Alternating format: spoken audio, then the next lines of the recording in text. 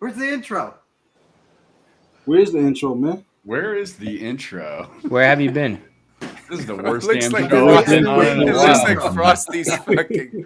It looks like Frosty's with Motley, bro. Sorry. DJ, spin that shit. We need that intro. Spin the intro. What are you, some sort of Mexican?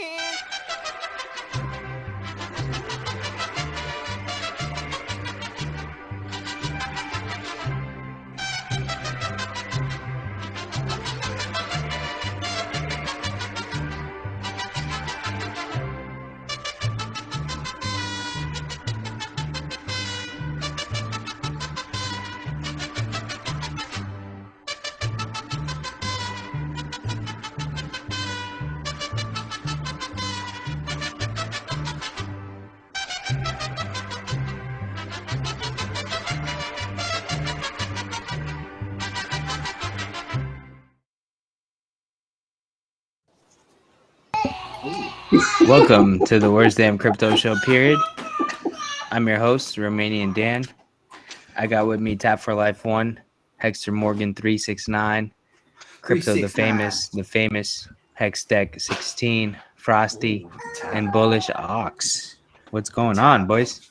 Look at Tap. Tap, do that again. Do that again for the people in chat. Come on, Tap. Oh, Damn, he's been getting it in. I'm getting my diesel on, y'all. I've been going in lately on the workouts, man. Shout out to Jim Rat Crypto. I've been going Chat. in lately.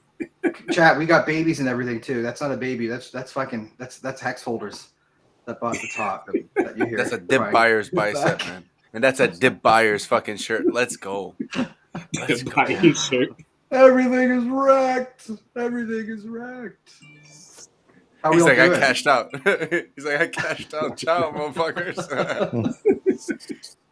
I'm going Wow, inside. Frosty, It's how you fucking doing, cold. sir? Good. I'm going inside. It's fucking cold out here. Oh, is it? Is it cold there in Ecuador? Well, it's They got cold. cold Right, front, you said. it's right on the ocean, and it's cold. There's a cold wind coming off the bay today. What's up, chat? What's up, Marion? What's up, Lost in Crypto? Alan, what's going on? What a couple of days we've had, eh? Like, jeez. Oh, yeah. Yes. Man. Yes. How's everybody doing? Moment of silence for the crypto people.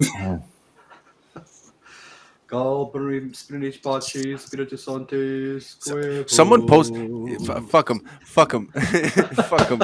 Listen, someone posted a picture. You see how many people, like the percentage of everyone leaving? I'm so happy. Get these. Oh, yeah, what? the stick ad. Get the fuck out of here. Yo, I'm so happy, guys. Dip buyers, man. Yo, people are calling 1.8, 1.4. Get your bags ready, man. DCA. When's the next DCA, man? This week or next week? That's Every the week. 1 cent Every hacks. week. 1 cent hacks incoming. Oh. Coming to a theater near you. We've been getting a lot of updates on the what is it? Highest of stakes. RG3 came in, told us that it's the production's wild. Getting a lot of updates. We can't wait. Obviously, we were getting Richard's updates, so I'm pretty happy to see that. I can't wait to see that movie. So if you don't follow them, go follow them right now. Highest of stakes. Hey, Yes, sir. Look at her. how's it going? Hey. Download think the Firefox. Yeah, there you go. Solves the problem.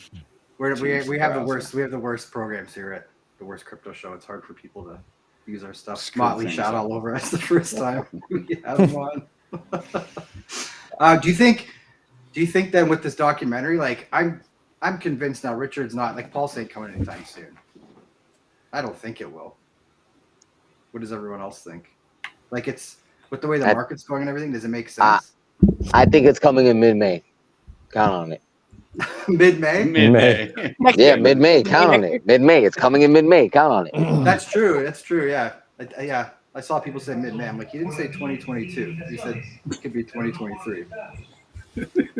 But with the timing of this documentary, like we got like the price has to perform a little bit better, I think. Knowing Richard and everything, right? He's like he cares about the optics. I don't think he's scared about anything, but No? I think he just wants the shit to be right. Like, he just really wants them to get this thing I right. honestly, Yeah, exactly. I honestly think is the fact that like he's sitting back going, you guys don't understand. Like, I don't give a shit about optics. I don't give a shit about like market price, where we are in the bear market. He's going to launch it when it's right, and he's going to put it out there because you know there's no shame in the game about delaying something until you get the perfect product market fit. I mean, that's what the guy's about.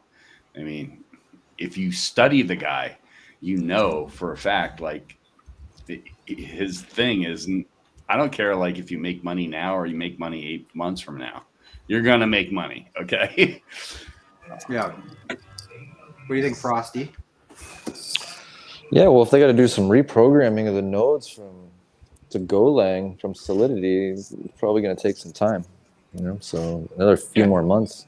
Also depends on the number of devs he has working on it too. It's not really clear how many devs he's got either. So if you get, I know he has 2 or 3 devs on the wallet right now. That's what he said this morning. Mm-hmm. So is it? I missed that. I'm gonna have my camera going on and off, so y'all don't watch me chew my food.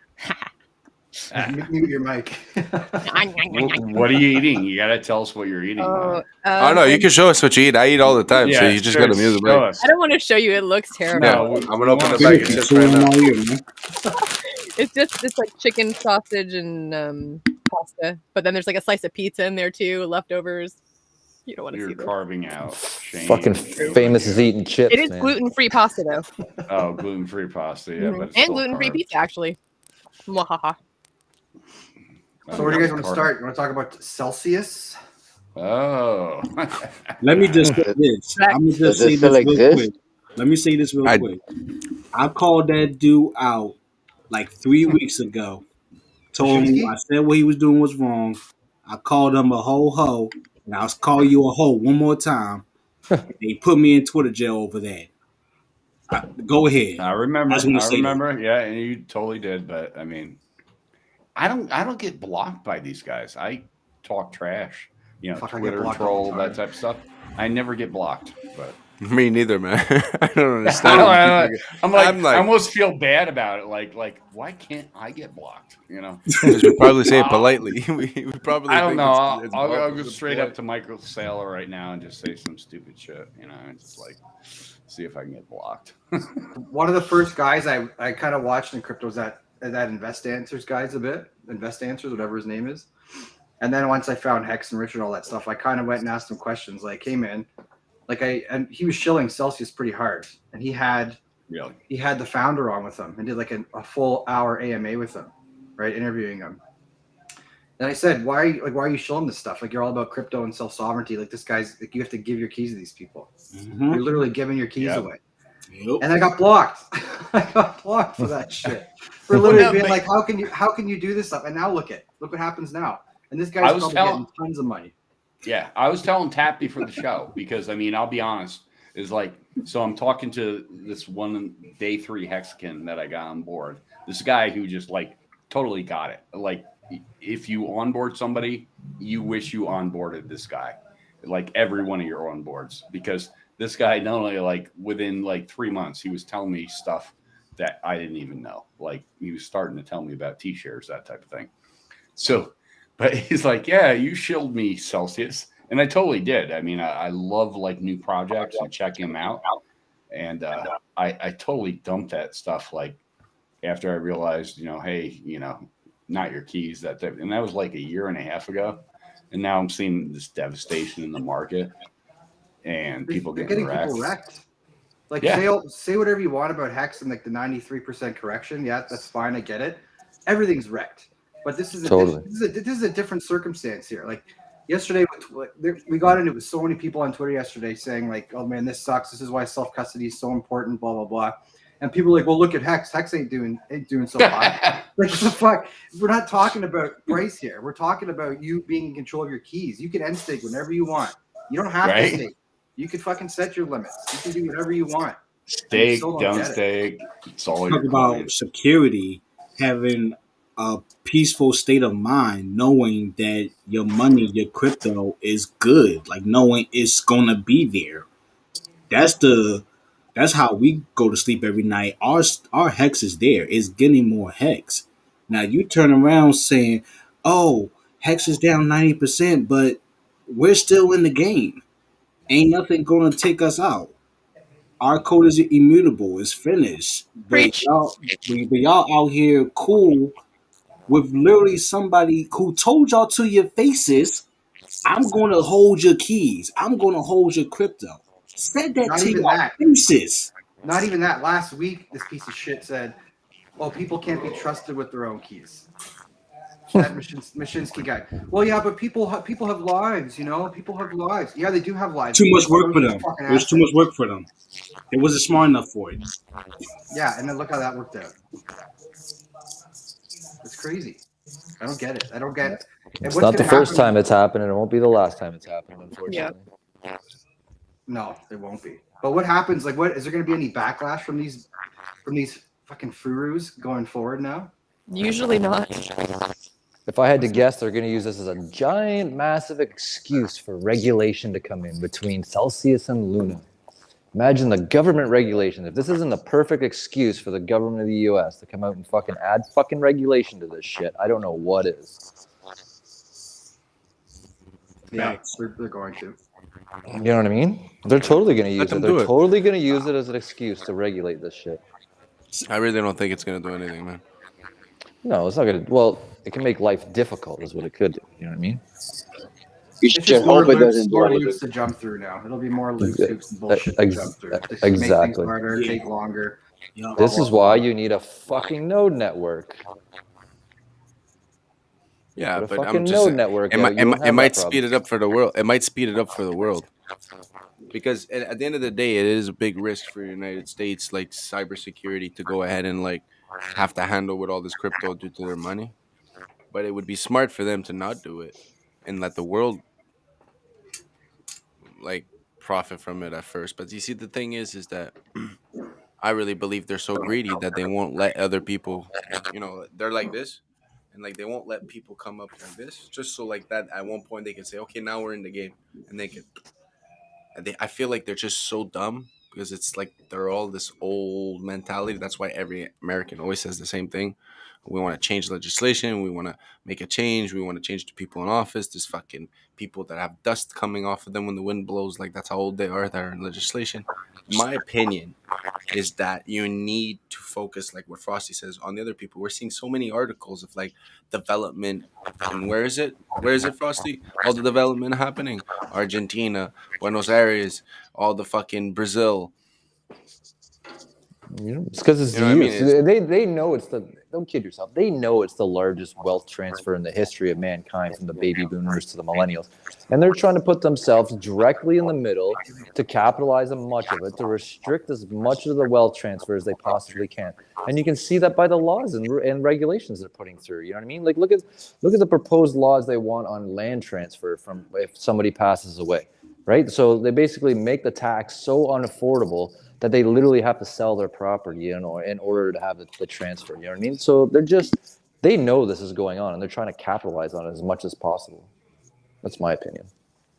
If you look at the rules and the regulations they pass in order for this shit, that's exactly what they're doing. They're fucking focusing you on over here. Hey, look at all this other bullshit going on over here, and over here in the back end, they're fucking you in the ass. Like nobody's even paying attention to what they're doing. They're focusing your attention on bullshit. What's it called in the Kansas City Shuffle? You look this way, we do something over here. Exactly, and that's exactly what they're doing. Totally what they're doing. Happens all the time. That shit's planned. Look at the political landscape of today. It's all identity politics. It's nothing of real substance that's going to actually affect people's lives. But is anybody reading the freaking $900 bills they're putting through? Then they prepare the bill in 48 hours and then they pass it right away. They don't. Even the people that wrote it don't even know what the fuck are in there. They don't read them. They don't even do it. They just they package it all together with all this big bullshit. Nobody knows what's in it. They headline the cover title and then they pass all the other bullshit. But nobody's reading all the other bullshit in these bills. And you know what I mean? Well, that's why they make them 2,000 pages. And you didn't even worry about Article 316, Section whatever. One of the bullshits in the bill has to do with COVID-19, and it's like, wait, what does COVID-19 have to do with crypto? Exactly. Everything. Yeah. 600 pages. I'm 225 pages into it. So yeah, it's true. It's a long read. Yeah, none of them read it. They don't even give them enough time to read it. They don't understand what's in it. Getting that feedback again. Yeah, somebody's got some feedback. Just show it to me Who the or fuck not ever me. read the tax code? Is it me? Yeah, all they do is read the summary like I did. Well, no, Frosty's right. Like they whip together this bill. They have tons of garbage lumped into it, and they get it, bring it to a vote to pass in the House or whatever first. But people, like he said, you don't have the time to go through it. No. It's like trying the to good read a thing- big ass novel and doing a book report the next day. You Yeah, can't retain exactly. information. You can't retain anything. No. And there's no time to have a discussion about it or freaking debate it and change anything. They just rush it through. And this is how people are getting fucked up with shit. You know what I mean? Because nobody even realizes the bills they pass. And they wake up one day and then they do this stupid shit. It's like, oh yeah, it was in the law. Like, and then people are like, what fucking law? Oh yeah, the one they passed 4 months ago that nobody knew about. I'm like, damn. I saw Frosty. You'll appreciate this. So are you famous? There's an article out yesterday, and they're predicting here in Canada by possibly 2025, people can expect to be paying 45% more for their mortgages. 45% more for your mortgage. Yeah. Let me see. Everything else. You know how much money the banks loan? You know how much money the banks loan to people who couldn't afford it? They were. I remember rejecting people that could afford a loan to give it to the people that couldn't. I keep saying this. It was The only market left of rug is the housing market, and if it's the highest price of housing in North America in the history of mankind, is that not a fucking sell signal or is that a buy signal? Well, these fuckers keep dumping in with these cheap mortgage rates, buying up all these houses at the highest price. It's like literally buying Bitcoin at the fucking wick at the top. Yeah, I was buying at 66K for that hour that it was at. It's exactly it. And then you tell me the only market left of rug. What's left? The housing market? 2022, Frosty. December 2022. My advice is to sell that shit, man. There's going to be such a housing market glut. So many houses on the market, like you would not believe. I've been telling people this for, over 3 months. Mm-hmm. So yeah, even longer than that. It's like when COVID was going on, it's like, doesn't anybody else find it weird that nobody's working, but the housing market is just on fire? Exactly. Like I said to people, I go, isn't this? I'm like, yeah, but the housing market's great. And they go, yeah, you're right. I'm like, no, that's not a fucking good thing that the housing market's great. That is not good. You got people over borrowing by $250,000, $300,000 in some cases because the interest rate is so low. And they don't want to look 5 years ahead of themselves or 3 years or whatever their rate is. And now you're going to get screwed.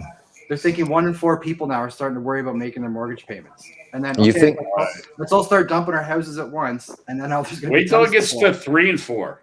Wait till it gets to 3 and 4. You think the crying's bad now? Wait till the housing market gets rugged. The boo-hooing's going to be large and freaking high. But you know what? Time. That's going to be the time when to buy. Guess who's going to be buying houses? This guy. Me. Okay. It's going to be 2009 all over again. I'm waiting. I am waiting, and I delayed buying the house that I was caretaking here in Montana. Yeah. And I'm glad I did. It was a definite decision. I've made 2 positive decisions over the course of this past year to delay gratification, and both of them have proved out positive. I'm grateful that I did not buy that house. Here's the thing with opportunity. It comes to the people that are patient. You just got to wait. You don't have to go looking for it all the time. It will come to you if you freaking wait long enough. But people are so impatient. They want shit. They think it's your fucking text message, and they get mad when nobody responds within the first 30 seconds. Well, yeah, that's why you can't send red receipts. Right? I guess that's why, You got to turn that shit off. I don't have any of that stuff. Making money is a function of time. Yeah. Not fucking 3 days. And it's gonna suck to hear, I know, but this is like for Hex, this is a huge buying opportunity. And huge. It's such huge.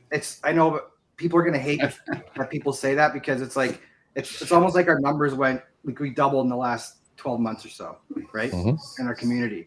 So like that 12 months of people, those are people in the red right now.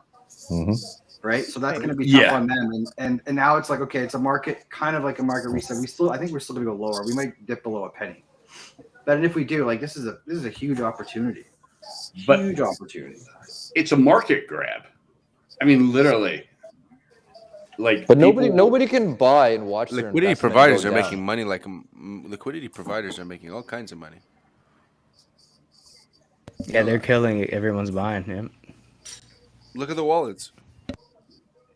They're just providing liquidity and taking it out, and then buying, and then dumping it, and then providing liquidity, and then dumping it, and then it's all a game of ratio, man. Where's the value? Oh, and the ratios. It's always been like that. They just don't understand. It's amazing right now. Right now, it's amazing. Right now, if anyone's been holding stable coins, man, they're just. Which two stable coins lost its peg today? By the way, or the last couple of days, there were two more. USDD and USDN. How far do they drop? USDT, USDD, and USDN. God, if USDT loses its peg, fuck, all hell's gonna break loose. That's the one that everyone's been worried about. but they did it. But they almost did. They almost did. Remember, they almost did. But they did it on purpose. They almost did today. They almost did today, actually. USDT. But it's if okay. USDT loses its peg, it's gonna be ugly. It's gonna. But Frosty, you know it won't happen. You know it won't happen.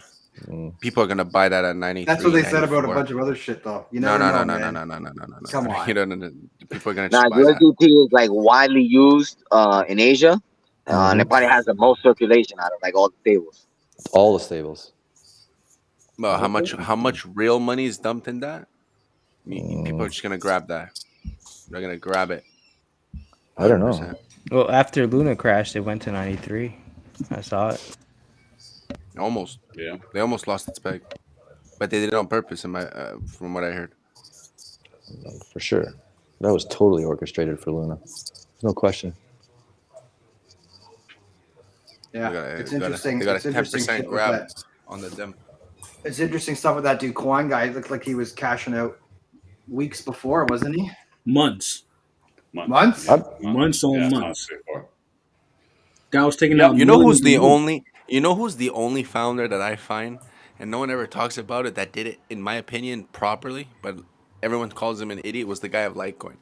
He literally said, he said, you know what, guys? I'm done. Bye. Yeah. At least he was honest about it. You know what I mean? Mm-hmm. I love how the haters are losing. Like Richard's really pissing people off with the outrage marketing, man. You see that shit with him today, eating the cheesecake with truffle on it or whatever, gold truffle. No, I didn't do that one. Yeah, gold chocolate, and then a $600 caviar. He's like, I would have done this, but you Happy know, bear fair market. You know, you say happy bear market. I'm like, sir, I love this, but you about to make someone hurt themselves.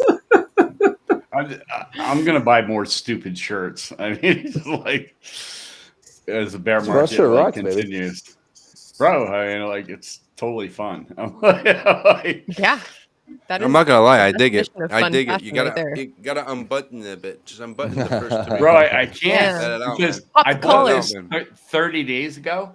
Okay, so I was like one size smaller. Yes. I mean, like, no joke. Like, I mean, Jim Rat Crippos got him and Sam got me swole. Who's eating Like, the fucking chips, man? Some of you motherfuckers got to send me Not down me. bags of chips. You know who it is. I can't Last- afford it yeah, right this now. guy. Fucking famous. Jesus Christ. Oh, he's in Portugal still. That's why. Let's say Horno. It's just, what flavor is Oh, that? these chips, I swear to you, I could pull out Frosty, like 12 did of you get them. through I the have What flavor 12 is it? bags in the house. Huh? Just normal. Frosty, did Baked. you get through the Which is 150 baked? pounds Oh. of potatoes, though? Yeah, I did. Fucking, they're still here. You want some? No, I'll trade bro. for some I potato don't. chips. Bro, I go What to do you bed. I wake up at 3 a.m. I grab a whole bag of chips. chips? I open it at like 3 a.m. My buddy who's living with me, bro, he hates it. He's like, bro, you actually eat a bag of chips at 3 a.m. I'm like, bro, I'm addicted to these things. I am. Yeah, I have they look one good. bag a day. Chips are I have like It's such a amazing. craving for junk food, man, over the last few streams. It's like, God damn it. Really? But you know what? It's baked. It's baked 50%. It has 50% less fat. No sugar. No like salt. How the fuck do we sodium, always whatever. get into talking about food on this show? Every time. Sorry, Every that's my fault. Recently, that's all anyone is talking about is food.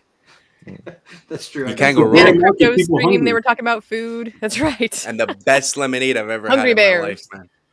Ooh, what is that? good. Tropical limonada. Ooh. Oh, you have to No, shake it because SJ's got me thinking about carbs right now. Like, I only need to permit myself to have Pasta carbs, and pizza. Like Shake it up. Let me see you drink it. Oh, Yeah. Pasta and pizza. that's nice. I want some pasta. What does it right taste now, like, to Famous? be honest. Now I'm fucking hungry. lemonade. Is that refreshing? It's mental. I gotta That- go this- get a coffee. This Frosty, some you got a question in vodka? chat. Are you planning on going in It's on like a- Celsius like Luna?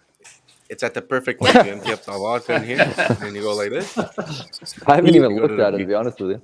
Can you even go into Celsius? Like, goodness gracious. You can. You just can't go out.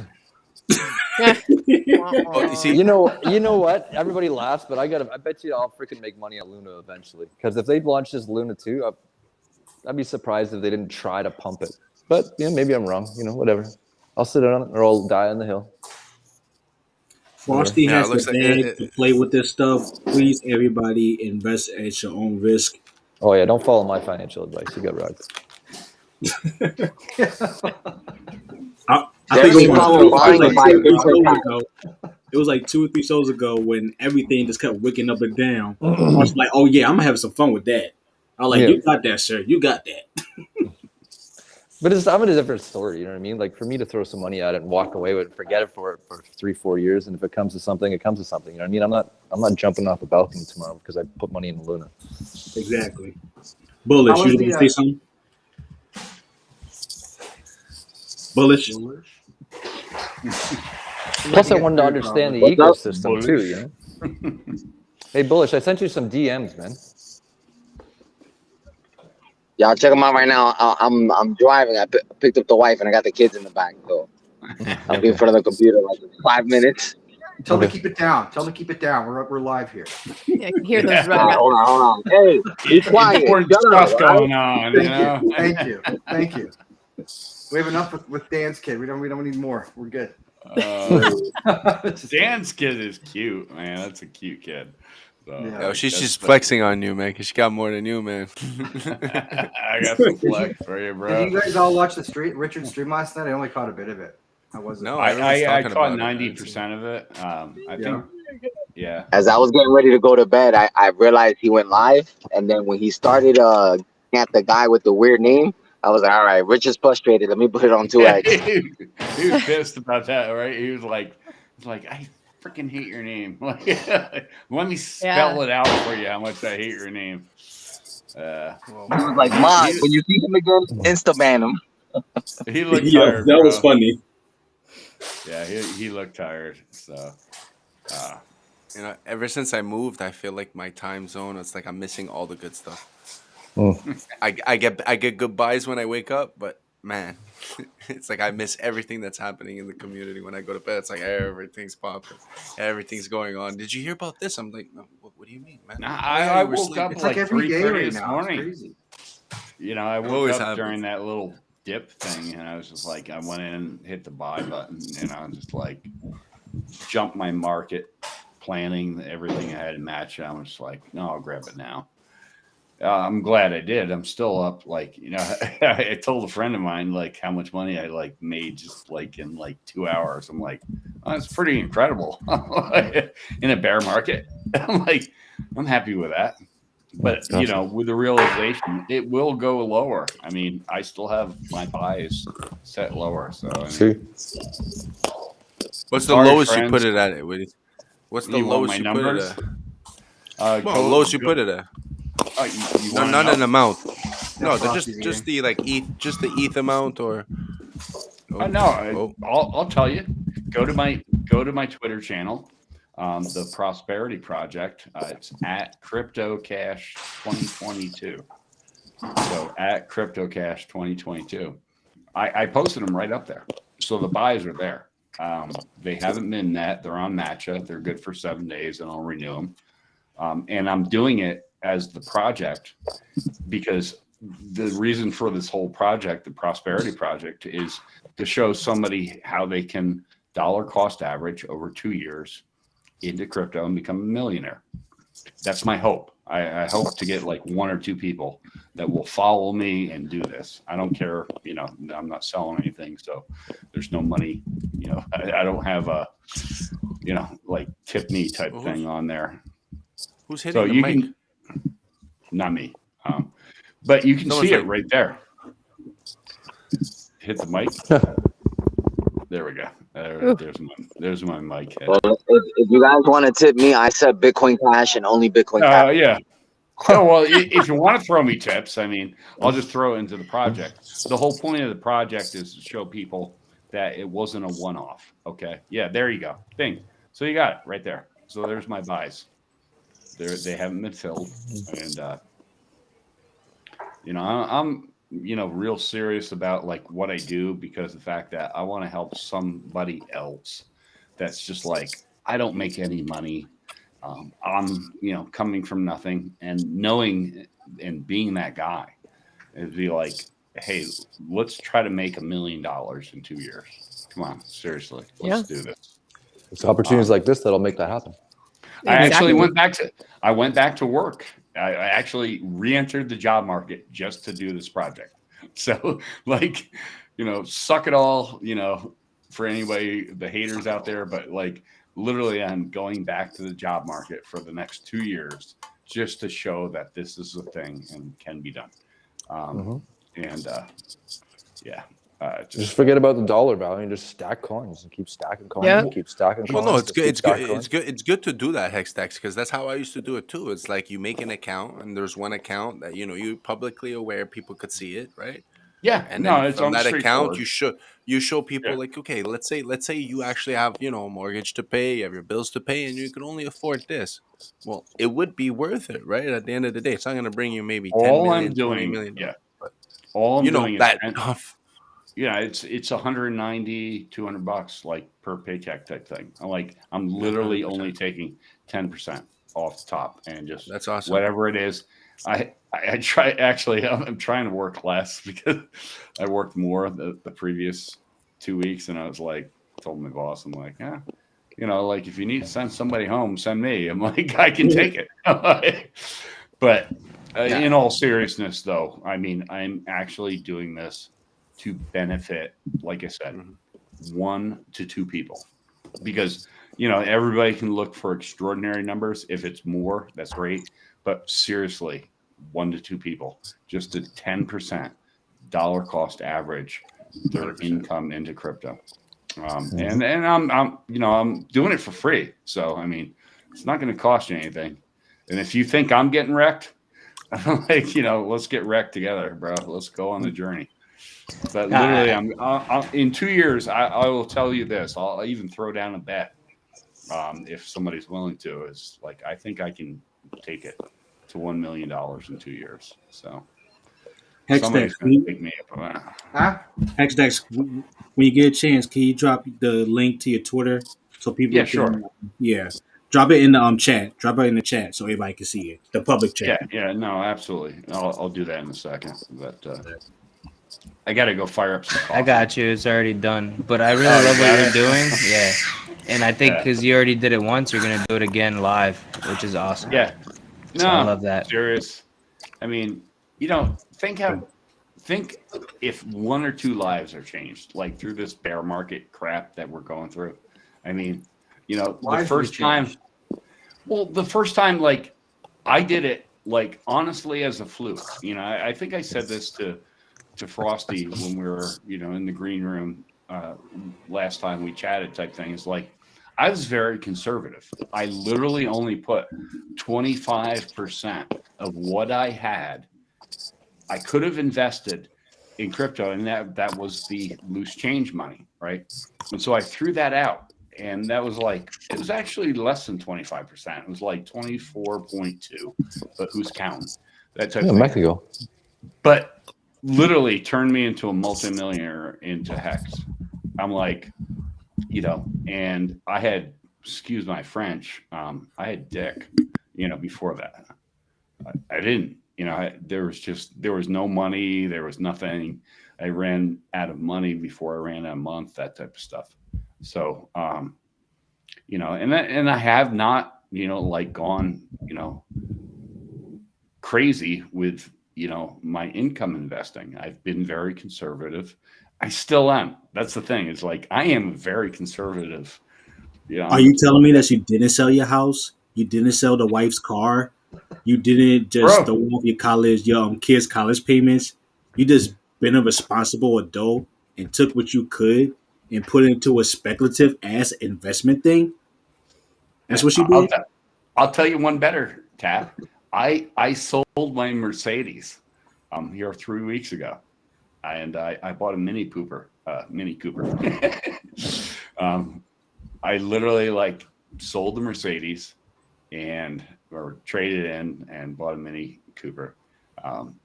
Which is like dumb. Like, I'm like 6'1", like getting in a clown car type thing. But it's kind of fun.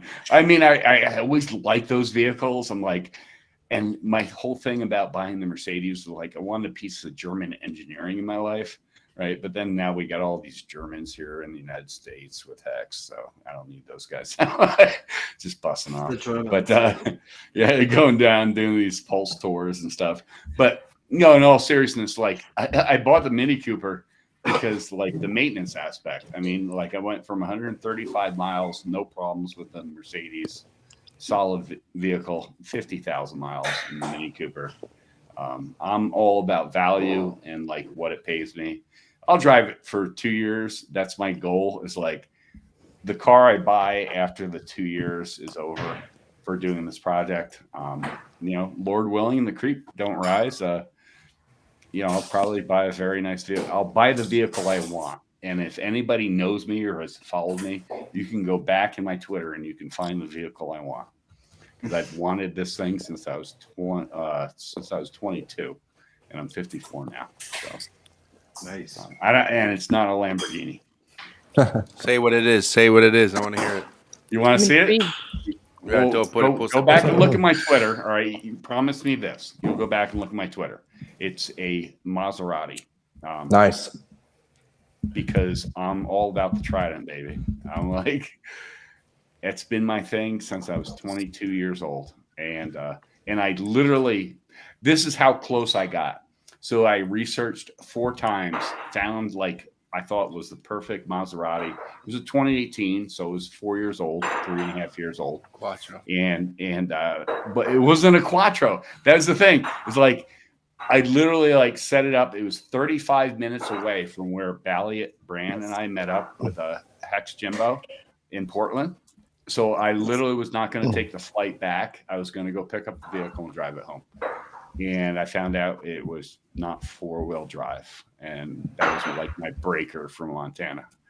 And it was my delayed gratification aspect. But I literally posted it all. So you want to fact check me, just go back and look at my tweets. I believe it.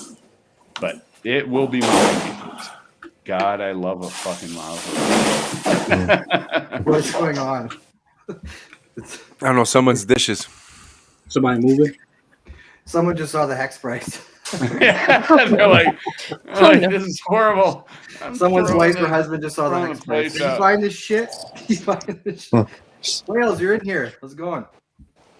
What's going on, guys? Oh my God, Wales is here. Hey, You better run. I trash that guy all the time. He's coming after me. Everybody does. It's okay. Don't feel special. Tell me something good, Wales. Tell me something good. Tell me something good. I mean, that's about all I can tell you. Oh, I'm staked. If you're staked, you're good. You're good. I'm staked to the gills, everybody. Good. Mm-hmm. Nothing's changed. No. You shouldn't even look at it. You shouldn't even look at it. You just buy more. I gotta go look at the price now.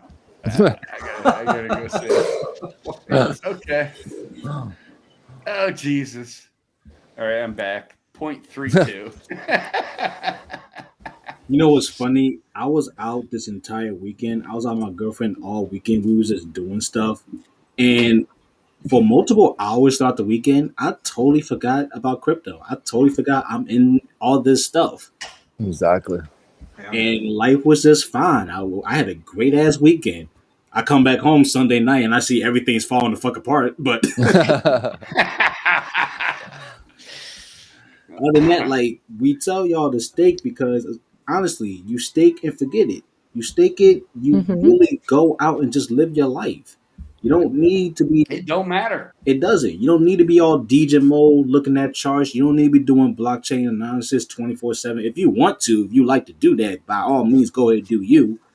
But if you're just a little somebody just trying to make something, get a little stake and go out and live your life. Be productive. Do something to help Hex. Do something to help yourself. Talk to your friends. Talk to your family. Connect with people, man. Talk. Pick up the phone. Call your mom. You know you probably ain't call your mom in a minute. Like I was telling Sam and Jim Rat Crypto is like you guys got me so distracted on this stuff. I'm getting swole. Like, working out too. They got me great. That's a great thing that those guys put together. I think it's amazing. Right. They got me running, especially during the dip. Right. If nobody got nothing to do, if you, I'm sorry, if you don't have any dry powder, I cry for you. But even if you do, I mean, like literally getting out there and like improving your life, either mentally or physically. Yeah. Muscles in the chat, bro. I'm like, that is such because I don't know. First of all, you just feel better. You wake up every day after you work out. You just feel better about yourself. Your body is functioning better. You're not feeling. I'll be honest. You have better energy in the morning. You have better positivity flowing through you, so you can bring that positivity out to the world and the people that's around you. People be looking at you. Oh, how come you look all good? How come you smiling all of a sudden? I feel good. I worked out. I went on my run this morning. My rest of the day is cool. I was embarrassed about posting my pictures like the first time, but I threw them out there at the very beginning, like 44 days ago. And I threw out a picture like just recently, like look at myself. I'm like, fucking turkey neck. Like, guys got like 3 chins. I'm like, I just looking like a sad lad. And just now I'm like, fuck. I'm like, where am I going to be in 8 months? And that's what I'm going to tell people about, hacks. It's like, don't look now, but where are you going to be in 8 months? Like, Ecuador. Ecuador. I actually will go down and see Frosty. Frosty knows I've been like researching everything about Ecuador because that's the type of guy I am. But I'll be down there to see him. So that's a no doubt. Just like damn, I didn't even see the market. Bro. This is fucking. Wake up, famous. She's bloody. I don't do that no more, bro. I don't do that no more. I swear to God. Whoa. You already made it. I'm still accumulating. What does this price have to hit for Sailor to have to cover his position? $19,000. 19. Yeah. Or $19,000. And what is Bitcoin at right now? 22. 22. Ish. 22 and then even at 12. Richard should just dump his bag and get it. I'm sorry. I'm gonna put myself on pause. I'm laughing. It's too much. So. What is he down? Crow's at 10 cents. Litecoin $43. 200 million. Oh my god. Phantom 23 cents. ADA under 50 cents. Mana back under $1. Sailor's down 200 million right now. Solana $28. BNB is not bad. 223. I thought it would hit like 100. It was but that what was. You know what's kind of funny and the sad part about it is fucking Tron's still at 6 cents, bro. I don't understand. Pulse Doge is the only one friggin' surviving the best out of this shit right now. How much is it at? Let me see.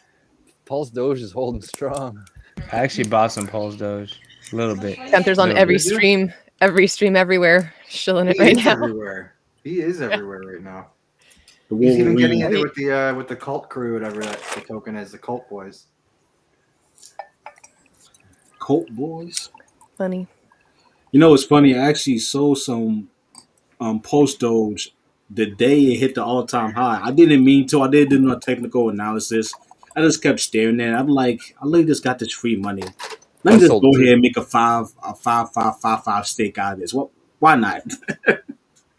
I think I claimed mine, swapped it for MAXI. Or sorry, for Hex, and then I minted MAXI. Did the same shit. Oh, is that what you did, Dan? Yep. Oh, Maximus, they're coming out with another thing too, right? They're doing an annual one now. Nice. Can someone Yep. explain that, like dumb it down for me? I was trying to understand it, but I was out doing stuff, so I ain't What, really. like Maximus in general? No, the new thing they're doing, the annual. Well, they're just going to do a new. I guess it'll be a new contract, right? Or it'll just be a new thing where it's only 1 year instead of the full maxed out 15-year stake, Oh, gotcha. Interesting. right? Instead of a whole 15 years, you'll do it. You'll do a 1 year. So it'll just be a bigger stake for a year, I don't know if it'll be right? bigger, It's going but to be a pool. like I guess if you, I get mean, not more, necessarily more people you larger get in terms of, but that's their whole point, right? Is that it's a pool.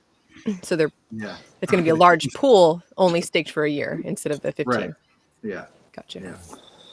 Yeah. You can also roll it over if you want after it's over after a year. But I haven't really dug deep into it.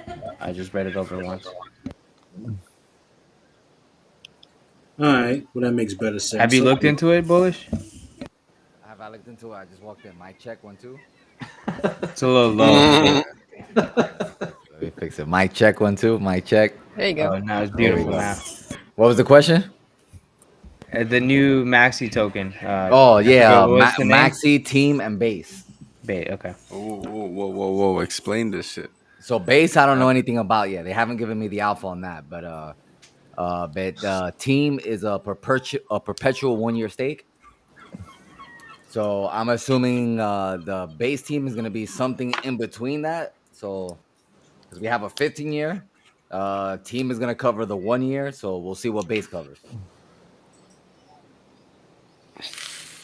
There you go. Right. What do you think of Maximus? Maximus is good. Don't know anything about the other two. Actually, what's up, Wales? Wales was the one actually who sold me on Maxi. He was like, I like Maxi. I was like, oh, you only love Hex. So if you're talking about Maxi, then yeah, let me look into it. Actually, that's what's been so interesting about Whale streams. Like if you watched him stream last year, he had the Hex logo. And then every couple months a new logo would pop up. Now he's got fucking I think you have 5 logos on your thing now, don't you? Yeah. Yeah, it's 5 now. We got options, man. We didn't have options before. Yeah. We sure did.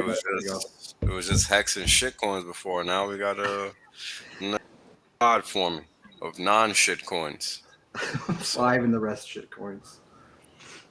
Yeah. You know what I mean, I can't sympathize with people that can't tell the difference. You know, I've only explained it 1,000,000 times. So. I know. 1,000,000 too. What do you guys think of Eric Wall is going to stream with Jim Rat and them, eh? Well, we'll see if that happens. Well, we'll see. He was supposed to stream with Orca too, and that didn't happen. Oh, really? I didn't know that. I thought him and Orca was supposed to have a stream some time ago, but that never came through. Erica's just trolling. Man, whatever. And he a dumbass, We bro. don't I'm not need even. him. He did it all. He probably. It was I'm over. probably staged, man. Like he can't be for You real. guys want to know a secret? Totally I'm staged. embarrassed for all of y'all anytime anybody engages Eric Wall. Shit is disgusting. Yep. I throw up every time I see it. Every fucking time. I don't give a fuck who it is. Anybody that does it just honestly disgusts me. What are you engaging with this fucking prima donna hoe for? Well, what about when Richard engages with him? Look, you ain't Richard Hart, and That's nobody true. else is. That's true. So everybody needs to play And you shouldn't do their shit fucking just lane. because Richard. You shouldn't do shit just because Richard does it. And you shouldn't be doing shit just because Richard does it. That's not a fucking excuse, and I'm tired of hearing that stupid ass shit too. Go buy a fucking Bugatti then while you at it. Dumbest shit I've ever heard. Just stop engaging with dumbasses. This community loves to engage with fools, and I don't know why, but then they want to get mad when they get disrespected by them. Well, it's your own fucking fault. Fucking corny ass motherfuckers. I just don't get it. You want to be taken seriously, but you don't respect yourself. I don't get how that works. It don't work. Take notes. Fucking crazy. Every time I hear these dudes' names, I'm just like, y'all guys aren't tired of getting slandered by these people? Like, I've never seen such Stockholm syndrome. It's fucking appalling. And there's all these clowns on Twitter doing it. I don't understand. You better explain Stockholm syndrome. Most people don't even understand that. They can fucking Google it. I don't even know. Like, there's certain things in life your ass just gotta fucking know. There's a lot of stuff people don't know, sir. Yeah, DYOR, That's man. why. That's man. why your ass gets blindsided from life, right? That's Yep. why you Exactamente. got all these clowns that wasn't staked, and I bet you they wish they was now. Every time I send a tweet now, I'm gonna be like, "Is this Wales only approved?" It's a whale stamp of approval. Well, it ain't about me approving it. Gotta It's check about myself. you respecting yourself. Yeah. Yeah. You either want to look like a cornball or you don't. That's basically what it boils down to. Because everybody wants to be number one, right? Everybody wants to be number one. But what does nobody do? Nothing to look like number one. Everybody want to be sucking somebody else's dick and then professing to be all about crypto. The fuck out of here. If that was true, why the fuck you worried about an exchange? Why the fuck you worried about a coin ranking site? Why the fuck you worried about all this dumbass shit that doesn't pump your fucking backs? Nope. How about that? And nobody got an answer for that. They just say, "Oh, Wales, why you mad? Because you stupid. That's why." Motherfucker. This is just What do you mean by funny, bro. number one, Wales? Like you want your coin to be number one, or just in general? Just in general, bro. Yeah. Like, everybody wants to act like they're number one, right? Mhm. Oh, my coin's the best. My coin's this. My coin's that. But what are they actually doing to make that a reality? Not a damn thing. When you see Hexagons engaging these fool rules online, what are you doing? You're giving them losers clout because you're engaging them. You're letting the algorithm know they're important. They're not important. They're irrelevant. If they were relevant, their asses would be in Hex, and you wouldn't know who the fuck a Wales only is. Period. That's a fact, not an opinion. That's a motherfucking fact. So it's borderline disgusting when I see people engaging with them clowns. For what? What value are they adding to your life? None. Zero. In fact, they might be the reason the fucking price is where it's at. And here you cocksuckers are doing just that. Yeah, that's right. A lot of people do it. So if the shoe fits, wear it. You know what I'm saying? It ain't got shit to do with me.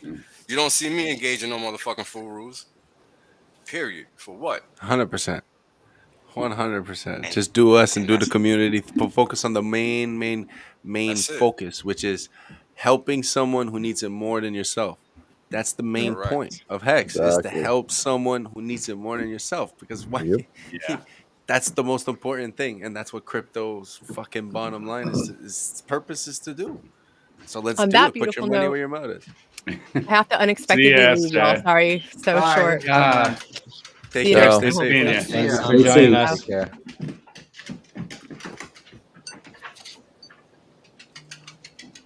I mean, you guys get what I'm saying? Like, how is Hex 100%. supposed to be number one when you don't even care to be number one? You're too busy placating and trying to get these lamos to notice you, like if they matter. Like the most frustrating thing to me. Go ahead. The funniest thing, Wales, is like the people that like are like, yeah, Hex is gonna be number one, best thing ever, best asset ever, and then they like are investing in other coins, and it's like, but if you think that that's gonna be the best coin, why Why aren't are you you all in putting it? money in it? Like, Yeah. especially at this, like the way the market's going, it's like, okay, but Shouldn't then you even be still have a looking bag. anywhere It's like, else. it's like, okay, and then the people are asking me like, well, why are you not open to other things? And I'm looking at it, and I'm like, oh, Optimism got hacked. I'm like, this guy got hacked. Now the pegs don't work. I'm like, I think I did a good decision saying, you know what? I think Hex is the fucking key, man. It took me 2 hours, bro. But you guys. know how it is. It's like some people are just capping in front of our faces. It's like, yo, who the fuck's gonna call them out? It's crazy. What man. up? I love it, man. We got a hot mic from Hexter Morgan. Dexter, what's up, man? Oh no, he does have a He hot had to mic. step away, Stepped away. No, but hey, guys, We'll harass him seriously. when So I'll tell you this, and anybody who's listening, you know, all 7 people that listen to the horrible channel we have here, is the only thing I bought this week because my orders got filled was Hex. Okay, so like I'm a net buyer, right, in a down market where honestly I have prices levels set lower. So I mean, I'll keep taking it because the fact that I wasn't dumb. Okay. Like, you know, if this is your first bear market, like get through it and learn from it because it happens and it's going to happen again in your lifetime if you're not an old fuck like me. I mean, seriously, I mean, well, my Maximus stakes 15 years, right? So, I mean, think about it. Because, and I'm not recommending Maximus to anybody because honestly, I don't believe anybody in this space, you know, that hasn't like done their due diligence can honestly hold on to that when it's, you know, instant liquidity. I mean, if you're like, sell it 7 years, that type of thing, you'll sell it in 18 months or when your heart breaks, that type of thing, when money gets low. But if you don't need the money, well, it's a beautiful asset. It's a nice derivative, that type of thing. Sorry, not financial advice. I've said it for like a couple of times. Like, find me one community that gets as happy as we do when the price goes down.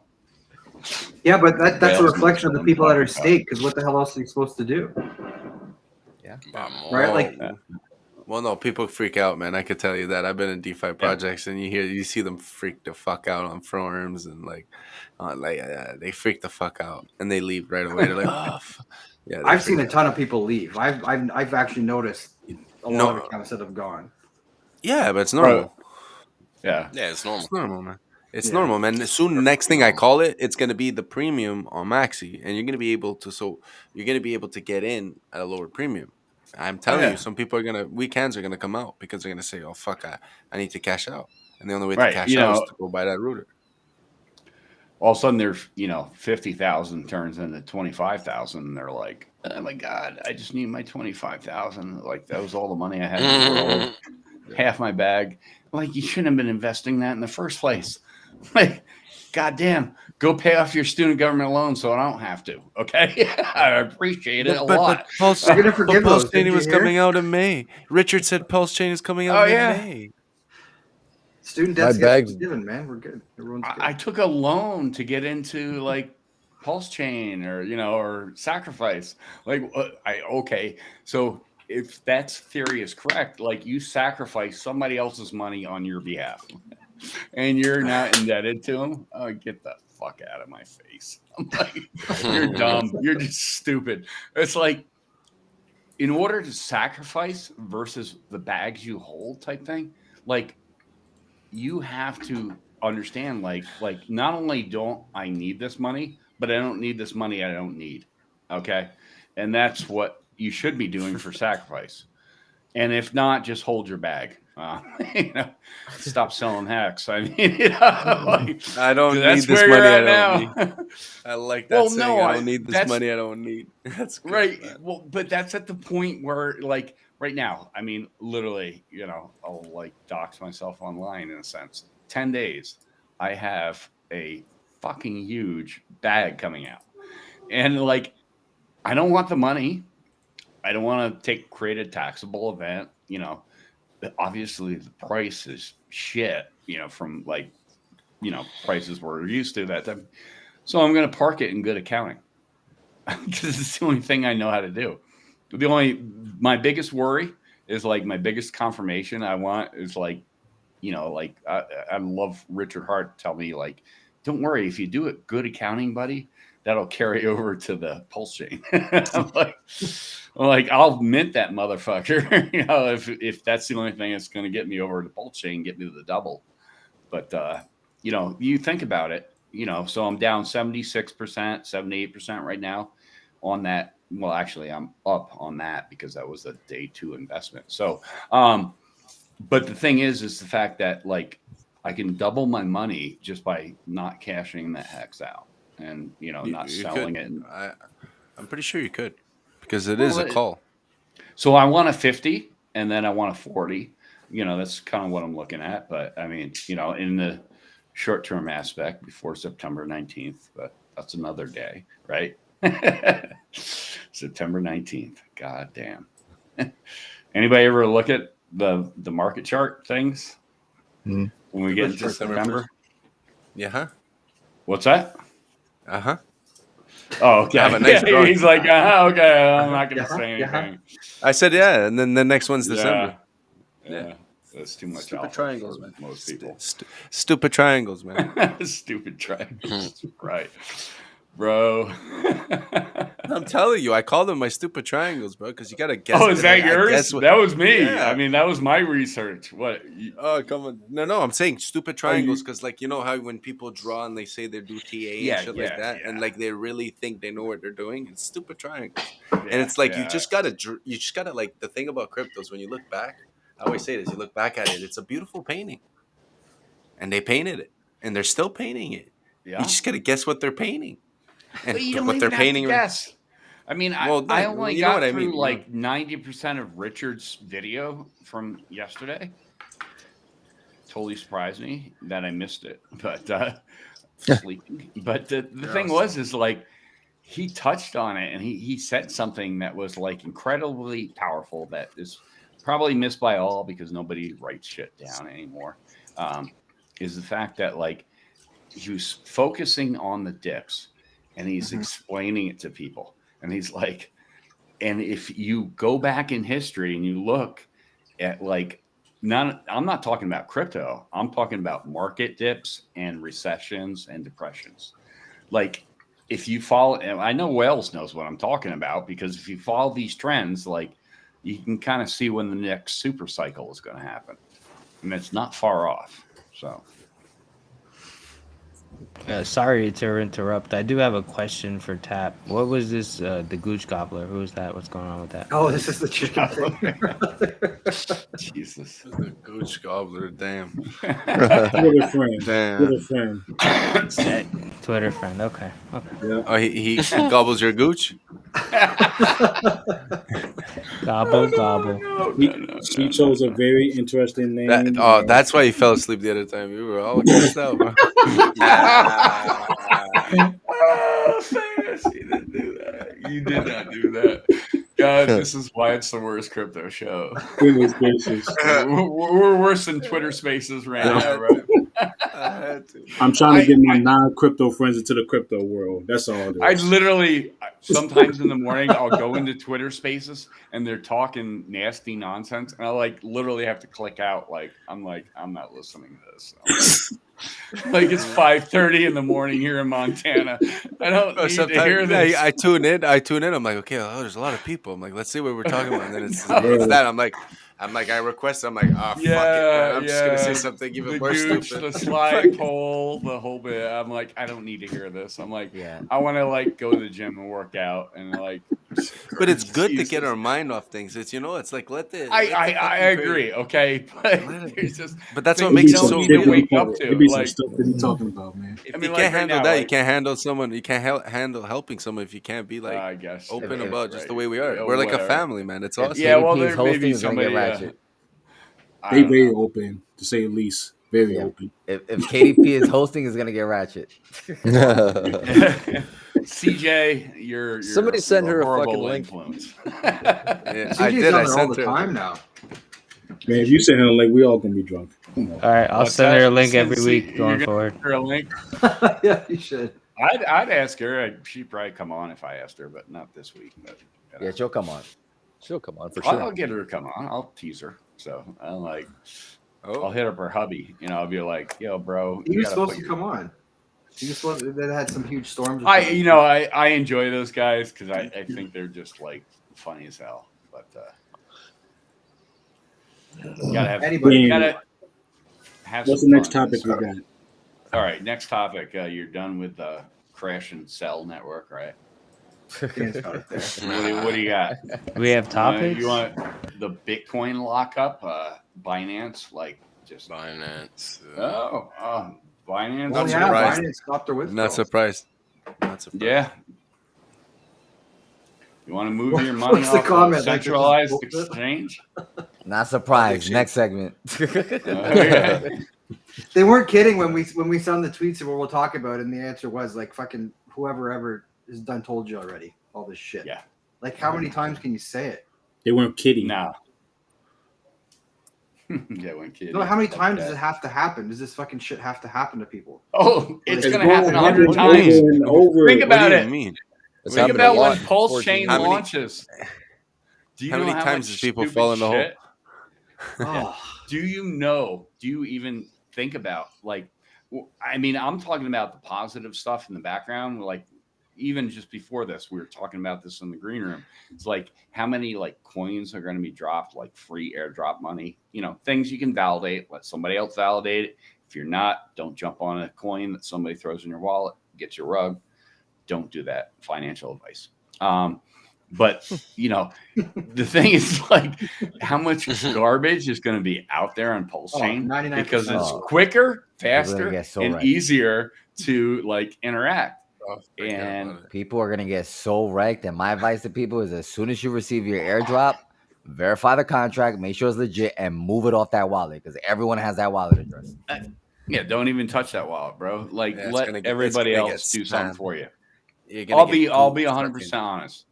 If you are listening to us right now and you are new into crypto and you get free coins and you get excited, they might tell you you got 2,000 coins or $2,000. Doesn't really matter. Unless you have somebody that you honestly, I mean, and there's no guarantee, but like 2-3 people like are in the crypto Twitter space, like don't go and grab that money because probably the money you have in your wallet is worth less than what they're offering you. And so it seems like the easy money grab. I got $200 in my wallet. I'm going to take this $2,000 PLSD. I've not researched the coin, and I don't know if it's going to interact with a MetaMask contract in my wallet. You know, that spend function is very easy to write. I don't know how to write it myself, but I have a very good friend who can like, he's like, yeah, this, you know, how you get them to approve because you're clicking the check. He told me, he's like, no, it's actually very easy to write. He goes, because 100%. they're clicking the approval to that maximum spend value. And then if you have like USD in your wallet, they'll just totally empty it. 100%. Get your seed phrase, private key, whatever you want. Yeah, seed phrases. I talked about this on Jim Rat Crypto Show. And, you know, and literally had a guy that, you know, is doing very well in Hex, and I'm very proud of him. Peanut butter hexer. I love him. You know, I love this bro. Right. But this bro, like totally, like I deleted him from my phone thing. And like, Whoa. I get this random call like 14 months later. The story's amazing. And it's him. And he's in, I think, pre-release at that time. So, you know, he got himself bumped up. He literally bought a house from his crypto, from his hex gains, bought a house for him, his wife, and his kid. And he had another kid here in March. But the dude like totally sent me the seed phrases. After that was like the number one thing I taught him, like never, ever, ever, ever trust your seed phrases to anybody, like nobody. And like Jim Rat Crypto was like, you must be a very good friend. and I think they missed the part where you said the guy's in jail and he sent you the seed phrase. I know, right? But literally, I mean, you know, and the house wasn't an expensive house. I mean, he spent $97,000 on it. Yeah, I mean, so, and it's a fixer-upper, that type of thing. He's put like 20,000, but literally all from Hex. Okay, so you know what, stupid people who are out there not like, you know, bitching and complaining that, you know, like aren't buying Rolexes, that type of thing. You know, you think that's too big of a flex. Here's a guy who bought a house for his wife and his child and rebuilt his life. I mean, he's up on the straight and narrow now. So I'm like totally proud. I talked to the guy today. And I told him I mentioned him on Jim Rat's show and like doxed him in a sense. But I mean, much respect. That's great. You know, no. Like, what's his name? What's his address? Yeah, I'll send it all to you. You know. I mean, but this guy's a he's hustler, a responsible bro. Hexican. He's a responsible Bro, Hexican. Why did he this call you guy- and give you the seed phrase again? Because of the fact that I am the only guy he trusted. And I'm like, don't trust me. I'm like, I'm your best friend, but don't trust me. Like literally. But he was the first guy who listened. He was like literally listened. Like, you know, you talk to people, you know, 7-10 days. I literally talked to him for 3 days when Hex launched. And he's like, how can I put $500 into this? Like and we did it in 45 minutes. And, and the rest is history. He's still a Mexican, you know, he has 5 stakes, you know, the whole bit. But literally saved this guy's life. And then he told me when he got like bumped up with things, and he said, you know, hey, if I hadn't met you, I wouldn't be in the position where I'm at today. And that means a lot. I mean, that's great. You know, when you can, you know, not do that for somebody because they're doing their own work, you know, because that was my explanation. It's your money, it's your coins, it's your wallet. You're not doing it on my behalf, that type of thing. Do it for yourself. But to see where he's at today, goddamn, I'm sorry. You know, you can sit there and give me great barbecues, you know, I could be frosty at the beach in Ecuador. You know, I might trade it up for that. But I mean, I'm serious. Like that opportunity, if I can do that 2 more times in my life, you know, I'd be a very happy individual. To be able to show somebody an opportunity, let them act on it and be responsible for their own money. You know, maybe I sound like a dead horse, that type of thing, but I'm Story serious, of my life guys. every day here, brother. I'm serious. Well, you know, Sure. Frosty knows. I mean, it's 100%. There's like, you know, the gratification of helping people is worth more than any financial gain I've ever got in my life. And it's the only thing that matters in life is people, right? You treat people with dignity or respect, and you try to help people as much as you can, you know. And like you said, the gratefulness always comes out, man. Like it's like yeah, like I get that all the fucking time, especially here in Ecuador. Yeah. And trust me, anybody who's new to crypto, that you get into a financial like situation where it's above your means type thing, take this as a tip, you know, in a sense, is learn to draw your center circle smaller. You know, I've had to learn to do that over the past year. What do you mean your center circle smaller? Everybody comes out of the woodwork. Fuck yeah. You know, everybody's all of a sudden your friend, right? You're talking about like once you've made it or whatever. Is that what you mean? Yeah. Oh, okay. Trust me, yeah, because you know they look at you like you're like Willy Wonka and the golden ticket, that type of thing, and it's like, no, I'm the stupid motherfucker that was pulling out pennies like next to you, like, you know, for 6 years. Okay, so I'm the guy pulling out change with a tweezer, putting it in a mayonnaise jar, telling you I'm going to get rich on crypto. All of a sudden, you know, now I'm, you know, the multimillionaire type thing, and you know, your problems are my problems. Exactly. Trust me, and I have helped many people. I've spent more on people in the past 2 years than I spent on myself, and that was before I, you know, Hex really got large, that type of thing. But I'm telling anybody who's listening to this now, like, the best thing you can do, I'll give you 2 pieces. This is my first piece. I love this one because it didn't come from me. It came from a billionaire.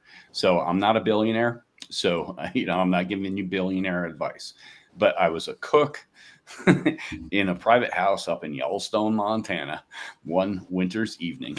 And the billionaire told me this in the kitchen alone. And he said this. He said, Scott, if you ever make it, he goes, do nothing for 6 months. And he told me how he made his money. I mean, he was a business founder, you know, a startup project that just became a unicorn. I won't say who the individual is or who he is, but I mean, literally the guy, I mean, the guy's made it. And so he goes to that house like 6-7 times a year. You know, it's a multi-million-dollar house up there. That's an interesting point though, with like, if you come into money suddenly, whatever, or like in crypto, and to sit on it for 6 months before doing anything. Oh, and don't do anything after that. Millionaires, they can, like, there's a super high percentage of people, I think, if they win the lottery, they lose it. It's gone. Well, yeah, and the other thing too is $1 million, people, is not $1 million what it was in your memory. Nope. I actually did the research. 73, 74. Basically, if you go back to 1973, 74, to average, you're like, you know, this is taking a lot of dynamics. You'd have to have $7.2 to $7.4 million to be, quote, a millionaire back in 1973, 1974. Wow. Well, that's realistic. Besides inflation, cost of things and everything. So like everybody goes like, well, you got to take it from me. Is like, you know, a guy who didn't have, you know, $10,000 to put in the bank. I mean, my ultimate goal when I first started before crypto was to have that $1,000 emergency fund they talked about. I mean, you guys, I mean, has anybody here like followed any financial thing when you're in debt, you're bankrupt, you know, the whole bit is like one of the things I think Dave Ramsey, I didn't follow that guy, but I think he talked about the $1,000 emergency fund. That was like my life's goal, was to have that money set aside so that I could go to bed at night and not have to worry about life the next morning. Working a day-to-day job. Is that Crazy. realistic? I mean, Oh yeah, well, absolutely. for sure. But now what happens is same situation, you know, 3 years from now, Lord willing, 3 years from now, people that are listening to this that did get invested in crypto and stuff and never had $1,000 to put in the bank for an emergency fund are going to find themselves with $300,000, $400,000 in their crypto accounts because they bought during the bear market. They listened to like stupid people talking on the internet about, you know, the investment opportunities that they could choose to participate on their own. And then all of a sudden you wake up one morning, you got $400,000 like sitting there and you've never done anything but gone to H&R Block. You don't know how to handle money. I mean, I'm serious. It's a real thing. I talked to Maddie about it initially. You know, even back when Wales was on Maddie's channel and stuff. I think that's one of the first times I actually came into following Wales. But the sudden wealth syndrome stuff, that was real. I mean, I am just, and now that we think about it, it was June 13th. I'm 3 days away. So in 3 days, I can officially say I've been a multimillionaire for a year. So like literally, like that's how short a period of time it has been. But That's awesome. the mind change, that type of thing is just incredible. But you know, that first person, that billionaire told me, he's like, don't do anything for 6 months. And I'll be honest, it's like, don't do anything for 18 months. You know, like I'm like coming up on 12 months and I'm first to say like, give it another 6 months, especially during the bear market cycle, because the time change, like when things came up, like I wanted to spend money, you know, 70,000 here or that type of thing. I didn't. And, you know, and now it's like 2.5 months and I'm grateful because I could actually like spend that capital and invest that. Wealth is easy acquired in crypto, but it's easily disposed of too. Either one of two things will happen.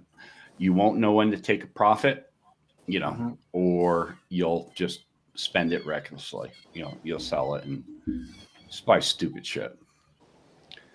I mean, nobody here watching the stream right now is going to care in 20 years what type of car I drive or drove, you know, 3 years from now. I mean, realistically. And I'm kind of joking about the whole Richard Hart thing.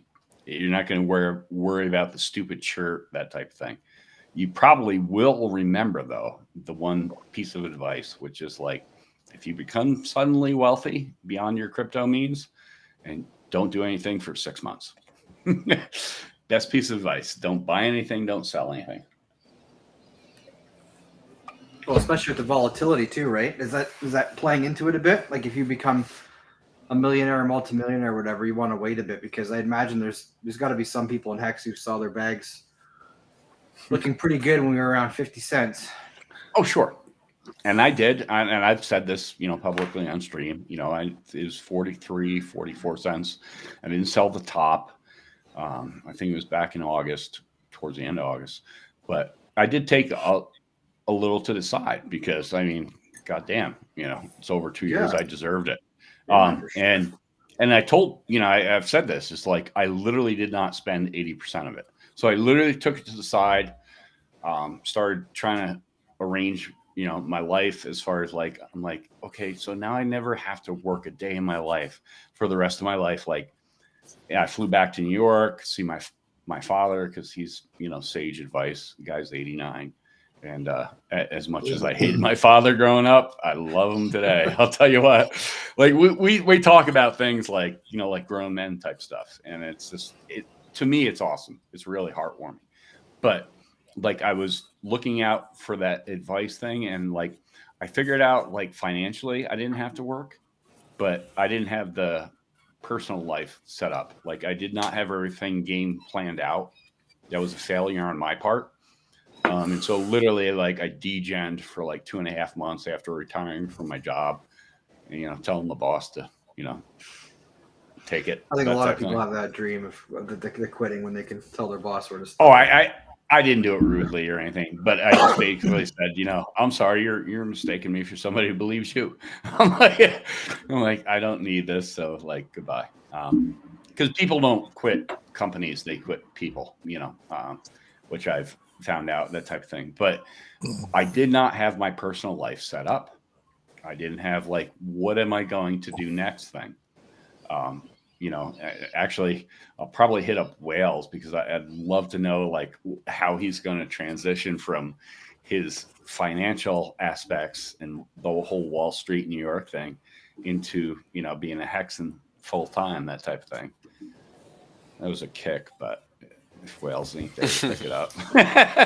No, I'm serious, bro, because I mean, where I'm at now is like when I went back to pick up this job. Okay, one of the things he made an offer I couldn't refuse type thing.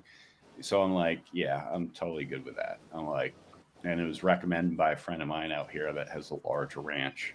And he'd tried to hire me on before he left the company to go back and manage the ranch. His father passed away. I talked to that guy and I'm like, no, this is actually perfect because since then, all I've done is like streaming with you guys and different stuff, but it's taught me so much that key component that I was looking for, I think, and actually working makes me more productive. And that's why I never like fault anybody that sits there and says, it's sad to sit there and say, oh, I'm a rich Hexagon, so I don't have to work type thing and like try to grind people's noses into it. It's like be encouraging. Like, hey, this is how I did it. Now go and show somebody how you do it. Wills, I got a question. What am I missing with Hedron? What are most people missing with that? Nothing. Same thing that you're not missing with Hex. I don't see it should be free. As much value it should be with free. With the NFT. It should be free, man. It is Not free. yet, man. What do you think a quarter per million Hedron is? If you don't call that free, I don't know what is. So you're saying I should go buy some Hedron? No. Pretty much. Yeah. Yeah. I would just keep it. Well, you could buy it, but just buy your Hex, man. You get some for free. If you buy Hex, stake it, and get your Hedron that way, you're not gonna get you're not gonna get a comparable amount because the system is mathematically defining what you're getting. And what people don't realize, I know. And then what people don't realize is that they're not doing the math, and that's exactly why they're dumping it because they're stupid and they're not doing the math. And I'm not saying shit because I'm not giving nobody no alpha no more. Nope. Everybody can kick rocks until I'm ready to fucking say something. And then I'll explain it when I'm good and ready. And so then everybody can kick rocks. Nobody wants to do the math. That's on them, bro. Not on me. Wales taught me about the math.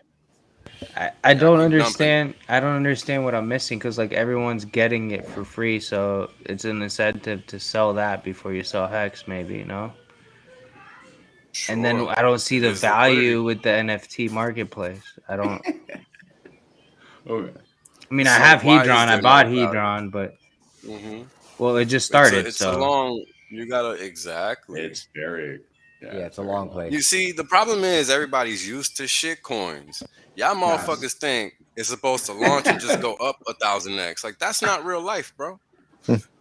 So you're not missing nothing. Everybody else is just impatient and wrecked because that's what's gonna happen. They're gonna be wrecked. Let them keep selling. They're gonna be fucking buying soon enough. Don't get it twisted. Let them keep selling. It's like that comment you always see, when moon. Always. Well, do you know what it takes? The amount of Hedron you have to sell just to get $20. Yeah. Like, not even talking about your $5, $6 gas fee on a carry. Selling down here is entirely moronic. It's like selling Hex in January 2020. Hyperbolically fucking stupid. So everybody that's selling that quote unquote free money isn't selling anything. They're giving away money. Yeah. And they don't even know it. And they don't know how much they're giving away. You know why? Because they're too stupid to sit there and think about what they're doing. Yeah. And, just to be full disclosure type thing, I did the potato trade. So I was like Motley. I did sell at like a 10x. A lot of people did it, man. I'm just being honest. I bought Hex, so I didn't just cash it out like I needed money to spend, that type of thing. But I'm a net buyer of Hedron right now. So I've been a net buyer of Hedron since the launch. Don't forget about Hedron too, is you don't have any stakes being like liquidated yet or auctioned off yet. Well, it started already, but nothing worked. Started, but I mean, like you're so early. But that was probably set up. What you don't understand is 2 years from now, like when we get into the space, the amount of like interaction that's going to happen, because nothing's happening in Hedron right now, like use case wise. I feel like it's not even. I feel like this use case of Hedron is not really going to pop off, until post chain is running properly. Because one of the things I understand, it doesn't need post chain, but that's with like a whole bunch of things, like Ethereum blockchain just holding up a bunch of ERC20s as is. So like I said, a couple of years once it gets this market under the way, especially on the post chain, it'll be a whole different beast. Yeah. Serious question here, guys, and probably 3 out of the 4. In the room, know this 100%. So from what I understand, what I learned last week when I was dark and offline was this.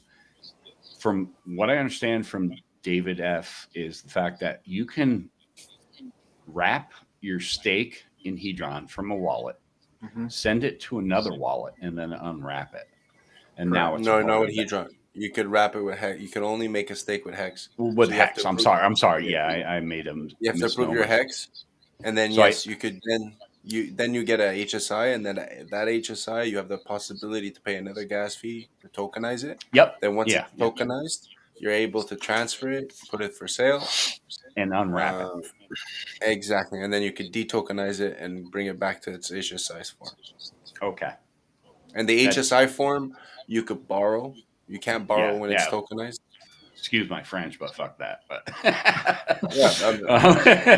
no, I'm serious. No, I just that movability thing is a piece of alpha that I didn't understand early on with Hedron and stuff. So, and Gnosis Safe could save you that. You know that, right? If you really interact with it. Yeah, I don't like Gnosis, but that's another story. It operates similar to a bond market. Say again? So it operates similar to a bond market. Okay. Well, down the line, it's going to be neat when you have a shit ton of these stakes. Like this, like Whale said, it's a long-term play, right? Well, it's just like a bond market. A bond market's a long-term play too, right? Hedron just came out. What is not even? How many months has it been? Like 8 months, maybe. Hedron. It's not even 100. It's not even 100 days old, bro. What? Yeah, that's why I'm laughing at everybody. Oh my god, dude! I didn't know it was fucking 90 days old. Whales, would you stop talking now? It's definitely over 100 days. Like for me, think of this, right? Whales, tell me if I'm way off base here, but no, it's like 120 days. Right? So picture 5 years down the line. So picture 5 years down the line, and then whatever the value of Hex is going to be, it's going to be high. You don't think people are gonna, with that Hedron they have, are gonna burn a shit ton of that Hedron to get those Hex? They're stakes? gonna have to, bro, if they want to get the Hex that they can't afford. Right. Check it out. Exactly. You already have the derivative play in MAXI. right? Here's the thing. Check here's this the out. thing. Here's the thing that everybody's missing. Everybody. They forgot how expensive a t-shirt was just 9 months ago. I said that this morning. $8,000. They got up to almost 10 for one t-shirt. One. It's still $9.50. So I say again, let them keep selling the Hedron. They will be buying my bags later. Not my problem that people do not want to sit there and fucking think. That shit ain't got nothing to do with me, bro. Ain't never gonna. Right. I'm never gonna make the same mistake I made with Hex 2 times. Never. So people can ask me all they want about Hedron. They're gonna get what they get, and that's whatever I feel like releasing. Will, did you like it right away, or was it? Hedron? Like, yeah. Yeah, I just didn't. I'm not the type of person that's gonna look into something until it's done. I don't want to hear about it until it's actually done. Right. I was sold on it on day one. On day one, I was sold. Yep. I just couldn't get it on day one. It took me like 2 or 3 days to understand the token or the distribution model from like the B shares, right? Because that's what we're jumping to with it. Mm-hmm. That way it took me a bit. Like, okay, so you're still gonna mint the B share or the Hedron at the end if you take the or it's more like an advance, right, with Hedron because you're gonna mint it at the end anyways. Total advance. Right before it ends. Well, I mean, you better do it. Yeah. How many people are gonna skip that part? Like for me, the big stakes that forget that last thing they have to do 24 hours in advance. Mint your fucking Hedron before you end that. So many people are gonna forget about that. Bro, it's a post-it note. It's a post-it note right in front of me. Mint your Hedron. All right. What's up, Mark? I've got a nice steak coming up in 10 days. It's right here in front of my face. It's like mint your Hedron. Yeah, you better mint it before it ends. If not, you lose it. You got 2 weeks grace period to burn, right? Mint your fucking Hedron. But do you know how many people in 10, 14 years are going to forget about that shit? Like, they already forgot about it. They're gonna, they've already forgot There's it. a few people. There's a few people who've already ended. It's like the fucking. Okay. We build up the knows Hedron. All the AMAs are done. Okay, where's the next shiny thing? Right? They just move on to the next thing. It's already gone, bro. I mean, Hedron is a written story for most people. But I'll tell you this. I mean, let's use an ancillary story. No correlation whatsoever. But so before I exited out of Bittrex, okay, this is like 3.5 years ago. I had like $628 left. So I knew this one coin was, supported, and I kind of followed it, that type of thing. So I literally bought $628 worth of mana. Okay. And I stuck it in a Mew wallet. Do you know what a Mew wallet is? My Ethereum wallet. It's before, it was before the whole MetaMask thing. Okay. So the Mew wallet is the shit, right? Like this is the beginning stuff. I literally stuck it in that wallet and I promptly forgot about it for basically 3 years. Mm-hmm. I went in there. It was probably a little over a year ago, about 14 months ago, because it was before the whole Bitcoin peak thing. And I looked in there and it was worth $24,000. Wow. Okay. Like I was looking at the Ethereum address. Nice I return, actually have. What's that? It's a nice return. Pretty good. Well, I forgot about it. Right. And that's my point about Hedron. It's like build up your bags and just stick it away. I mean, don't do like I did because literally it was on a computer that I couldn't plug in. And I knew I couldn't plug it in for 2 years. I mean, I thought the battery pack was bad. I apparently spilled something on it. So the guy told me, when I went back to the computer shop, he's like, yeah, it's not just your battery pack. Your motherboard is fried and it looks like your hard drive is corrupted. And I'm like, the seed phrase, the code was on that computer. So I'm like, I have a real estate transaction. I need some tax documents from, like, can you recover my, and he's like, well, there's a 3-day process, and like, trusting the computer geek, and he's like, I'm like, what is it going to cost me? Like, just bottom line it for me. And he's like, it'll probably be like $425 for the hard drive and $80 for, us to recover it type thing. I'm like, go do it. I'm like, I'll take the gamble. I'm like, I'll double down. Literally, like the guy called me. I was literally driving past the place at the time I did a U-turn. He's like, yeah, Mr. Holtzman, we recovered your hard drive, blah, blah, blah. Like, come get it. Right. And I'm like, trying to show, this guy, like, teach me, like, how do you plug in an external hard drive? I don't understand. Like, how can I look at my documents? So he took the 15 minutes to show me. Needless to say, I went home. I found the passcode. I downloaded the money to Coinbase, and, I paid my taxes to people. So, painful as it was, but, it was $24,000. And my whole point back to this is Hedron.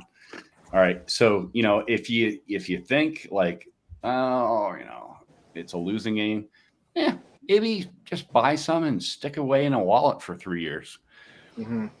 Not financial advice by any stretch of the measure, but, you can get, everybody's like worrying about the price of Hex, but, if you looked at the price of Hedron right now, like, you're getting a better value proposition.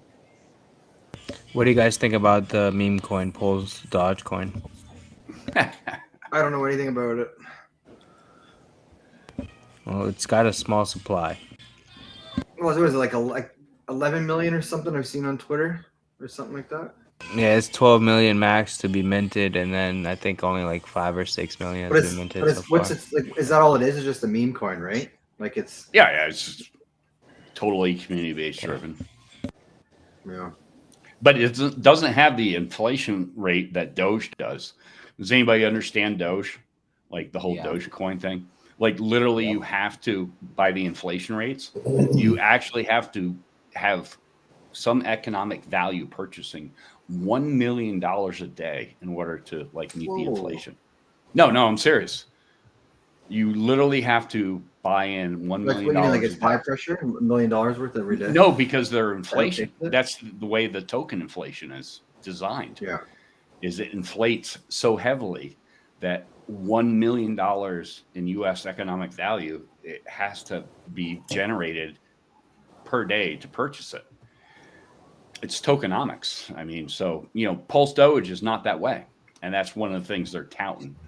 Gunther, if you hear this, give me a shout out or something. I know he's a big promoter of like Pulse Doge or something like that. So I'm just laughing. Yeah, he seems to love it. Anyone else here Pulse Doge? I don't think so. I don't think so. All I know is that it got me free. Go ahead, Wells. No, I didn't hear the question. I'm sorry. I didn't mean to interrupt. Oh, sorry. We were just wondering if anyone else in here was into that Pulse Doge. I don't have any of it. Yeah, I claimed all my shit. Yeah. I swapped half of it for Hex, and then threw that Hex into Maxi. Actually, Hex gave me that play. Yeah, I was like, the same thing. I got enough, man. Like I'm gonna have Hex on 2 chains, Hedron 2 chains, SAC for Pulse chain, SAC for Pulse X. I got enough, man. I just want to keep. Like I was late to Hex. Well, I shouldn't say that. If I wasn't early to Hex, but I'm still early in the long run, right? So my game plan now is just DCAing Hex. That's it. That's all I'm doing. Okay. Yeah. So you're saying is your amount of coins is less than 5 fingers, right? In what? In your crypto portfolio. No, if you're like all 100% in the Hex. I'm just curious. I'm like, do you have because when I first getting in, I didn't know any better, right? So I just kind of was just like walking through the forest without a flashlight, right? Trying to find your way. And then I found my way to Hex, and it was really. I've told the guys on here before, like, but I didn't get Hex right away. Like I understood it. I was like, okay, I think I get this. So I thought it was a scam at first, but then I just watched more of Richard's live streams. I went in, looked at comments, went on Twitter, did all that shit. Okay. Then I got it right away, but it took me longer to get the T shares. That took me the longest to understand. Now I'm curious. Oh, okay. So Hexter, when did you get into Hex, like officially? Like, do you remember the day? April, the buy day and the price. 4 cents, 3 cents, something like that. Okay. I bought a shit ton at the beginning. I sold all my Bitcoin and went into Hex. Okay. Yeah. I knew it because it was weird, man. It was just like, I understood the certificate of deposit look of it, the staking, what Richard was trying to do. I didn't get the T shares. Like I didn't get how the inflation was paid out. That took me the longest. But having seen it and seeing the community, I was like, shit, this is something I have to get into. And I did. Like I set up ladders all last year. So yeah, I'm over a year in the hex now. Do you remember the day? What's the day? I can go look at the stakes and get the day for you because I had some really weak ass stakes, man. That's okay. No, I did the same thing. Like I mean, 1 day stakes, like, oh, I got 20 hex here. I yielded 20 hex. Literally, like, because being a day one, hexagon is like literally, I set up my first 1 to 2 year ladders, like horrible. Like I didn't understand T shares. I've said this over and over again. And it took me almost 18 months till I fully understood T shares, that type of thing. Yeah. But like literally, I mean, actually this stake coming up is my last, what I call bad stake that I didn't stake over 5 years. So everything else is, 5, 10, 15 years out. But I did a lot of early staking, and just shit kept growing. Like, if there's people out there in chat or anywhere else that see this that haven't set up a ladder yet, like take some time to think about it before you do it, because a lot of times the stake's going to end and you're going to say to yourself, oh, fuck, I don't need this right now. Like I should have just kept it going. Really though, right? Like it's the time there, and that hex is amazing, man. It really is. No, it's I'll even say this live online. It's 89 T shares. Like I got 89 T shares coming out. Just like I don't need it. I don't need to touch it. It's watch for the hex whale bot, everybody. Scotty's not a net seller, so I'm probably gonna. Oh, who cares? The people are gonna sell themselves. Yeah, who cares? You can't stop it. You can't stop it. Well, I want to say this to people: is like if you're. Did we send them to the penalty box? Damn. Oh, you penalized me, bro. I saw that. 2 minutes. I turned gray and everything. 2 minutes. No, I was saying to people is like people who are crabs right now will be dolphins here in 2 years because of the whole staking ladder system. But a lot of people don't understand. They'll still need to get maybe sharks. Maybe sharks. I mean, because people are leaving their T shares like on the table, on the floor. And there's big stakers, obviously, that will never sell, that type of thing. Mm-hmm. But I mean, if you think about 75% of like the majority of us are, staked in the hex, as those stakes come out, they're either going to take the money off the table or they're going to reinvest. But the opportunity for like shrimps, crabs, that type of like staking thing, I'm not promoting that, particular system, but I mean, in the future, there'll be a far less people because once you sell, you're done. You're out. Yeah. Oh yeah, for sure. Well, that's not necessarily true. Okay. If you set up a staking ladder properly, you can actually game the system and gain more C shares. Right. Oh. So if you create a 15-year staking ladder, see what people don't realize with some of these long stakes is they always give you a hard time for having short stakes. Like I got one that comes out every week and one that comes out every month for 15 years. I created it as of day 3. But what happens is what you got to realize is your gains are realized sooner, right? So the sooner your gains are realized to put them back out, the more you compound. But you got to keep in mind the T-share price only goes up. So if you're staked out 5 years, you got 5 years of increase in T-share price, right? Okay. So your T-share price is going up for 5 years. So you're not realizing your gains for 5 years. So if you think in terms of compounding, the sooner you realize your gains and take that thing with your gains and then put them back, you compound faster because your gains are realized. Your gains aren't realized until you unstake. You know what I'm saying? Mm-hmm. So the longer way you go out, now you've got all that time and the T-share works against you. You know what I'm saying? But since I created it every week, and everyone's like, don't create every week. I did this as of day 1. Day fucking 3. 4 15-year stakes. Now, some of the smaller stakes, like smaller amounts, like freaking smaller dust over a freaking longer period of time. Makes real money. makes real money because those gains are realized. So some of those stakes are only like originally like 1.8. You take that 1.8 worth of hex, worth of T-shares, and you take it out at the end because you already got a preloaded T-share. You already got a preloaded ladder. Now you're getting 3.9. Wait a minute. Are you losing T-shares? You're gaining T-shares. Oh, you're gaining T-shares. So now if you have a 15-year breaking ladder with a sooner realized gain because you're playing the T-share, right? Nobody's thinking about the T-share that you have. The T-share price only goes up.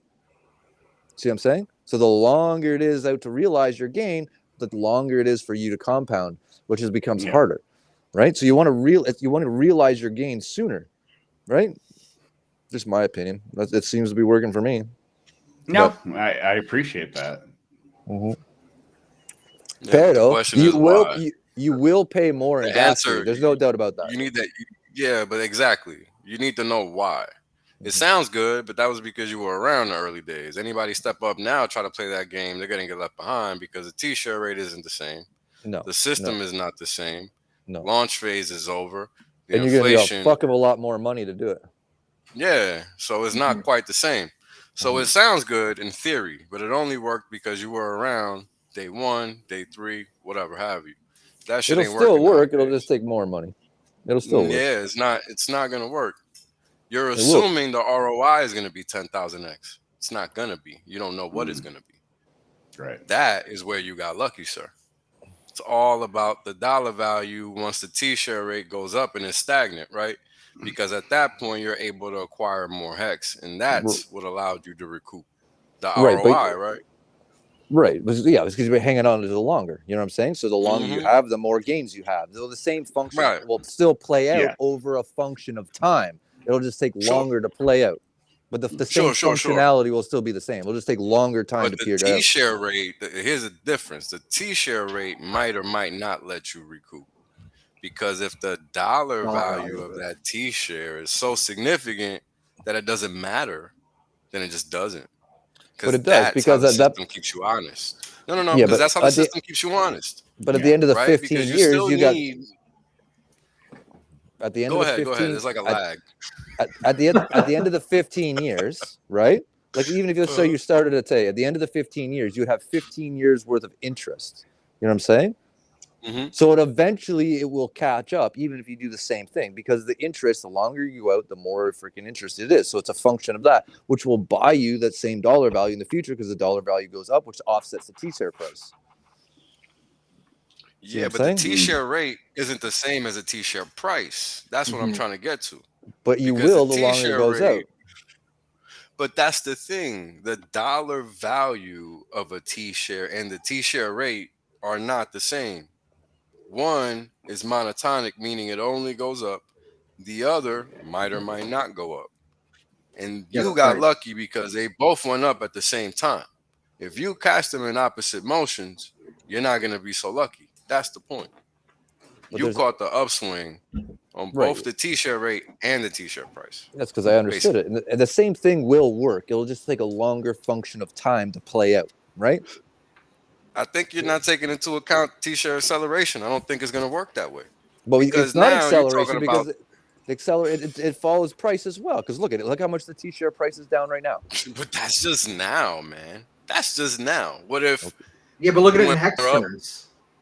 It's ratchets. But hold on, because people are bringing it in. Well, that's the thing. You're bringing in fiat, and the crypto itself doesn't give a damn that you're bringing in fiat. People do not respect that shit. Because you're bringing in fiat. The hex rate is in crypto. So when it jumps 750,000, it doesn't care what the dollar value is. It's still 750,000 hex. It will work. So if the price changes, but you're just assuming the dollar value is going to work out in your favor. You can't assume that. I'm not even caring. It's not even factoring in the dollar value. If you're going to create the same thing, you create the staking ladder. Instead of me creating it from early on to end at the beginning, now you'd create the same staking ladder from 15 years and work it backwards. If you did the same thing, the same principle and function would work out. Right? No, I hear what you're saying, but what you're missing is you were able to recoup more T-shares using short stakes because you were realizing consistently profitable ROI in your stakes, Mm-hmm. meaning you entered the position and you were always up in terms of hex and fiat value. Mm-hmm. That is why you were able to recoup shares greater than you shouldn't have, than you would have otherwise. That's the only reason, because now it's not that simple. It's if the dollar value isn't down, then you're not recouping because the t-shirt rate's almost 23,000 hex, whatever the number is. Right. So that's Right? why I'm saying it Versus, needs to be done in reverse. but that's the That's reverse. thing. Even if you're doing a reverse, right? I mean, you got to just realize the system is designed for you not to win that game. So Well, you must win on both the fiat ROI and the crypto ROI in order to be able to keep up with the share rate, because the share rate is no longer jumping at 200 hex max. It's soon going to be jumping at 1,000 hex plus, because T shares are getting very, very, very valuable, not just with respect to the ROI that they're printing in dollar terms, but also now that the hex rate keeps going up, that's going to add on, right, to the T-share payout, which is going to increase the ROIs in crypto terms, you see? So that's going to just exactly. ignite.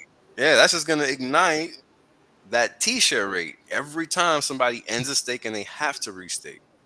So Right, I but the more just don't T-shares think. that you own, the more percentage of the pool you'll get, because the payout gets No, I larger get at the that. same time, right? So as the payout becomes Yeah. larger, right, that offsets that amount. You see what I'm saying? So No, it's a I get positive that. feedback loop. My argument is that I am banking on the fact that you lucked out because the fiat value was lining up with the rate increases as well. You know what I mean? Because if you think about it, the rate is only one direction, Mm-hmm. The but the t-shirt rate, dollar is what, right? yeah, the t-shirt Yeah. rate, but the But it's not the the dollar value. fiat. It's the T-share rate is a representation of the hex price. You know what I'm saying? So, like you said, it Hmm. The hex trades doesn't know the more price hex. though. But no, Hex forget doesn't know the about. price.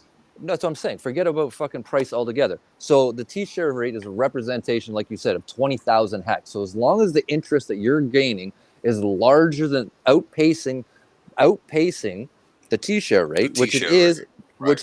which Yeah. it is with a longer term stake. At this point, until more stakers, as long as the percentage of the staking pool is low, now the percentage of the staking pool becomes larger, the less the payout, obviously. But then if you stake out longer, that longer percent that you're gaining on that interest is outpacing that. It literally is. It's outpacing that T-share rate.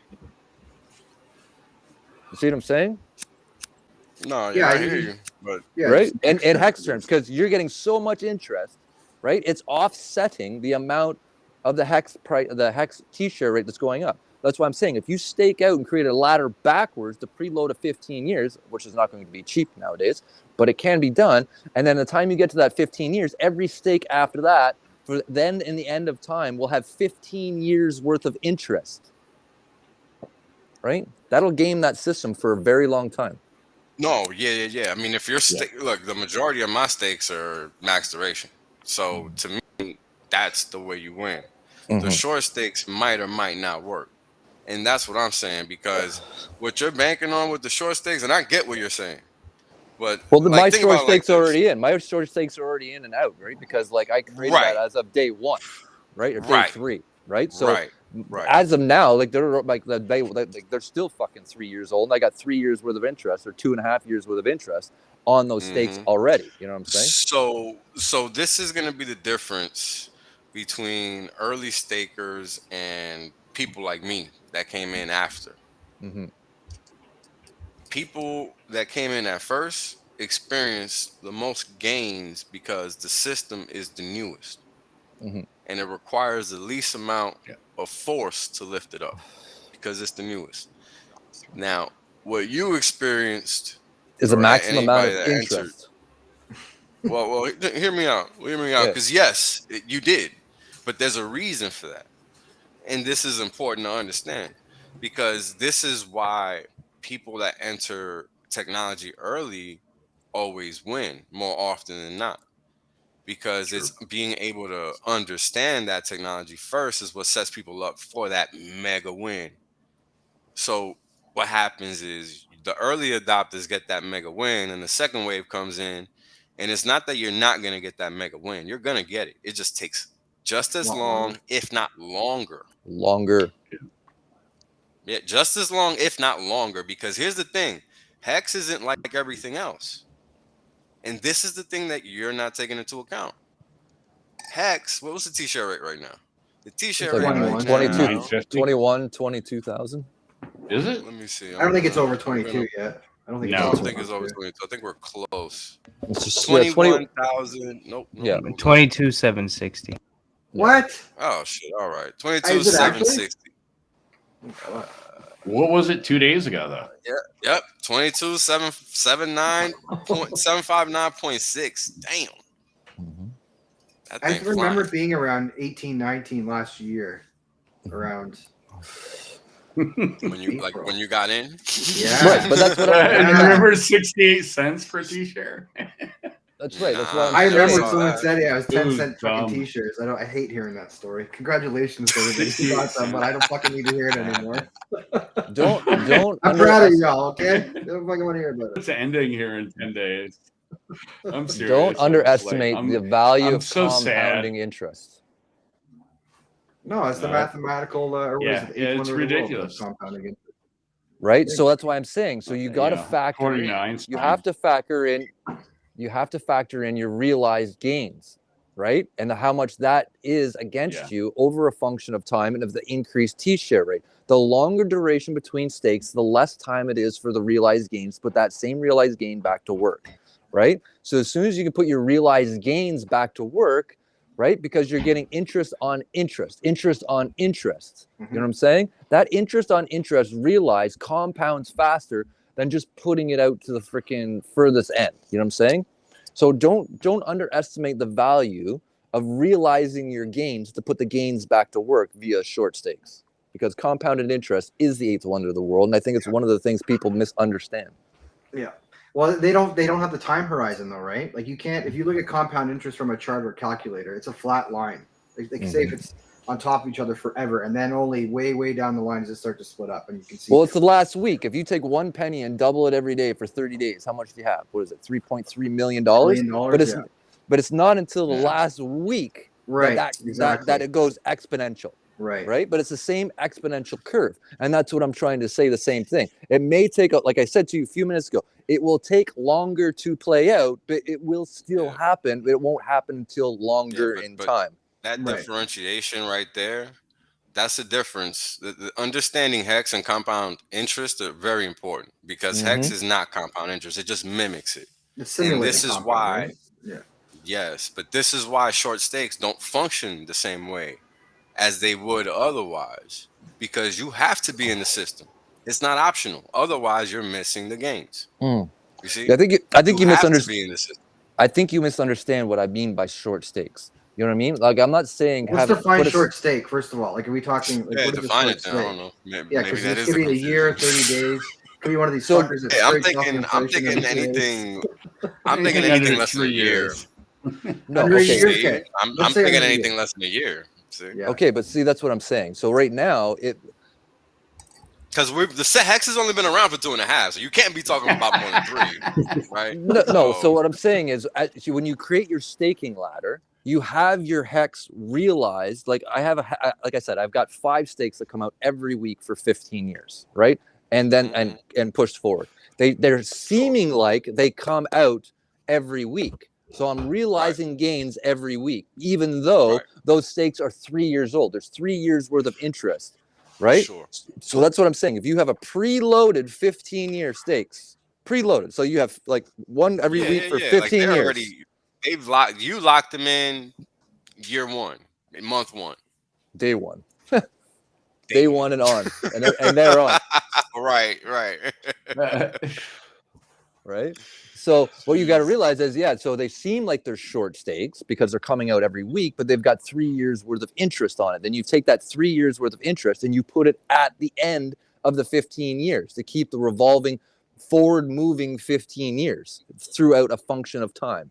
You know what I'm saying? So it's like giving yourself a weekly paycheck and a monthly paycheck for the rest of your life. And at the end of that, you have 15 years worth of interest. And that 15 years worth of interest on that stake then goes out to the end of the 15 years. You will gain fucking T-shares. You see what I'm saying? Yeah, I just don't agree because the system just doesn't work like that. You're just not taking into it. So think about it like this. Do the math. Last week a T-share was $1,200, $1,500, $2,000. This week is $700, $750. It's not the same. But how much interest? How much interest in Hex are you getting over 3 years? But we're talking about stakes as a roll. You're talking about them in a composite fashion. You can't do that. Why? Because they only exist as they're actually ended. Right? Right. Like Which you're means not cashing them out until they actually end. So you can't talk about them until they actually end. Right. Which what I'm saying. You have a steady rate of realized gain to put back to work.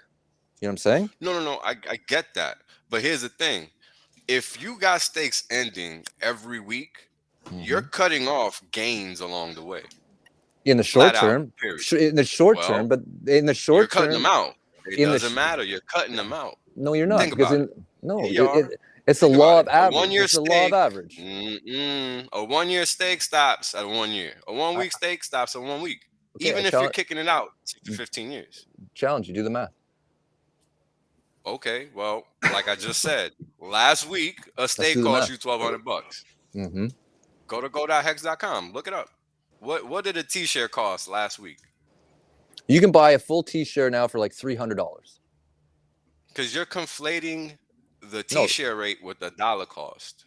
I don't give a shit about the dollar. I don't care about the dollar. I only care about the T-share. It matters, bro. It doesn't matter if you don't care because we enter the system with fiat. You can't pick that. I'm sorry. That's how it works, man. You cannot pick how you enter the system. I mean, you got to do it with fiat. So you can't ignore it. I'm agreeing it's good. I'm agreeing it costs more money to accomplish. I'm not disagreeing on that factor. It matters when we're entering the system. We can't just ignore it because we're trying to explain this to people that don't know the system like you and I do.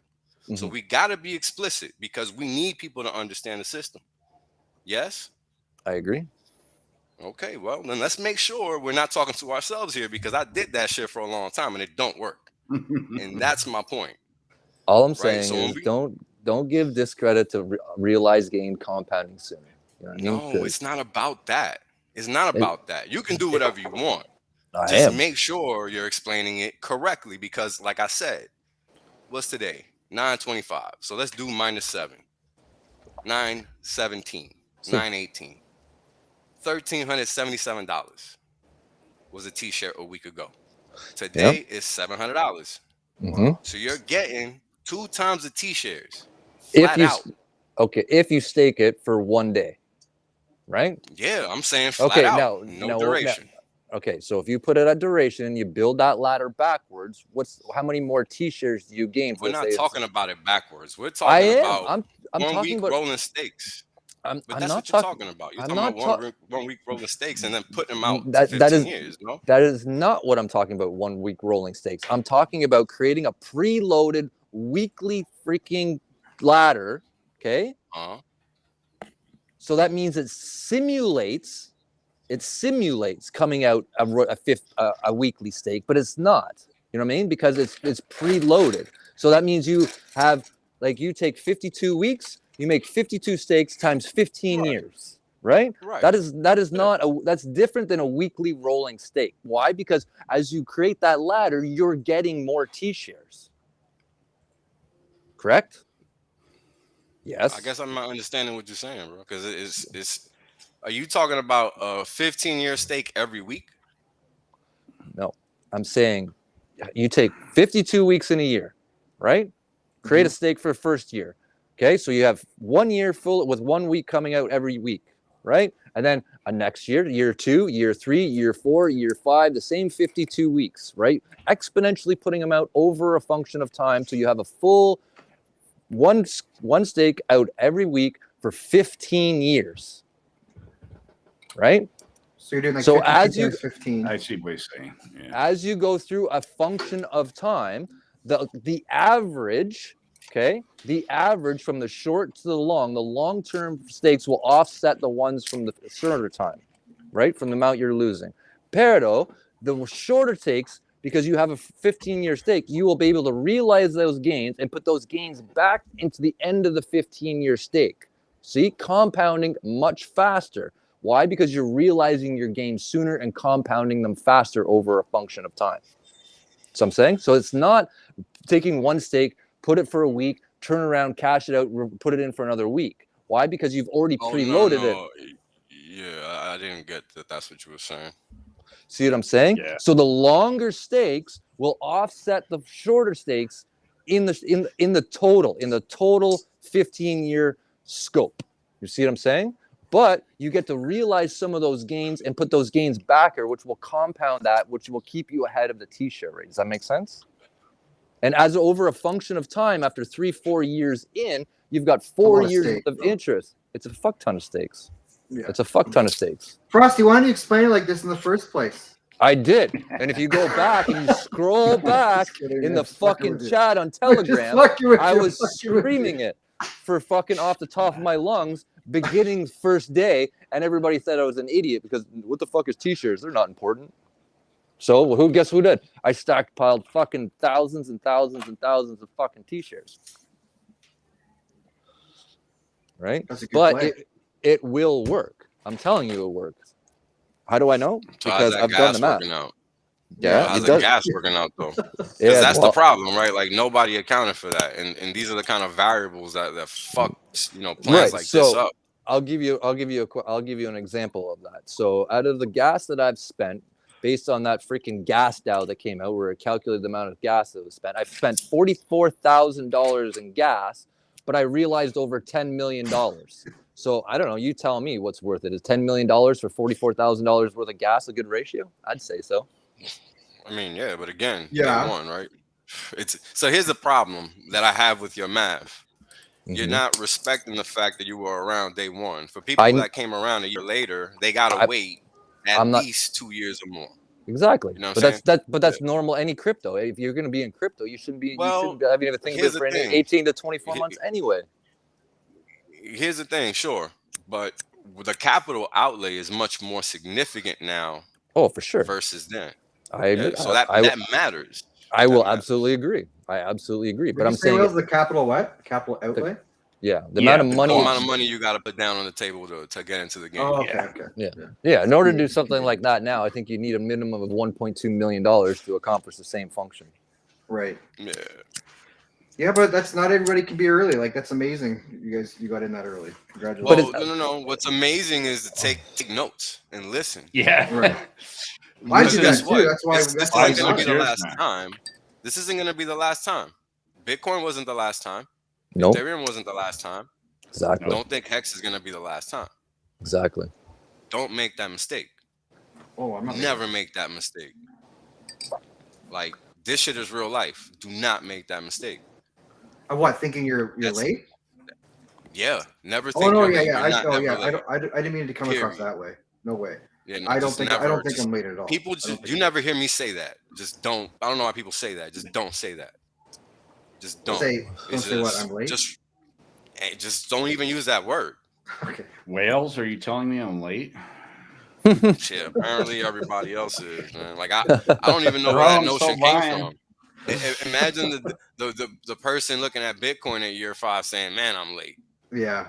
God dang. If I had only gotten in earlier. But you're running, the same people have an amazing opportunity right now at what, 3 cents or plus or minus whatever it is right at the moment, right? And the T-share dropped right now. Capitalize on that shit, man. People should be capitalizing on that cheap drop down T-share rate because the T-share rate is exponentially down compared to what it was like a month or two ago. 700. It's $730 as of today's close. Exactly. Well said earlier. We kissed 10 grand last year. Mm-hmm. Yeah.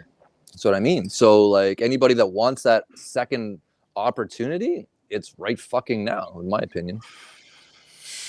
I'd like to say to Bob guy out there in the chats. Yeah, I'm pregnant, so What? With emotion. What With the hell emotion. is going on? hold on tight for me, bro. But no joke. Like, I just want to segue into it. Like, Frosty. literally. Okay, so The hell? like I came home from work with 21 cents, like from cars, that we were detailing cars that day. And I sat there and I put it in hex price. I think hex was like above 4 cents at that point, 4.1. And I'm like, how many hex you can buy? And like, this is what I'll say here on stream is like, take the throwaway statements from Richard. What's 10 cents on the way to $100? Exactly. So, like, if you look at what that 21 cents can buy you, like literally, Doesn't even matter. who can put 21 cents on the table and in 3 to 4 years have $500? I mean, So what I think it's most just people dumb. miss in financial things is the function of time. They never calculate in the function of time, even though time is probably like one of the most important factors in your equation, but nobody ever includes time in their equation, right? Sure. Time is what pays you. Time is Yeah. what pays you. So if the Time time is is what strictly what pays pays you, you. how can you not add it into your math equation when you're calculating this shit, right? You know what I mean? Everybody does not do that. Nobody No. does that. That's exactly why the staking average is only where it's at now. Exactly. And that's what you were trying to allude to earlier when you were referring to Hedron, right? Because Yeah. nobody's calculating the yes. function of time in that factor, moving that down the road and the rate of return, the rate of amount of freaking Hedron that's going to be available in the system that got not freaking left behind. That's a function of time Well, look at calculation. the way you set up your staking ladder. Exactly. Good example right there. I was misunderstanding because I wasn't hearing what you were saying. Yeah. Because you were saying no, time. Time. And I was hearing blocks of time. Exactly. So we're talking the same thing. It's So- just, you know what I mean? It's Mhm. just different. Yeah. It was the miscommunication. Yeah. Yeah, I but enjoyed this the is the whole conversation, thing. though. But your logic is that's the why same you gotta thing have when the you're. We conversation. found our way. That's the point. They found. But the your way. Yeah, but I was conversation hearing with the same Hedron thing. is the same thing, right? Mm-hmm. People Exactly. aren't Yeah. understanding the time nexus. I Mhm. mean, look, you know what the biggest issue with Hedron is that people can just sell it. Yep. And just because they can sell it, it seems like that's the right thing to do. And Mhm. people don't understand that what everybody is doing is literally always the wrong thing to do. That's why they're broke. Pretty much. Yeah. But if people just factored in the function of time in their math Right. equation, things would change dramatically for them. You know what I mean? Stop looking at things. Start looking at things in thousands of days, and then calculating your rate of return You guys over want to 1,000 hear days. what Frosty is trying to allude to? Here's a perfect example that I used in real life. I stopped using price stops and started using, guess what? Time Exactly. stops. Exactly. Time Mhm. stops. Exactly. That's right. I've never Yes. heard this Talk term about before. that, Alpha. That's What's a time stop? Yes, they do wouldn't exist. you like to know? Well, Yeah, fuck, exactly. I would. Shut up. Way too That's what I much. said. Hold on. I gotta call coming in. Hold on. Now you really gotta Well, wait. Hold on. Just put yourself on pause. I love it. Wouldn't you like to know? He fucks off right away. It's true. Absolutely fucking true. Right, and Frosty with the Hedron, you don't think people are going to pay the ass for Hex in the future if they know they So- minted a shit of it and they got tons of it? A shit ton of it's going to get burned to people to take over these liquidated stakes. Yeah, but there's going to become a function of time where that rate, it's front run. You know what I mean? Everything's front Yeah. run, and everything's back end gain. So like, yeah, there's a shit ton of Hedron on the market today, but where's it going to be 6 years from now? Do the math on how much Hedron's on the market 6 years from now. I bet you'll find it's exponentially different. Well, how many new people that come into the system? Like, you got to think the Hex community is so tight knit, right? So when Hedron came out, it was kind of a big deal. Like, oh fuck, here's a new protocol that's kind of not done by Richard Hart, but it's built on top of Hex. But what happens going forward with all these new people buying Hex on Pulse Chain or whatever? They might not even know about Hedron. They might not even run the HSIs because that's the distribution model, right? HSIs is actually a great idea because it's basically a bond market. You know what I mean? You can create a 15-year I stake think and then everything about it is tradable. great. I think everything about it is great. What I'm saying is, when Hedron dropped, you had Alex going around on all these streams and stuff. The Hex community knew about it, but as Hex grows and gets bigger, you might have a lot of people that aren't even going to choose to mint their Hedron. So the distribution model of Hedron might change too. Oh, for sure it is. And I'm already guilty of that myself by freaking having all these stakes. You know what I mean? I'm like, oh fuck, I forgot about my. Yeah, I forgot to run the fucking contract. I got so much goddamn fucking right here, bro. I don't, you know what I mean? Mint your Hedron. I've done it probably 3 or 4 times now. I was like, oh, for fuck's sakes, I forgot about Hedron. I got real lucky with gas the one day when I had a shit ton of stakes that I ran the read contract on. It wasn't that bad.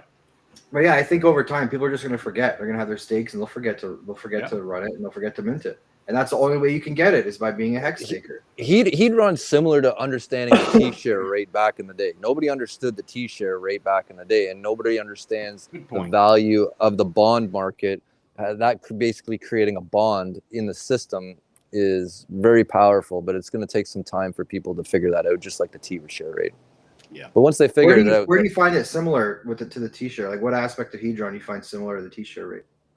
Well, you're basically locking in T-shares, but you're able to trade it. You know what I mean? So you can lock in. The beautiful part about it is you can lock in 15-year stakes, maximize that, but still be able to have the ability to trade it. You know what I'm saying? Because there's going to be a time, like Wales said, where the T-share rate becomes so high, nobody's going to be able to afford them.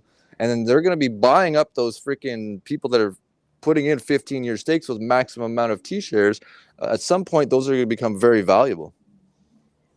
Oh, yeah, for sure. Right. So, but it's going to take time to play out like everything else, right? In the time they figure it out, it'd be like people trying to figure out the T-share rate a long time ago. So if the T-share rate is becoming exponentially higher than unpriced out of the market, well, we're the only places that you're going to be able to get freaking T-shares at that price for a free coin. Well, it's going to be Hedron, right? Yeah.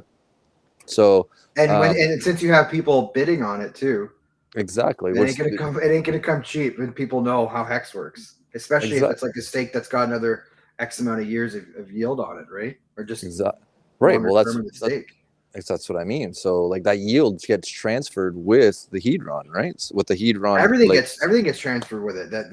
Your Hedron, like some people locked in the 15 or the 10x multiplier of the B share for 15 years. You know what fucking Hedron that is? It's gonna be lot.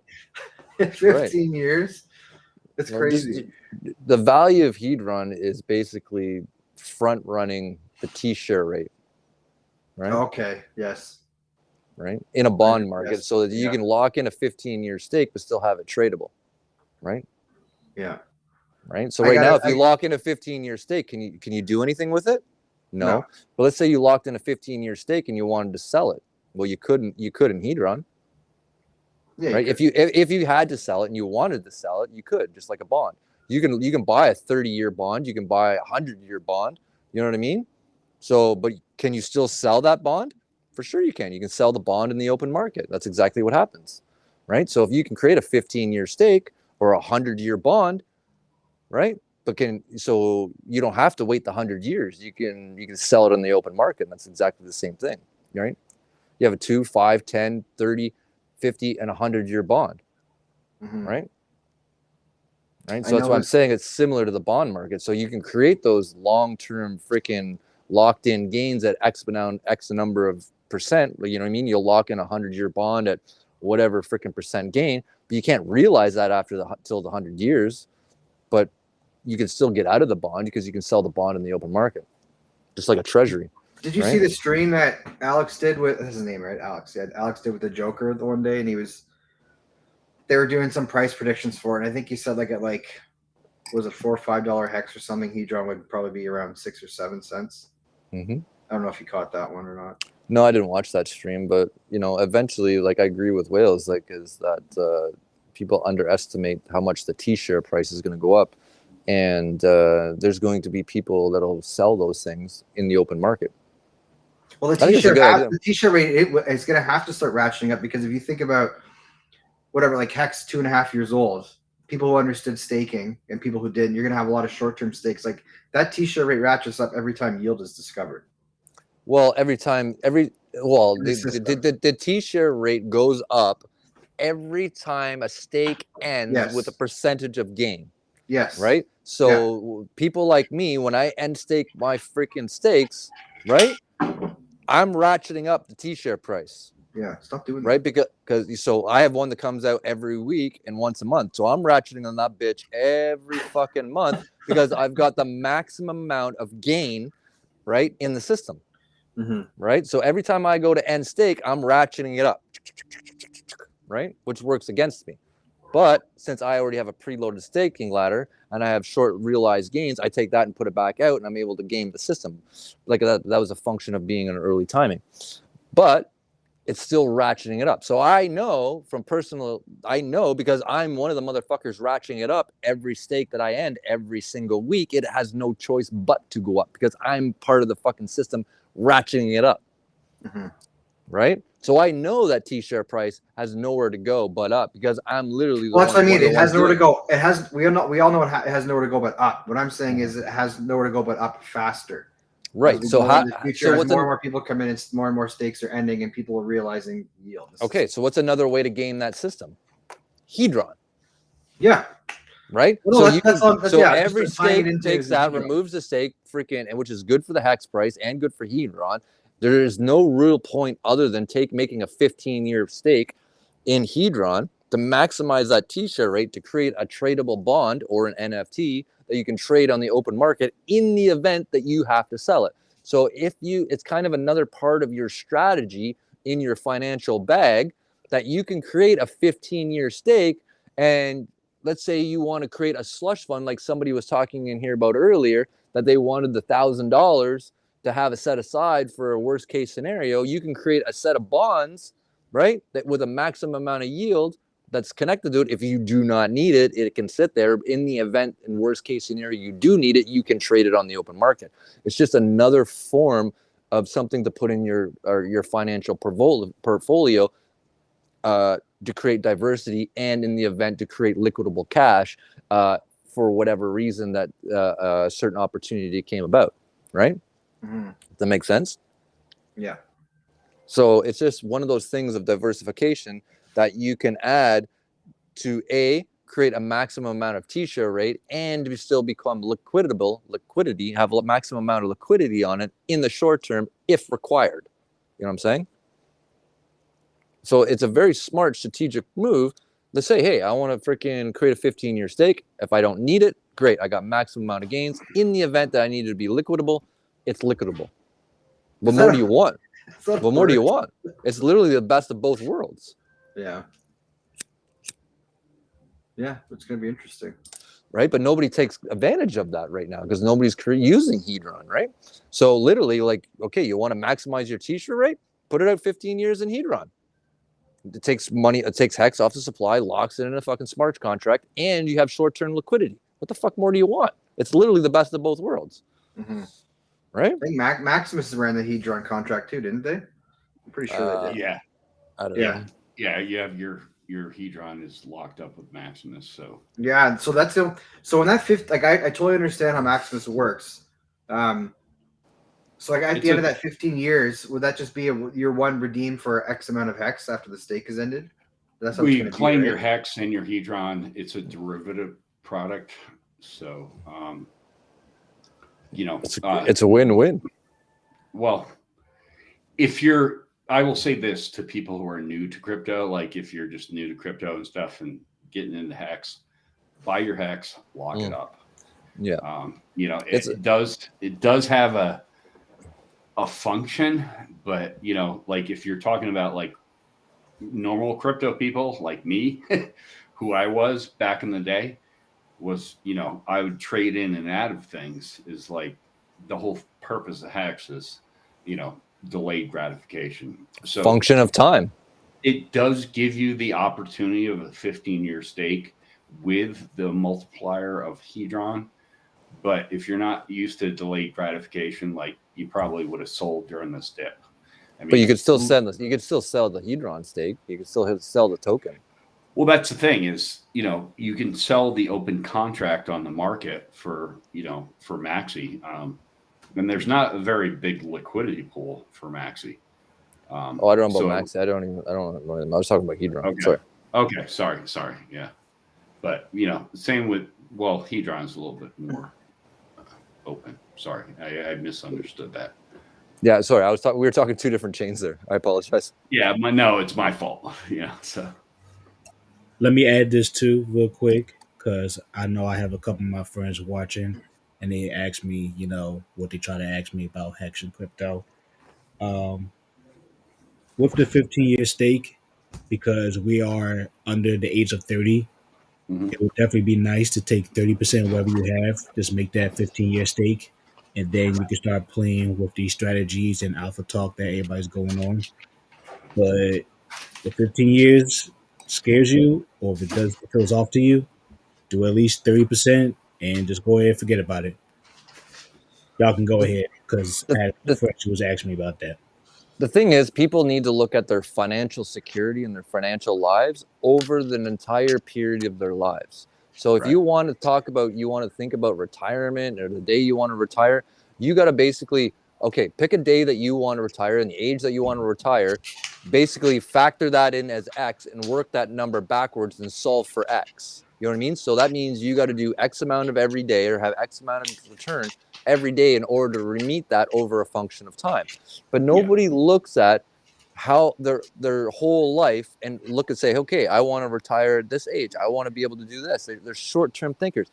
That means you got to do something every single day in order to, there's a dollar amount. If you're 30 years old and you want to retire at 40, you have 10 years, okay?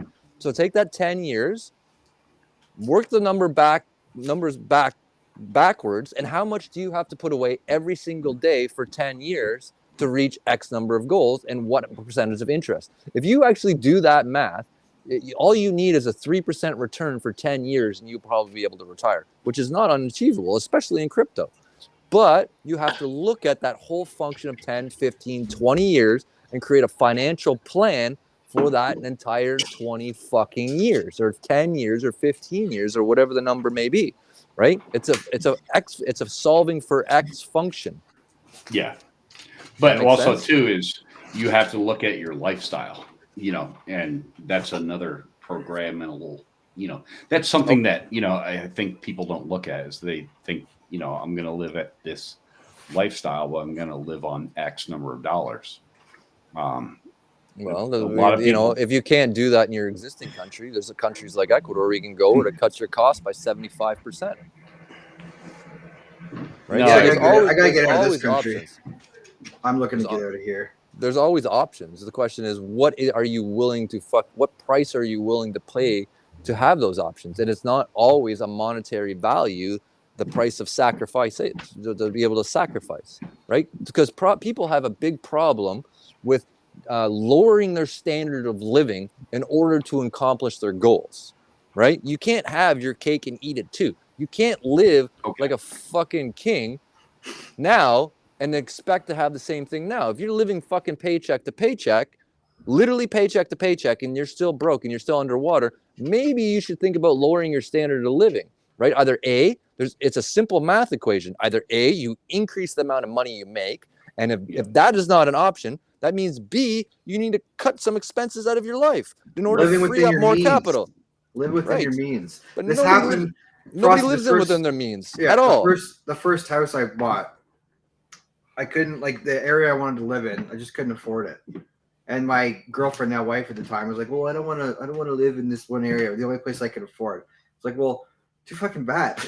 Okay, dude, so I lived in a freaking. I said, yeah, I said to her, like, "You'll thank me later because this is all I can afford right now. I'm gonna look." What I did was I said, "I'm gonna look for a bungalow and I'm gonna convert it into a rental place, right? Like basically a duplex. You can rent at the top and the bottom." So I said, "We're gonna live here for a few years, get some equity in the house, redo the basement, and then after a year and a half, 2 years, we were living upstairs, and I was getting the rental income from the basement, paying for the mortgage and the property taxes.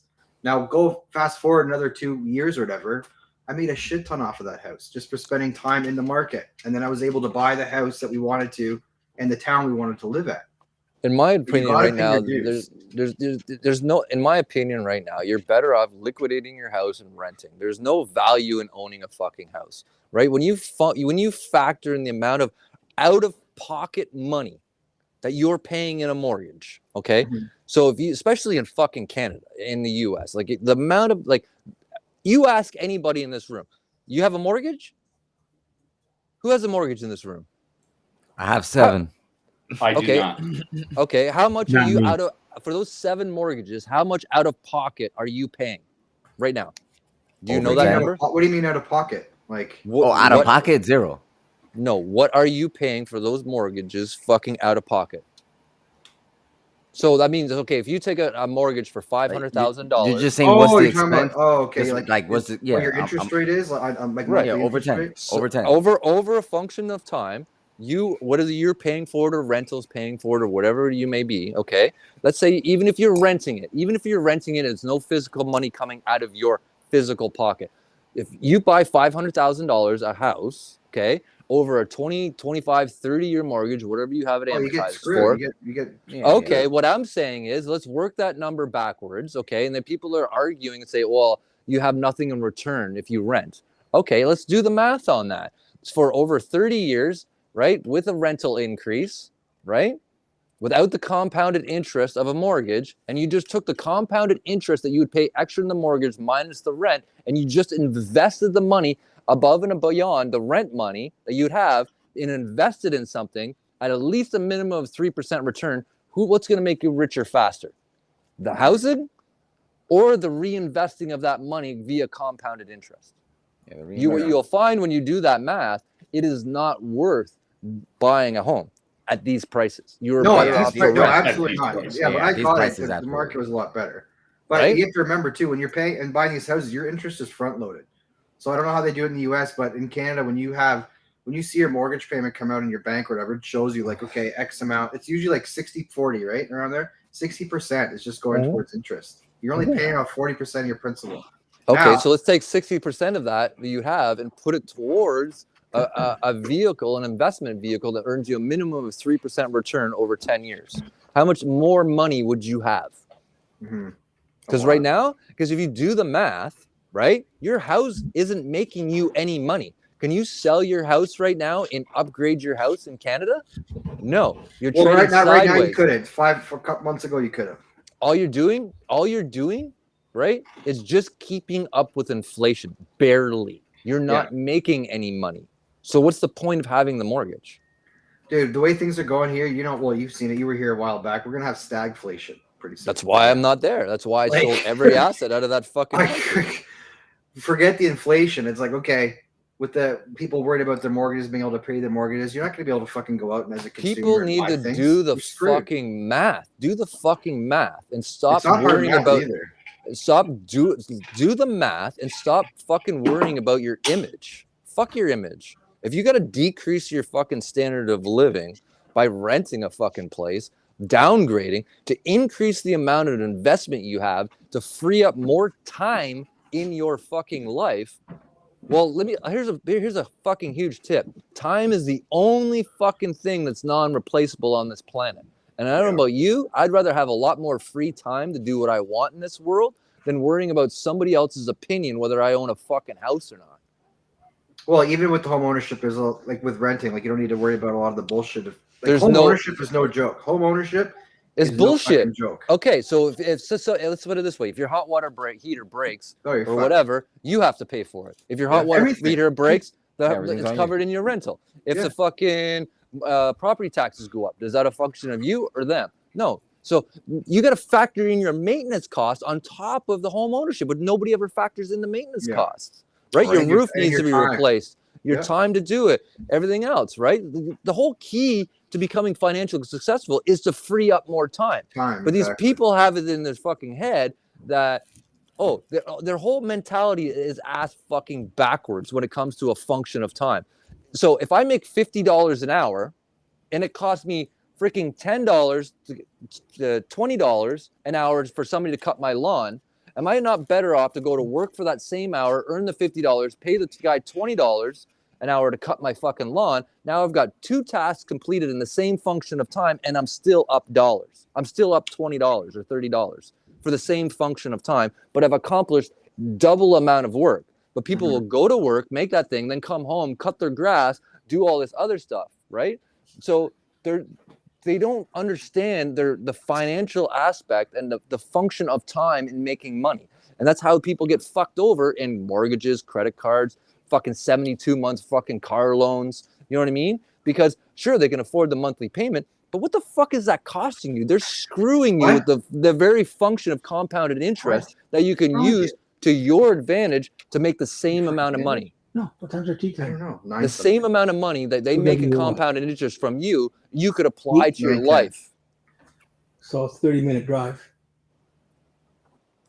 Hexter Morgan, I think you're hot micing. Oh, he's wrecked. He stays wrecked. Stays wrecked. So no, people no. did- Frosty's telling the truth because so I was house hacking. So I was, maintaining a house for a friend of mine, and here in Bozeman. I'll be back. And it was like $200 a month, that type of thing. Like literally, like watching our two cats and just house hacking this and maintaining. And it was, like he's talking about mowing the lawn. I mean, it was 1.4 miles to my work scenario, and I paid a guy like $40 every 2 weeks to come mow my lawn. Cost factor, of me doing it. I did it once, and I'm like, I don't want to do this. It's not my house. It's not my lawn. Taking care of it. Cost factor is important. What you're spending your money on. Like, I've been in the position of having to struggle to where I couldn't pay a plumber $80 per hour come out and fix a faucet type thing. I had to go on YouTube and figure that shit out for myself. But you get to a point where you trade time for money. I'm at the point, like, I'm 54 years old, be 55 here in less than a year. Like, there's certain physical things you can do, that type of thing. But it's really important that if you're struggling, just keep shoveling, that type of thing. Your first rule of holes, when you find yourself in one, stop digging. And then you start to fill it up, but you get above ground. And, the opportunity right now for anybody, listening to the worst damn crypto show in the world is that, you can actually, make it. I mean, you can actually increase your income from where you're at right now. Frosty, I was just talking about like paying somebody, $20 to mow the lawn type thing versus, that concept you were giving about $50, earning an hour, that type of thing. So. Yeah, because you're accomplishing double the tasks in the same function of time. So you're gaining more time back and still earning money. You know what I'm saying? Yeah. But people are so attached to their stuff. I literally have a friend, and I literally did the math in front of her. Like, she's living paycheck to paycheck, and broke. And I'm like, look, your house is not making you any money. But she's like, oh, it's gone up from $300,000 to $750,000 in the last couple of years. I'm like, okay, great. Let's look around you. So if I'm going to sell this $750,000 house, can I upgrade that house? No.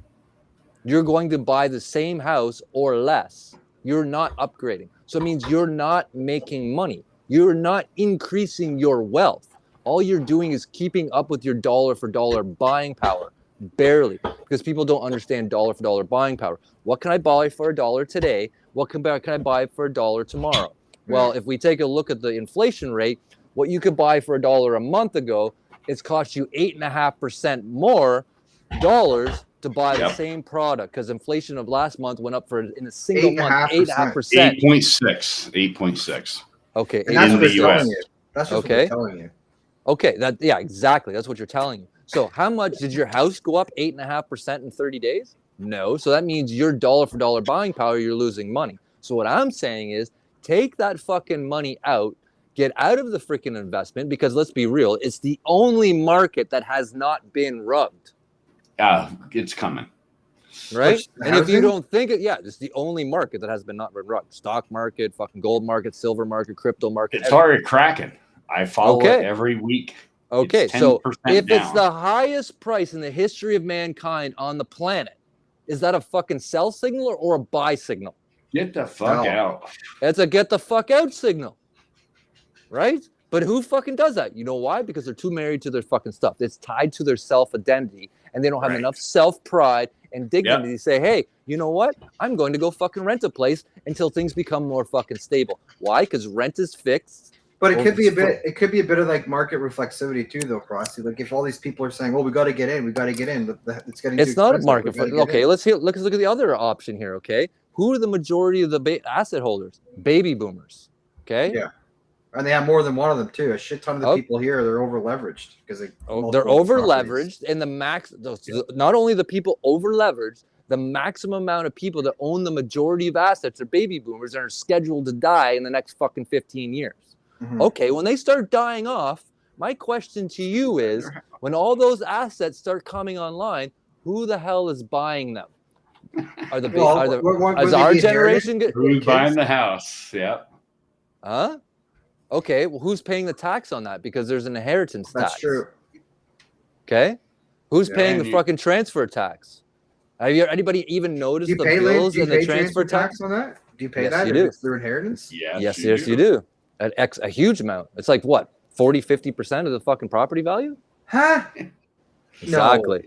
No. Look it up. No, it is. Look at the death tax. Not in Canada. I don't think we don't have that in Canada. In Canada. Oh, I'm leaving. Right? In Canada. So you got to put your shit in trust. Right? Well, the problem with a trust, here's the problem with a trust company. They changed the rules in a trust company. A trust company is only good for 25 years now, right? Where the trust company used to be good for like a lifetime. So the problem now is at the end of the 25 years, you got to pay tax on everything in that trust. So a trust company is no longer good because they changed the rules of term life to 25 years. So now at the end of the 25 years, when you go to renew that trust, you have to pay capital gains on that shit. So you're only deferring it for 25 years. So what I'm saying is you're better off to get out now while the prices are high, rent, lower your standard of living, increase your amount of freaking free liquidity, and put it into something for a minimum return of 3% for 10 years. You'll have more financial gain. But nobody does this fucking math. Nobody thinks about this shit because they don't include the function of time and what it costs them for this shit. Right? If you go back and look at the gold housing market, because there's a ratio trade just to everything. It ain't just the US dollars. There's a gold silver ratio. There's a gold housing ratio. There's a ratio for almost everything.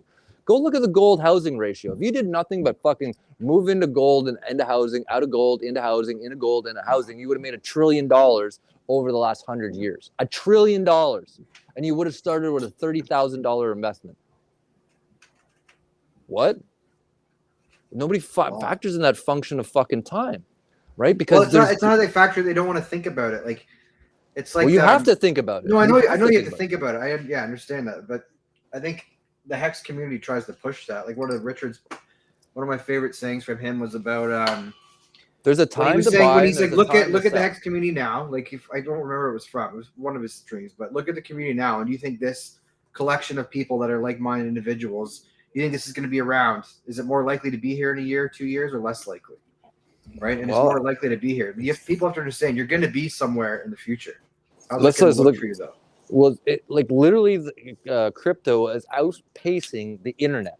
Right? Yeah, the rate of adoption is way ahead of it. Right. So if crypto, by and large, since then, is outpacing internet, and it's the highest returning asset in the history of mankind on the planet, why the hell would you have your shit in housing? Well, if you say shit in housing, people need a house. Right? Yeah, that was okay, but there's more than one way to function a house. You don't need to own the shit. Yeah, no, I understand that. Right? So you don't have to take on the ownership. If you could afford to pay for it for cash and not have the effect of compounding interest, that's a different conversation. But if you're mortgaged and you got a car loan and you got a credit card and you got a housing mortgage, you're better off to sell that, get out of all that, and turn around and invest that and lower your standard of living. You will come out much far more financially ahead. And by all means, please do not take my word for it. Do the fucking math over a function of time. Yeah. I concur. But how many people here freaking calculate how much money they're paying in their mortgage over the total mortgage in order for you to pay that off? That's why I try to tell everyone. I was like, do you have an extra? I say, do you have an extra $100, $50 here? If you're paying bi-weekly, you could bump it up and just hack away at that principle. Because even the little amounts like that add up over time. Or just sell it at the highest price in the history of mankind and to realize your gains. Yeah. Like right now, it's like literally right to me. It's basically you're selling on a $61,000 or $65,000 Bitcoin wick because you don't think. Want to know? I'm sorry. Go ahead. I'm sorry. I'm just saying, like right now, in my opinion, if it's the highest price in the history of mankind on the planet, yeah, and you can't see in your mind this is a fucking sell signal, then you deserve to be in the position you're in. Say it, Wells. 100% agree, bro. 100% agree. Yeah. No, I 100% agree with you, Frosty. I mean, it can't get any more obvious, right? Right. It's the highest price in the history of mankind on the planet, and these motherfuckers think this is the best time to buy. Great entry point. Great entry point. Yeah. You could literally, in 18 months, buy your house. Bullish needs to go. All right, Bullish. You need to go sell the properties. Yep. I'm about to sell all my shit. I'm a right pleb. Wells, do you know what I'm saying though, man? Like, you know yeah. Like, look, let me tell you a personal goal of mine is to onboard 10% of global real estate into Hex. That's one of my personal goals. That's $3 trillion. I don't know how the hell I'm gonna do it, but that's a goal. Good goal. Yeah. You know what I mean? Like, it just makes no sense to me. But people get married to their shit. Yeah, that's all it is. It's emotional most of the time, man. Totally think about emotional. It. You have you ever played markets before crypto? Oh fuck yeah. All right, then you know the drill. You know the drill. You know the drill. Don't marry don't marry that stock. Don't marry. Don't that marry trade, nothing. Don't marry It's an investment. Nothing. Your house, That's your right. car, your dollar. It's an investment. And when it's time to sell, you sell it, no matter what the fuck it is. No emotion. That's right. You know what's funny? Hex is like that one thing that's ever existed where that kind of doesn't really apply. No. You know why? Especially it's the very principle. simple. It's very simple. The reason it applies is because it's just software.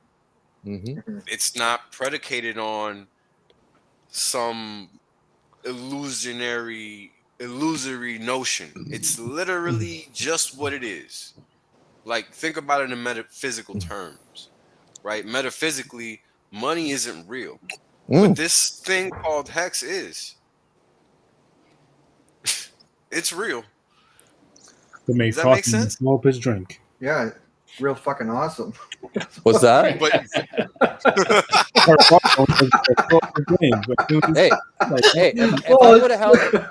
If I would have held my property in Canada for another year, would I have made more money? No, sure. you would have lost shit. No, the market's here just tanking, man. You know what I mean? But it's going to continue to tank. Let me ask you this. Let's game theory this out for a second, right? Just hear me out. Okay.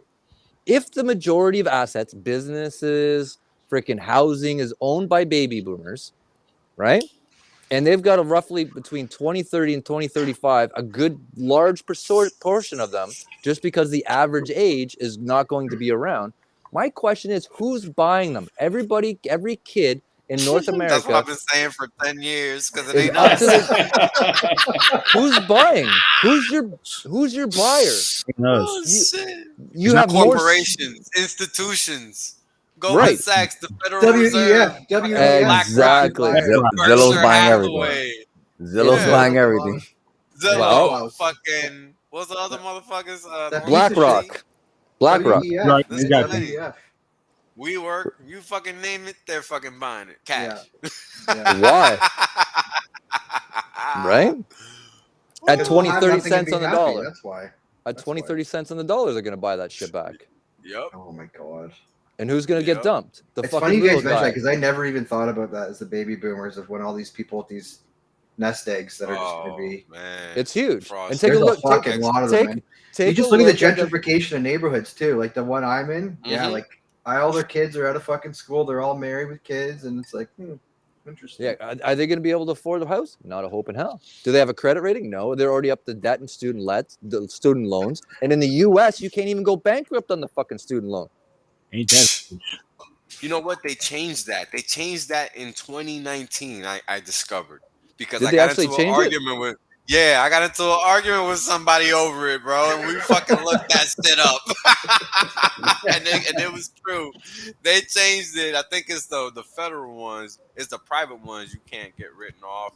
I can't even remember anymore. It's either or. I think it's the private ones. It's the private one. You can't get off. Yeah, the private ones you can't get off the books. The federal ones you can now. Before you could not. What's the majority of the ones? They're all private. They ain't federal. I would guess that they're private. I would guess a big. You know what? I think it's 60-40. To be honest with you, I haven't looked that up. But still, let's just get out of the market and wait. Yeah. Take your gains and wait. Right? But nobody has the patience enough to wait. Right. Just wait. People don't even know what waiting is. Yeah, exactly. Yeah, waiting like a month along these people. It's like, okay, I've been in Hex a month. When moon? Have a drink, chill on the beach. Go grab a fucking dozen senoritas. Yesterday. We should say when wake up. When will you wake the fuck up? I put my $2 in. When am I gonna get rich? I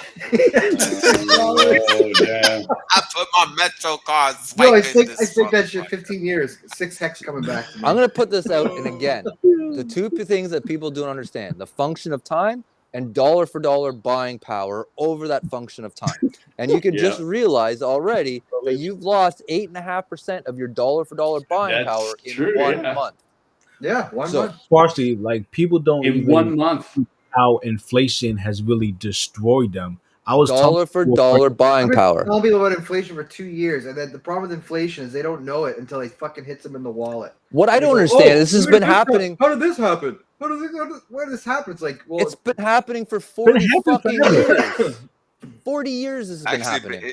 You know what, Frosty? I did a stream earlier today where we checked the purchasing power of the dollar from 1913 to present day. Exactly. It's down. I don't even want to see it. 96.4% of dollar for dollar buying power. Yes, sir. We're fucking wrecked. I might as well just fucking jump off the building. That's right. That's what everyone's getting paid in. No one talk about Hex being down 90%. Okay, but hang on a second. We can use that information to our advantage if we understand it, right? But you have to first recognize it, realize it, and then turn around and use that same system to your advantage. But they fucking make it real easy. And the people fall for this shit every day of the week. People are like, interest rates are going up. Interest rates are going up. Interest rates will never fucking go up, okay? This story. What this is this fucking thing recorded? Interest rates are never going up. I can't wait to buy you a beer. It's recorded on stream. Interest rates will never fucking go up because it's mathematically impossible. Talks, I think of something else. Look, I was talking to some chick, right? Like she works on Wall Street, and I was telling this story earlier today. It's so crazy. She don't know nothing about crypto. She just knows it exists, whatever. But she's competent enough to understand how that money has value. She's not competent enough to understand that money is digital already. That is where it ends for her. And that's why she can't come over to our side. And there's so many people on Wall Street like that because they don't realize the money is digital already. They think it's physical. Yeah. It's been digital forever. No. Yo, that's the funny thing. That's the funny thing. It's been digital since before I was born. And we're the same age. Exactly. I'm like, what the fuck is wrong with you? Ledgers? Yes, that's it. It's just a number on the screen. That's it. It's a number on the screen. That's all it is. And we give it value. The day we say no more, that's it. It's done. That's literally how it works. That shit could be right now and we don't even know it yet. That's literally all. That's how it works, bro. And people don't want to respect that. That's so crucial because this is why back in the day, and I used to read all these investment books where you would read about these guys that were macro traders and how they would be running to banks after they would get off of work on Wall Street because they were macro guys and they were working in their shithole research departments trying to get out into the macro world, but they couldn't because they were still working, but they were still trying to do that. And they still had gold here and they had all this and all that and all this and all that. And these guys were running around Manhattan, man, trying to protect their ass because they thought the end of the world was coming because they understood things that other people didn't and they looked crazy. And we're those guys now. I'm gonna fucking tell you something right now. And I'm gonna fucking call it right here on this fucking worst goddamn crypto show ever, right? With the fucking 10 viewers that are fucking watching us, that's recorded over a function of time. Okay. It's the call. We got 10 viewers now. Right on. All right. Mark my fucking words. Okay. Fucking interest rates will go fucking negative. You know why? Because it's profitable as fuck. As we move through this transition from baby boomers to millennials, how are you going to incentivize millennials to buy a house or a car or any one of those tickets? I'll tell you how. You fucking pay them to take the fucking loan. Oh, wait a minute. And you're going, how the fuck is this possible? How can the fucking bank pay me to take the loan? You know why? Because he just hit the nail on the head. All transactions will go digital. Okay, they will pay you a rate of 2 to 3% return to take the fucking mortgage, and they'll charge you 5 to 7% per transaction. What's a net gain? The paying out of the loan at 3.5, 4 fucking percent, and they're still making 4.5% on the back end from all the transactions. So fucking all this shit will go negative. Because how are they going to incentivize that? Because people are fucking stupid. Oh my God. They're going to give me money to take a fucking mortgage? Oh, wait a minute. But they're going to take fucking 5 to 7% on every transaction for a pack of cigarettes, a Cuba Libre, a fucking cerveza, a fucking ceviche? Wait a minute. What's worth more? The volume of transactions on a day-to-day basis or paying you fucking 3% to incentivize you to take the fucking loan? Volume all day. Volume all day. And that's All exactly where this fucking All shit day. is All going. day. Fuck, man. Right? Mark my fucking words. And all those motherfuckers that come out and say interest rates are going up, I call bullshit. Why? Because it's mathematically impossible for the interest rates to go up because it will fucking create a bankruptcy rate that will fucking sink the entire fucking industry. Yeah. Well, it's already there now. So. It's never going up. They're going to go negative, and they'll go fucking 2 to 3% negative. Guarantee. I need to hear. Called it here. Called it right here. This time stops thing. I want to hear this time stops thing. The edibles are kicking in, so I want to hear this shit. Spill those beans. Wales, you think I'm right or am I wrong? Well, look, you're right, but right now you're wrong because the market has to collapse first. Yeah, it's a function of time, my friend. No, yeah, I agree with you because here's the thing: it's the way it happens is what I figured out a long time ago, and the way it happens, it's already happening now, and this is what people don't realize. The end of the financial system as we know it has already begun. Oh, fuck yeah. That's what the dollar going greater than 102 means. It's 105. There you go. I was just about to say that. It's at $1.05 already. Mm-hmm. Well on its way to probably 160, if not 200. Can you imagine? All those dollars that have been floating around the world now have to come back on shore because nobody's going to be using them anymore because the end of the reserve status for the dollar is over. It's done. Or the end is here, excuse me. The end of the reserve status for the dollar is here. It's playing out. Like when it's done. Yeah, so that's just what it is, you know. You gotta just respect your pocket and not play yourself. That's what I'm saying. People need to make smart financial decisions. And right now, having the ability to be diverse and mobile with those things to get maximum amount of gain in the short term, opposed to owning physical assets right now. Owning physical assets is a bad fucking play, man. Is a bad fucking play. All you're gonna have is a physical asset, and you gotta be happy with that. And I explain that all the time when I stream because anything fiat based, it's done. You're done. Sturdy. It's done. It's like Venezuela. What of value exists in that country outside of the oil, and that's not even really that valuable. How about you Google the sucre and see how well that worked out? Yep. What about these time stops? Oh, so all right, let's get this out the way. Yeah. It's as simple as it sounds, actually. Okay. So you get into a position, and let's say you expect to take it based off of a daily chart, right? Mm-hmm. Now, if you're taking this trade based off of a daily chart, then you tell yourself, the market could do this, it could do that. I'll give it 5 days, 3 days, see what it does. If it doesn't do what you think it's going to do within that time frame, just close the position. Exactly. And then reassess. That's it. Okay. Simple as that. And you can do it for any. Yep. And you can do it for any time frame. I mean, Yo, this market, all right, look. Mine was always fuck a you, year, man. a year over year, year over year calculation. Send me your seed phrase. Funny shit. All my calculations are done based on a year over year. Absolutely, man. Year over year calculation. If I don't make money on that a year, depending on based on amount of return, then I reassess it. Exactly what we also said, but it's based on a year over year assessment. Every year, at the end of the year, depending on like the freaking investment I have, because I have different investments that I assess at different times of the year, and I find the summer spring market or the summer fall market is really a good time to assess those, because if I freaking assess it in like July, August time, I know my X position is usually September, October, November. You know what I mean? If it's a bad position, right or not? What do you think, Wales? Yeah, I mean, there's this theory, in fact, they call it the Dow theory, dogs of the Dow, where every year you pick, I think it's either the worst stock or the worst three or something like that. Because the theory is that they're so forgotten because they're so sold down by the end of the year that those are the ones you got to pick up because nobody's even looking at them. Nobody's paying attention to them. And eventually, when people remember that they're there, you're already going to own them. They're going to be overtly depressed and you're just going to benefit. Much greater than everybody else because you're already there. It's kind of like being in the hex now.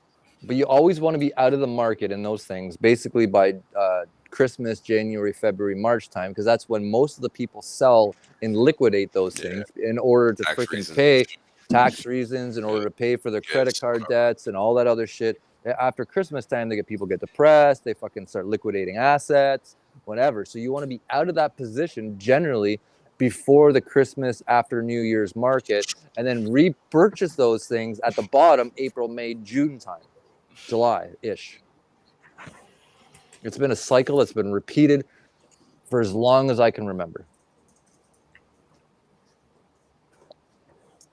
Because every time, January, Christmas, January, February, March time, they're so upside down. They spend too much money at Christmas. They're fucking down from the winter blues, and they start liquidating assets in order to pay for that shit. And then you buy those liquidated assets at a fucking fraction of a price.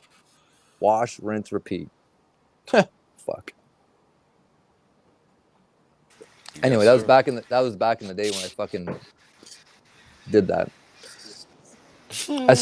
Especially commercial stocks, that basically went around the Christmas market, because they'd almost always pump before the Christmas market, right? Because they push it up, then after the Christmas market. Yeah, exactly, right? So it's the same fucking shit. So you want to sell into that fucking market. It'll be an interesting next year and a half. A lot of shit's gonna be. So let's talk about this. Let's talk about this. Hold on, because this is important. When do you do things in the market? When do you buy? When do you sell?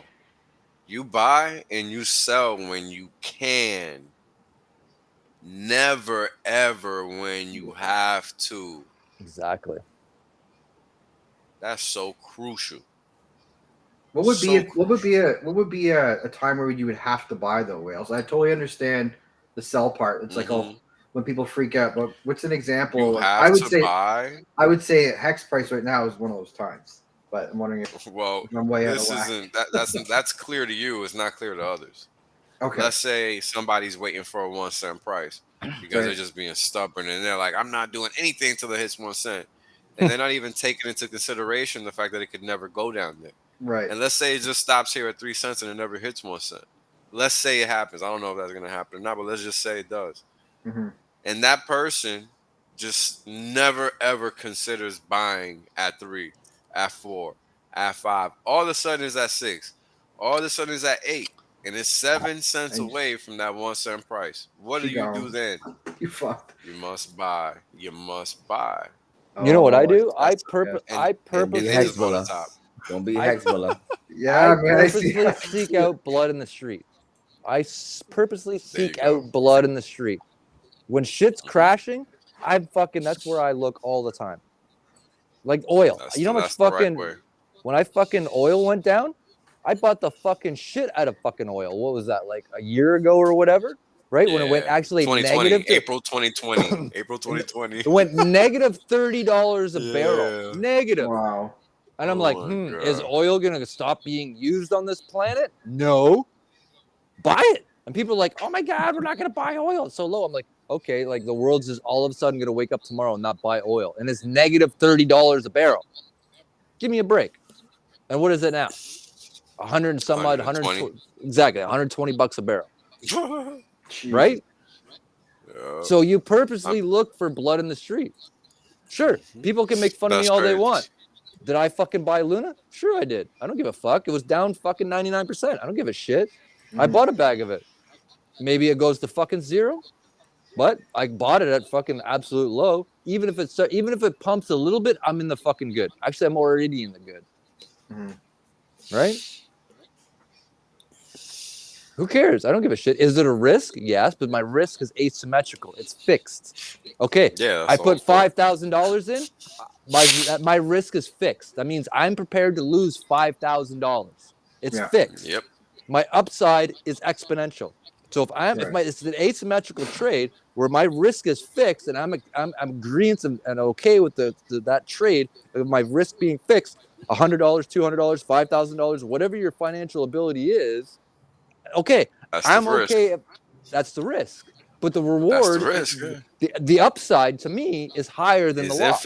It's infinite. It's infinite, right? So it's literally infinite. As stupid as that fucking Luna trade sounds, it's an asymmetrical bet. Either A, it goes to zero, or the upside's infinite, like you said. To me, that's an acceptable risk. That's an acceptable. Well, yeah, but you also know ratio. what you're doing, though, right? Like you have a plan going into it, and you say, "I'm comfortable with this." That's money, not for I'm everybody. comfortable That's an advanced. That's an advanced tactic for sure. Yeah. You got to But understand, like maybe Frosty knew when to enter because of all the zeros that he saw relative to the structure of the coin. Yeah. Right. Because that's you also have what experience the ticket would have been. For sure. But that's the whole thing. That's the ticket. Right, is being able to do this math and being able to assess, like, all right, this is probably the bottom, or if not close to it. You got to be able to assess that and think you're making an educated guess. Otherwise, you're really just pissing in the wind, right? I've told everyone too, like if you're really trying to time that fucking bottom, let's say you had $1,000, impossible. 500. Well, yeah, exactly, impossible. So cut whatever you want, like in half, and buy right there. And then see what happens. Forget about the absolute top and forget about absolute bottom. And the most amount of returns is the middle. You'll never time the absolute top, and you'll never time the absolute bottom ever. I don't care time the top how good you are. That's the only time. Yeah, like the highest housing market, highest housing market for sure. But I feel you, where I was like when I was telling my boys at work to buy it, and the one guy was such a fucking stickler, and he didn't buy it at like 43 cents, and I never hear the end of it. Oh my god! He's like, "Oh, yeah, of course. Come back." It's like, yeah, I remember telling you every fucking day to start buying it. I remember those days. That's right. That's exactly what you should tell him. You should tell him, why didn't you buy it when it was 4 cents? Why'd you wait for a 10x? Yeah, that's what you should tell him. That's what I fucking told him. I hate motherfuckers like that. I hate people like that. Secondly, it's your money. I didn't put a gun to your fucking head. I explained to you how it worked. Did you go to the website where it says there's expect insane dips? Did you look at that? Oh, no. It'll work out. It'll take a longer function of time to play out. That's all. It won't be underwater. It just takes longer it's going to take a longer period of time. No, but you have to also understand, like we've been in the space for a bit. You guys have been in the space much longer. So when you're going to a muggle, essentially, and selling them, that's what I call people out of crypto muggles. Like when they start seeing these 30-40% dips, it scares the shit out of them. Which is fine though. That's what that's what you knew going in. That's what I told you going in. Whoa. Let's just change your perspective here for a second, okay? Instead of looking at all the tops, how about you just start looking at all the bottoms? Yeah. Right? So 2 years ago, or a year and a half ago, or roughly whatever the hell it is, Bitcoin was what, $6,500 2 years ago, a year and a half ago, or whatever it is, 18 months ago? Yeah. Okay. Like let's say it even let's even say it drops down to 11K. Are you still up? Yes or no? Yes. Yeah. Okay, so what's your fucking problem? Your problem is you're not looking at a function of fucking time. Forget about the tops. Forget about the fucking tops. Are the bottoms still becoming freaking higher bottoms? Are they putting in higher highs or lower lows? As long as they keep putting in higher highs at the bottoms, you're good. But everybody's only concerned about the tops. You know what? I'm only concerned about the fucking bottom. Is the bottom becoming a higher high or a lower low? As long as they're becoming higher highs over a function of time on a year-over-year basis, I'm good. I'm in. As soon as they start becoming lower lows on a bottom, I'm the fuck out. The first time something creates a lower low on a bottom, I'm out. Right? So I'll literally put my stop loss at that fucking lower low, right? At the previous fucking high. If it drops a little bit lower than the previous freaking high, you know what I'm saying? From the bottom, not the fucking tops, from the bottom, I'm out. That's my stop loss. I'm out. But I've maximized my gains. You know what I'm saying? Because I'm still up. Not from the top. I don't give a fuck about the tops. I only give a fuck about the bottoms. Well, people don't understand math, right? We've been preaching this to people forever. It's like, where are you looking at the chart from? You're looking at a dip from all-time highs. What did the price fucking start at? Look at the bottoms. As long as the bottoms are a higher high, you're good. And put your stop loss at that fucking that higher high from the bottom meets that, then that's your out. That's a perfect stop loss, right? Because it maximizes your gain. You're still in the good. Then you reassess. You know what I mean? Just that's when you pull the fucking trigger. I don't give a shit about the fucking highs. The day that fucking thing becomes out, I'm maximizing my gain and minimizing my risk. Right? That's how you don't end up in a fucking Luna situation. Yeah, pretty much. I always wonder, like, how do people end up holding that all the way down to like 0? That's kind of crazy when it was at 100. Like, how you don't got a plan to exit that, knowing you're supposed to, knowing you ain't really holding that, for fucking 5 years or even 10 or whatever the case is. Like, you're just not holding that. Why wouldn't you exit? But you hit the nail on the head. They don't have an exit strategy. Yeah, right? they don't. They don't have an exit strategy, right? Well, I just gave you the perfect exit strategy. If people paid attention, look at the lower lows on the bottoms, not the tops, right? And plan your exit strategy. If you have an entrance, everybody here has an entry strategy, but nobody has an exit strategy. Well, how the fuck can you have one without the other? You can't. You can't. Well, not from a financial position. That's how you get wrecked. Yeah. If you have an entry strategy, you have to have an exit strategy. Okay. In the event of the worst case scenario, you have to have an exit strategy, right? How are you going to protect your risk? Where's your risk factor? And everybody's risk factor is a little bit different, but somewhere along the line, you have to have an exit strategy if all fucking hell breaks loose. And that's not just crypto, stocks, housing, you fucking name it. You have to have an exit strategy in your financial position, in your mind, for everything. You have to have an entry strategy and an exit strategy. But most people don't have either. I got an exit strategy right now because I have to go. That's my Boys, thanks for coming on again. I'm loving you guys are on. It's awesome. Bullish, Whales, Frosty, Hextech. Everybody in chat, thanks a lot. I heard we had 3 chats going today on different channels. What's up with that? This is the worst damn crypto show. The worst damn crypto show is getting big. You guys, How do we have 3 channels? You guys let the guests stream on their channel. So for sure they should. Why not? Yeah, that's why you have 3 separate chats. I don't know. Who's streaming? Hex the Way and YouTube is the best. I'm sorry, Hex to Learn and Wild SJ. Have a good night, everybody. Yeah, we're See you next Monday. Cheers, guys. Right, Peace out. Ciao. Later. Buy those dips, people. Buy those dips. Just the Hex one. Bye.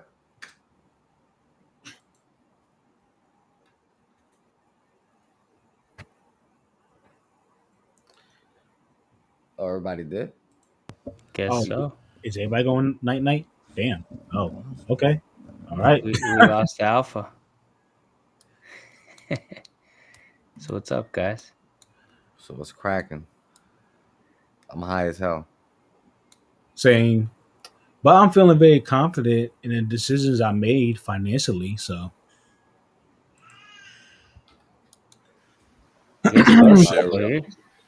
fucking internet rug me, bro. I don't know what's going on. I got fucking rug too. Oh, my browser's just fucking rugging me, bro. Both of them motherfuckers. I don't know what's going on. You guys ended it. I got fucking rugged too.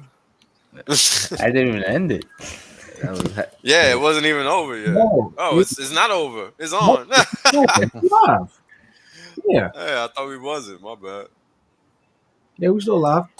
Yeah, we're We're good. I got the Man, baby. so crying. everybody's I'll be right browser kind of cut off at the same time. That's weird and Yeah, it's interesting. fucked. Worst damn What's up crypto with show. that? Huh. Worst damn crypto show. Interessante. Well, Yo, only. but look, I have a question for you what's from up, brother? earlier. You have your goal to get 3% of the real estate market into Hex, right? 10%. 10%. Okay, excuse me. That's a huge percent. Yeah, that's a huge percentage. The trust that you set up with the other guys, I'm guessing that ain't part of that. Okay, That's just an overall. Yeah, that's just an overall number. If it happens that way, great. But I'm not sure that it'll happen that way. All right. Because the idea behind the trust is to get people to experience crypto-like returns, because they can't otherwise, right? The average Joe Schmo isn't gonna understand Coinbase to MetaMask, and all that jazz. They're not gonna get all that. So set this up, and it allows them to put fiat into the market through that trust vehicle, because all that vehicle is doing is putting that dollar into Hex. That's it. It's literally buying the crypto for them and giving them that crypto in paper version. And that trust entity is holding that Hex on behalf of all the parties involved. So Wait a there's minute. not even really. Go ahead. That paper contract, how much is that rehypothecated? It's not rehypothecated.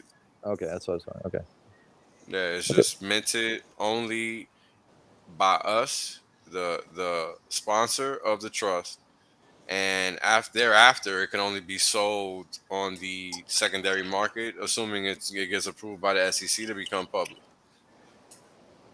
Which hopefully it happens, but I don't see how that can happen, given it already happened once before. But we'll see.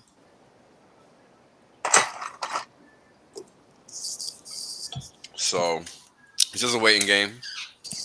And right now is a prime opportunity to get people on board because it's so cheap. It's not the same thing at 10, 12 cents versus 3 cents. This is not even the same conversation.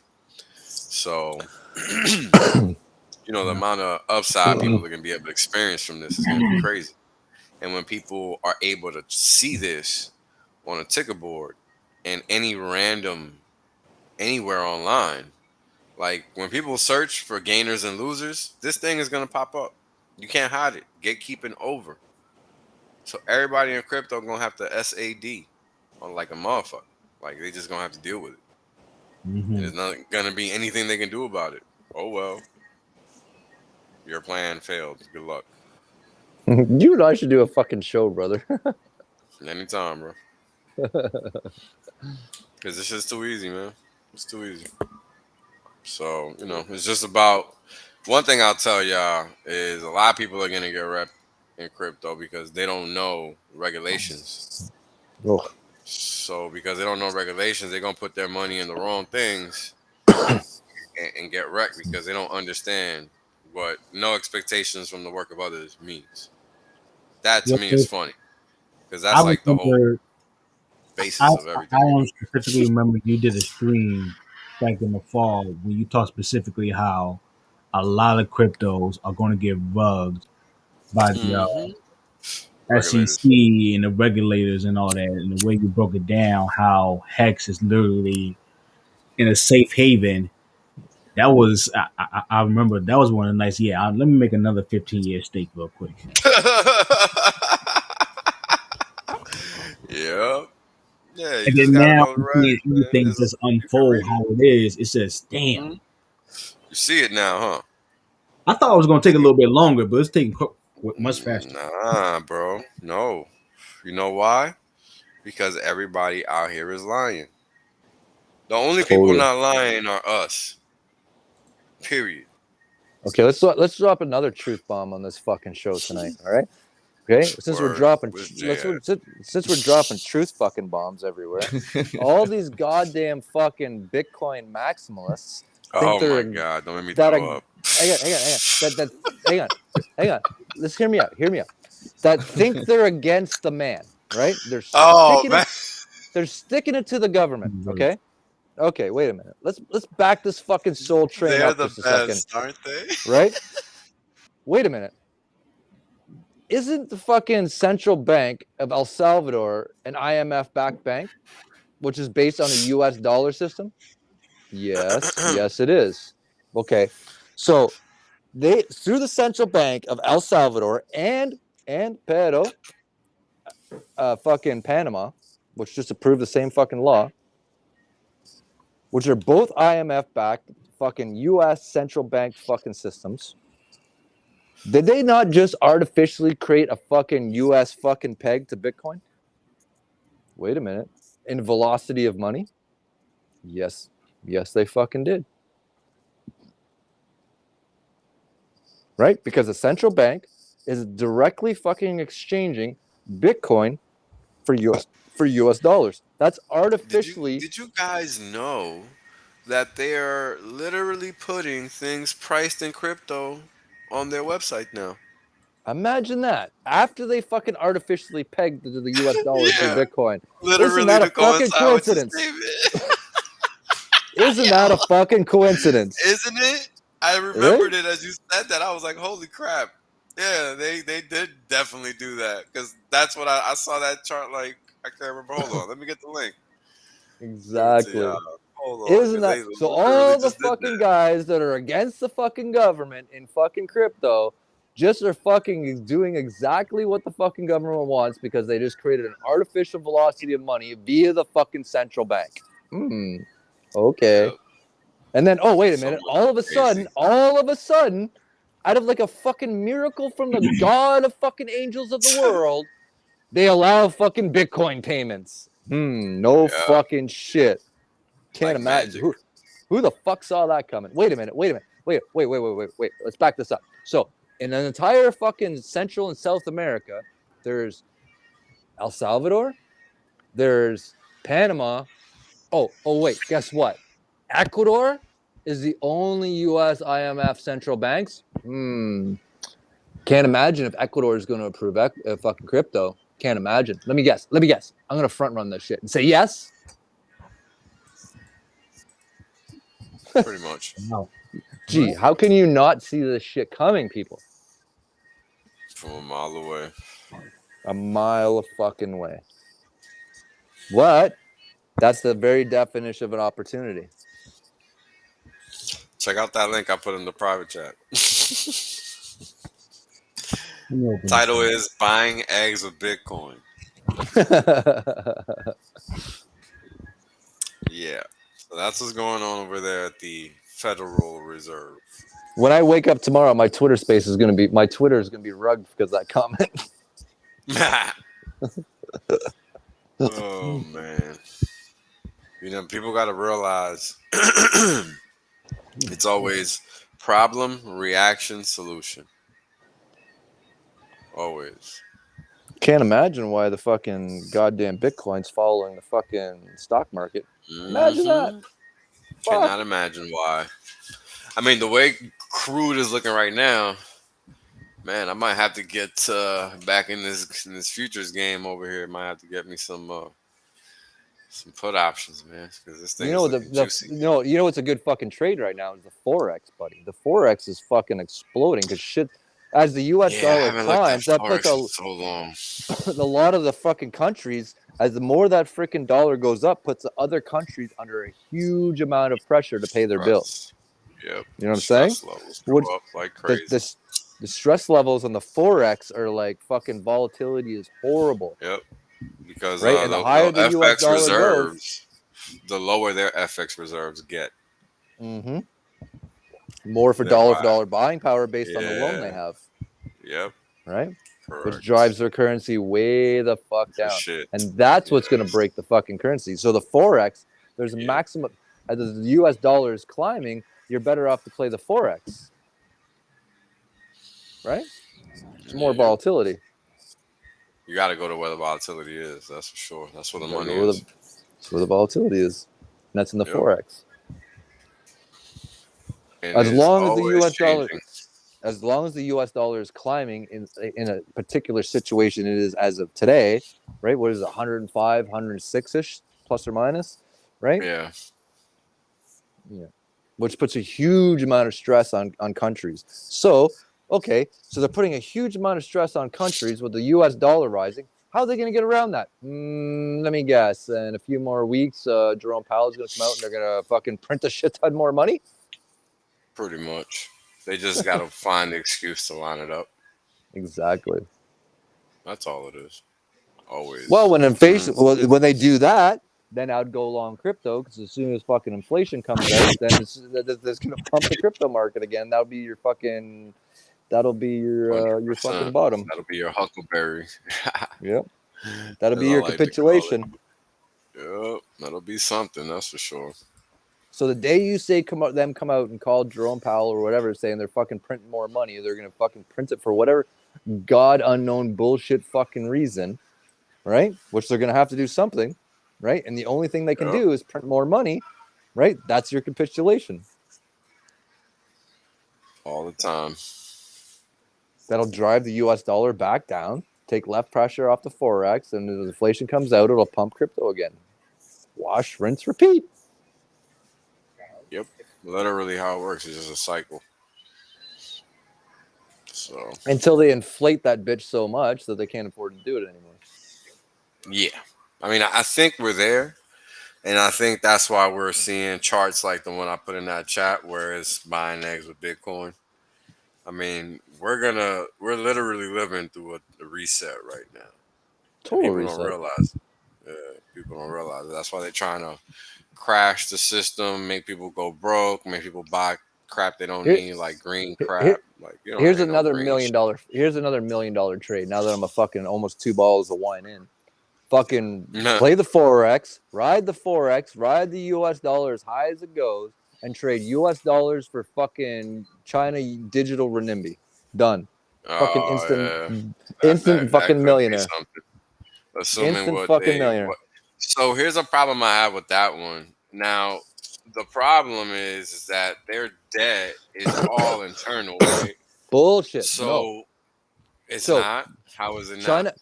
Because China has 2 fucking payments. Okay, so they got the onshore book and the offshore book. You're right, my bad.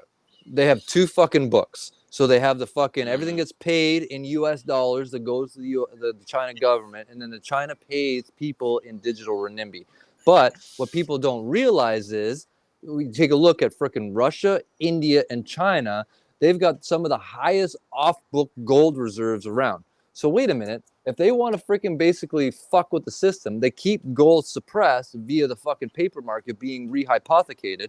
They drive the price down because they can sell the rehypothecated things. But wait a minute. Since they have some of the highest gold reserves, way more gold on book or off book than fucking US does, because there's no gold reserves, they fucking pump the price of gold and the price of silver, right? And that offsets the fucking whatever down loss they have from the fucking US losing the fucking dollar peg. Instantly that becomes, and they peg the fucking that to the US by the hyperinflated gold price, instant fucking peg, instant fucking stability. Yep. I mean, all that has to happen is that there has to be an actual goal to account for. Right? And you've seen this fucking started playing out a long time ago, because everything's fucking accounting is net zero. So if I print $1 trillion worth of inflation in the US market, but I sell $1 trillion worth of bond and treasuries to China, Russia, and India, which has been primarily the fucking majority bondholders, right, in the global fucking sphere. But what happened is, a few years ago, they stopped selling. China and Russia and India stopped buying, and Iran's another huge one, stopped buying US bonds and treasuries. They've been removing them. They've been removing and selling those bonds and treasuries off the book. Okay, so if they're no longer net buyers and they're net sellers, the inflation in the US still has to continue to print. So who do they give the inflation to? They can't sell it because nobody's buying the bond and treasuries. So what do? They got to give it to the people to keep the velocity of money in the ecosystem going. The dollar for dollar buyer power. If there's no velocity of money, right? They have to keep the velocity of money going. And the only way they can keep the velocity of money going is to fucking helicopter drop it, or they got to peg it to something else. And what are they pegging it to? They're pegging it to crypto. And they're literally pegging it to fucking Bitcoin. And how do I know that? Because they just did it in the central bank of fucking El Salvador. They just did it in the central bank of Panama. And they're about to do it in fucking Peru. They're about to do it in fucking Ecuador. And if they peg it with fucking Brazil like they're trying to do, Brazil is a massive fucking market. People completely underestimate the size of the Brazilian market. It's probably one of the top 3 or top 4 fucking, top 5 fucking markets in the world. That's how huge Brazil is. It's why Latin America has a huge fucking strategic fucking plan, especially when 71% of their population is millennials. Yeah, definitely a whole lot of them motherfuckers. Right? So whoa. Somebody's gonna have to go back and watch and re-fucking listen to this fucking video to get their head wrapped around this shit. Yeah, definitely. I'm gonna have to watch it a few times. Yeah, there's a lot of moving parts, man. There's no, if you break it down to the common denominator, the common denominator, like in any math equation, you have to break shit down to common denominator, common denominator, common denominator. When I'm talking about the fucking square root of fucking pi, the common denominator, right, is people. People, money is nothing. Money is the final transaction. I've got a fucking Cuba Libre. Fucking Famous has got a fucking Cuba Libre. We settle on the price of that Cuba Libre. And it was the initial act happened between me and him. We settled on a price. The final transaction of that is the medium of exchange. There is no value in money. It's people and goods and services. GDP of a country is directly related and proportional to the goods and services it relates to its people. The problem is North America, EU, fucking Australia, the typical Western society countries are about to lose 48% of their population. Whether we like that or not, it's going to happen. That's why you see a fucking open border at the southern border, and it still doesn't even keep up with the number of people leaving the fucking economic system and passing away. Even though you've got a giant open borders. The southern border is wide the fuck open. And they're giving away fucking shit in Cracker Jack boxes. And it still doesn't keep up with the rate of the amount of people leaving. Why? Because it's a population demographic shift. And this shit has happened over and over. Money is a byproduct of people. Nothing more, nothing less.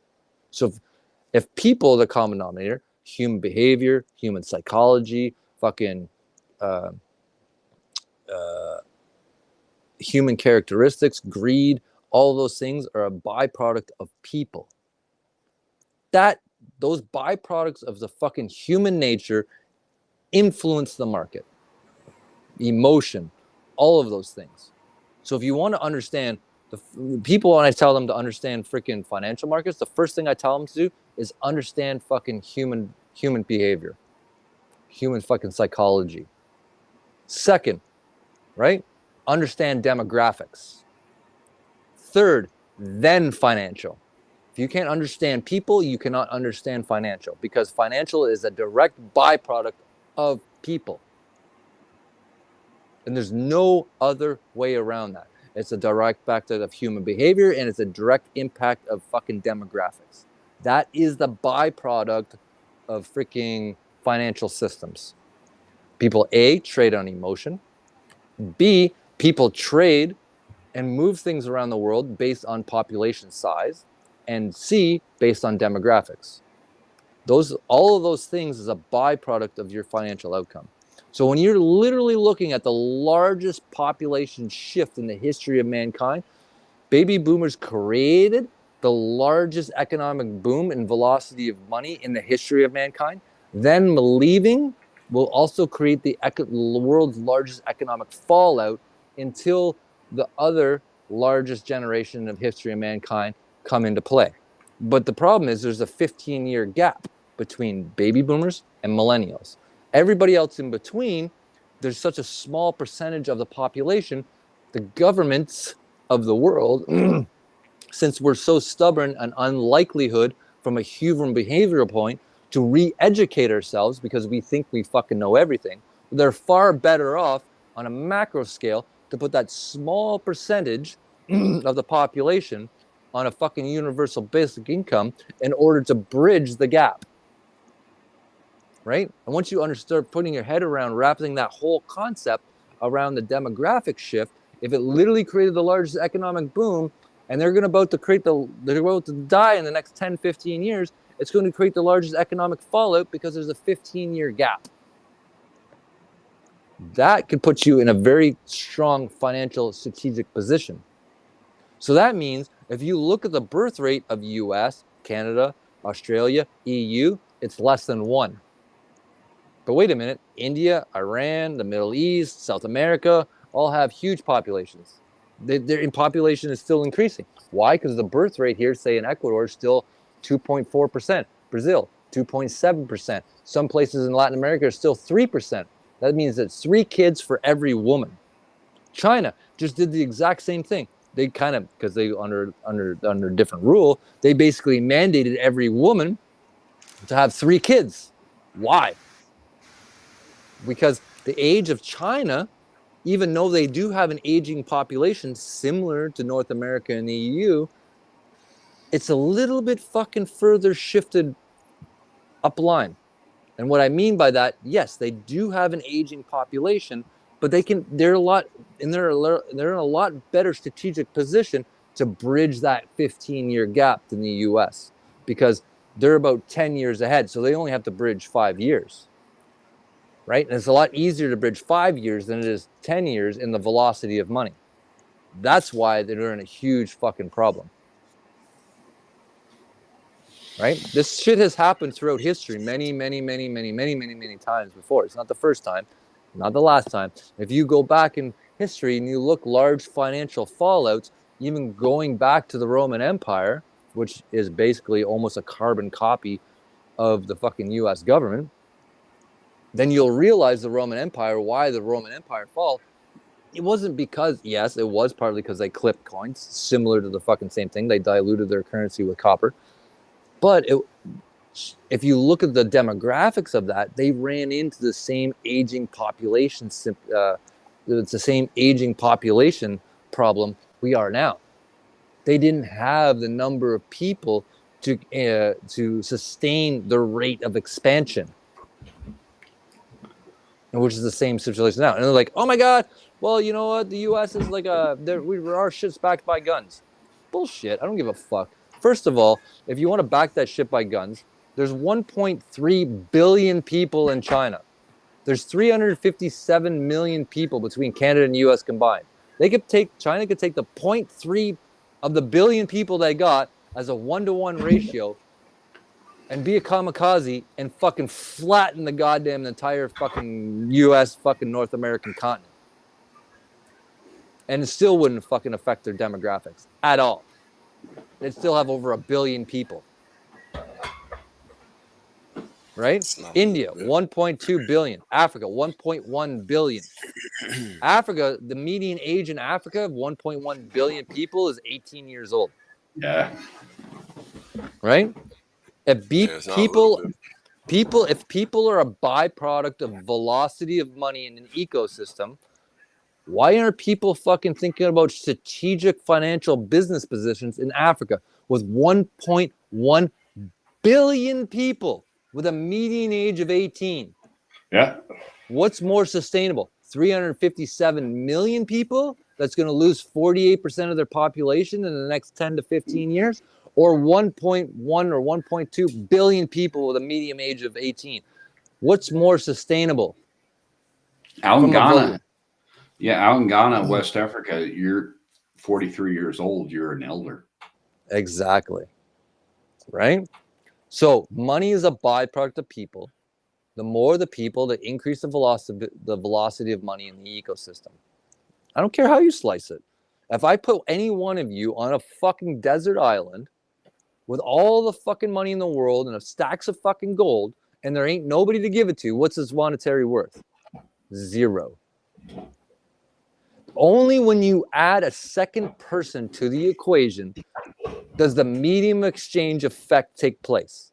But until that point, it's still a byproduct of goods and services. Because at that point, if you're the only person on the island, the coconut has more value to you than all the fucking money and gold and silver on the planet. Why? Because you still need to eat, motherfucker. Right? Only until the point where you have multiple people on that island and you have a goods and services to meet your day-to-day demands does the medium of exchange become a fucking factor. That's all it is. It's a fucking medium exchange. And that medium exchange has held many different forms throughout history, from seashells to fucking feathers to gold to silver to copper to fucking the paper, where we are today, and now digital. It's just a different form of medium of exchange. Doesn't matter what the fuck it is, whether it's fucking feathers or Bitcoin.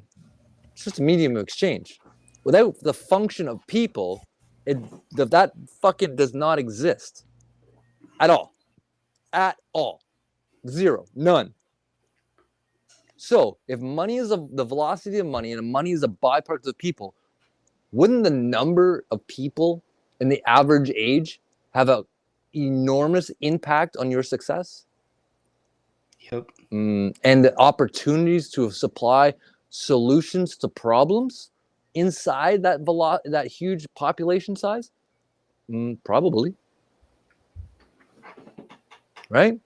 Yeah. So why would you stay in an ecosystem? This is why I say trees are smarter than people. Why? Because at least a fucking tree knows when to change when an environment does. This fucking tree comes into wintertime, what does it do? It changes its entire behavior. Loses its leaves, go into a dormant state, fucking protects itself from its environment. Yeah. From its outside environment. People, saw that tweet. Yeah. So. People don't fucking change. Why? Because they're too goddamn stubborn to fucking see shit the way it is. When your environment changes, you need to change with it. When you fucking winter comes, do you go from shorts to a fucking Canada Goose coat? Sure you do. Do your behavioral patterns change when your environment changes, when the weather changes? Sure it does. So when your macro fucking economics and macro demographics change around you, why don't the fuck you change with it? I just told you. There's 357 million people, Canada combined, with a birth rate less than 1, and fucking 48% of them to be less to be dead. So there's 48% of your population. Okay, if you're going to lose that, aren't you going to lose roughly 50% of your velocity of money? Okay. Yep. Of course you are. Okay, so where's the economic viability for the U.S.? I don't give a fuck. I'm sorry you guys live in the U.S., right? And Canada, or wherever. But the reality is fucking reality. Here's a fucking truth bomb, whether you like it or you fucking don't.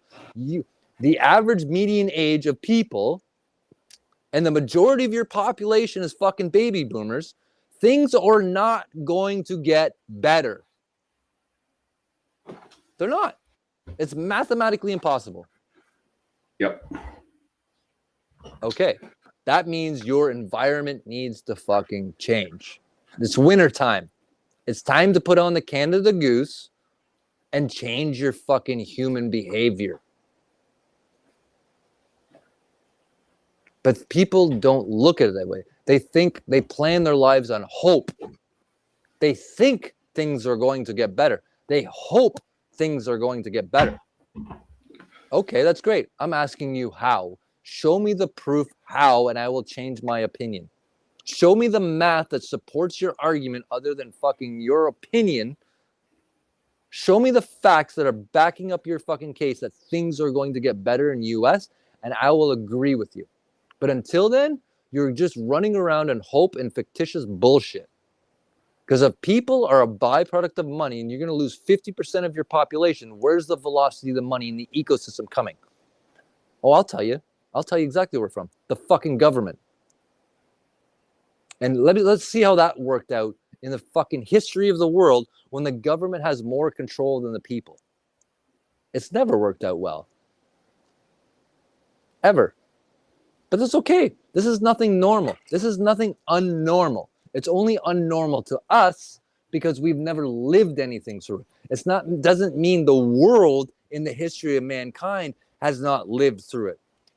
History does not repeat itself, but it often rhymes. Why does it often rhyme? Because the fucking common denominator is people, demographics, human behavior. As much as we like to think we're fucking unique compared to the people that were before us 1,000 years ago, we still have the same fundamental principle, thought, human characteristics, and drive. We have greed. We have lust. We have all those. We have love. We have all these basic human traits. We still want to we were young. We want to do these things. We want to fucking get married, have fucking kids. We have attraction to women, even though they fucking invented 50,000 fucking genders that pulled out of their ass to distract you from fucking reality. But those human basic function characteristics of human behavior have not changed in thousands of years, even though we've evolved. They're still embedded in us.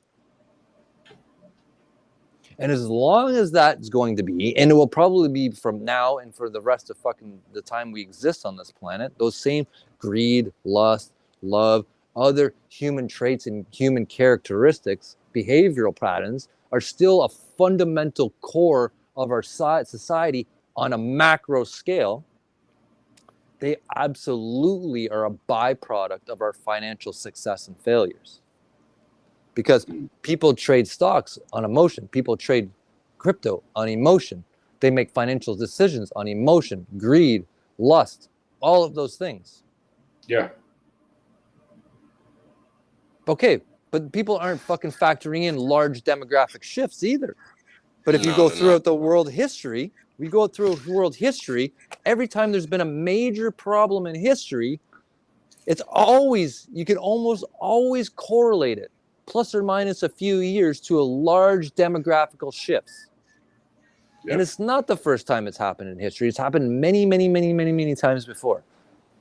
It's human people that are common denominator. Money is a byproduct of human behavior. It's a medium of exchange. Nothing more, nothing less. Think about it. When I fucking go to a store, or I want to buy or sell a product, my car, my house, my fucking whatever. It's too. Did you get robbed? Yeah. Yeah. Looks like it did.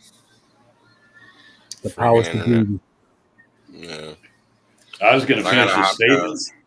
Yeah. All right. Go ahead, brother. Go ahead. I ain't gonna No, I was just going to say, one of the things, like, obviously this is not Ecuador, a South American country, but when I first moved here and I was looking at land, what I considered an affordable price, I kept drawing the circle bigger until I hit where I wanted to look for property. And the 10 acres I purchased. And a friend of mine said to me, he's like, why are you buying here? But I did the corridors and everything. I looked at demographics, that type of thing. I said, I'm looking for where the ball is going to be in 15 years, not where the ball is at now.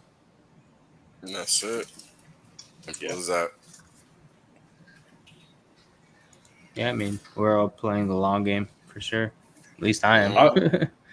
I was 42 years old, so I mean, I was like, no, I'm looking where the ball's going to be, that type of thing. So whether I choose to stay in the United States, I do love Montana, though. I'll tell you. I do like. Yeah, we're gonna try to rectify this bullshit over here. Everybody just gotta keep their guns on deck, and we're good. So, yeah. If you ain't got one, get one. Strap up. I won't talk about that, but I will. It's game time. They trying to play these games. We ain't got time for it. Come see me at my 10 acres. So you would not want to be there if you're not invited. Exactly. Precisely. But all right, guys. Let me hop. All It was right. fun as always. Yeah, thank you, Wells. Fun as always. Thanks, Yes, Wells. sir. Thank I'll you, hop on next Hexer. week too if you guys don't mind. It's always a good time. Oh, I want to be on with the crazy-eyed guy. You know. Oh man, You got some famous actors in your life. Yeah, right. I got fucking Steve Buscemi and shit.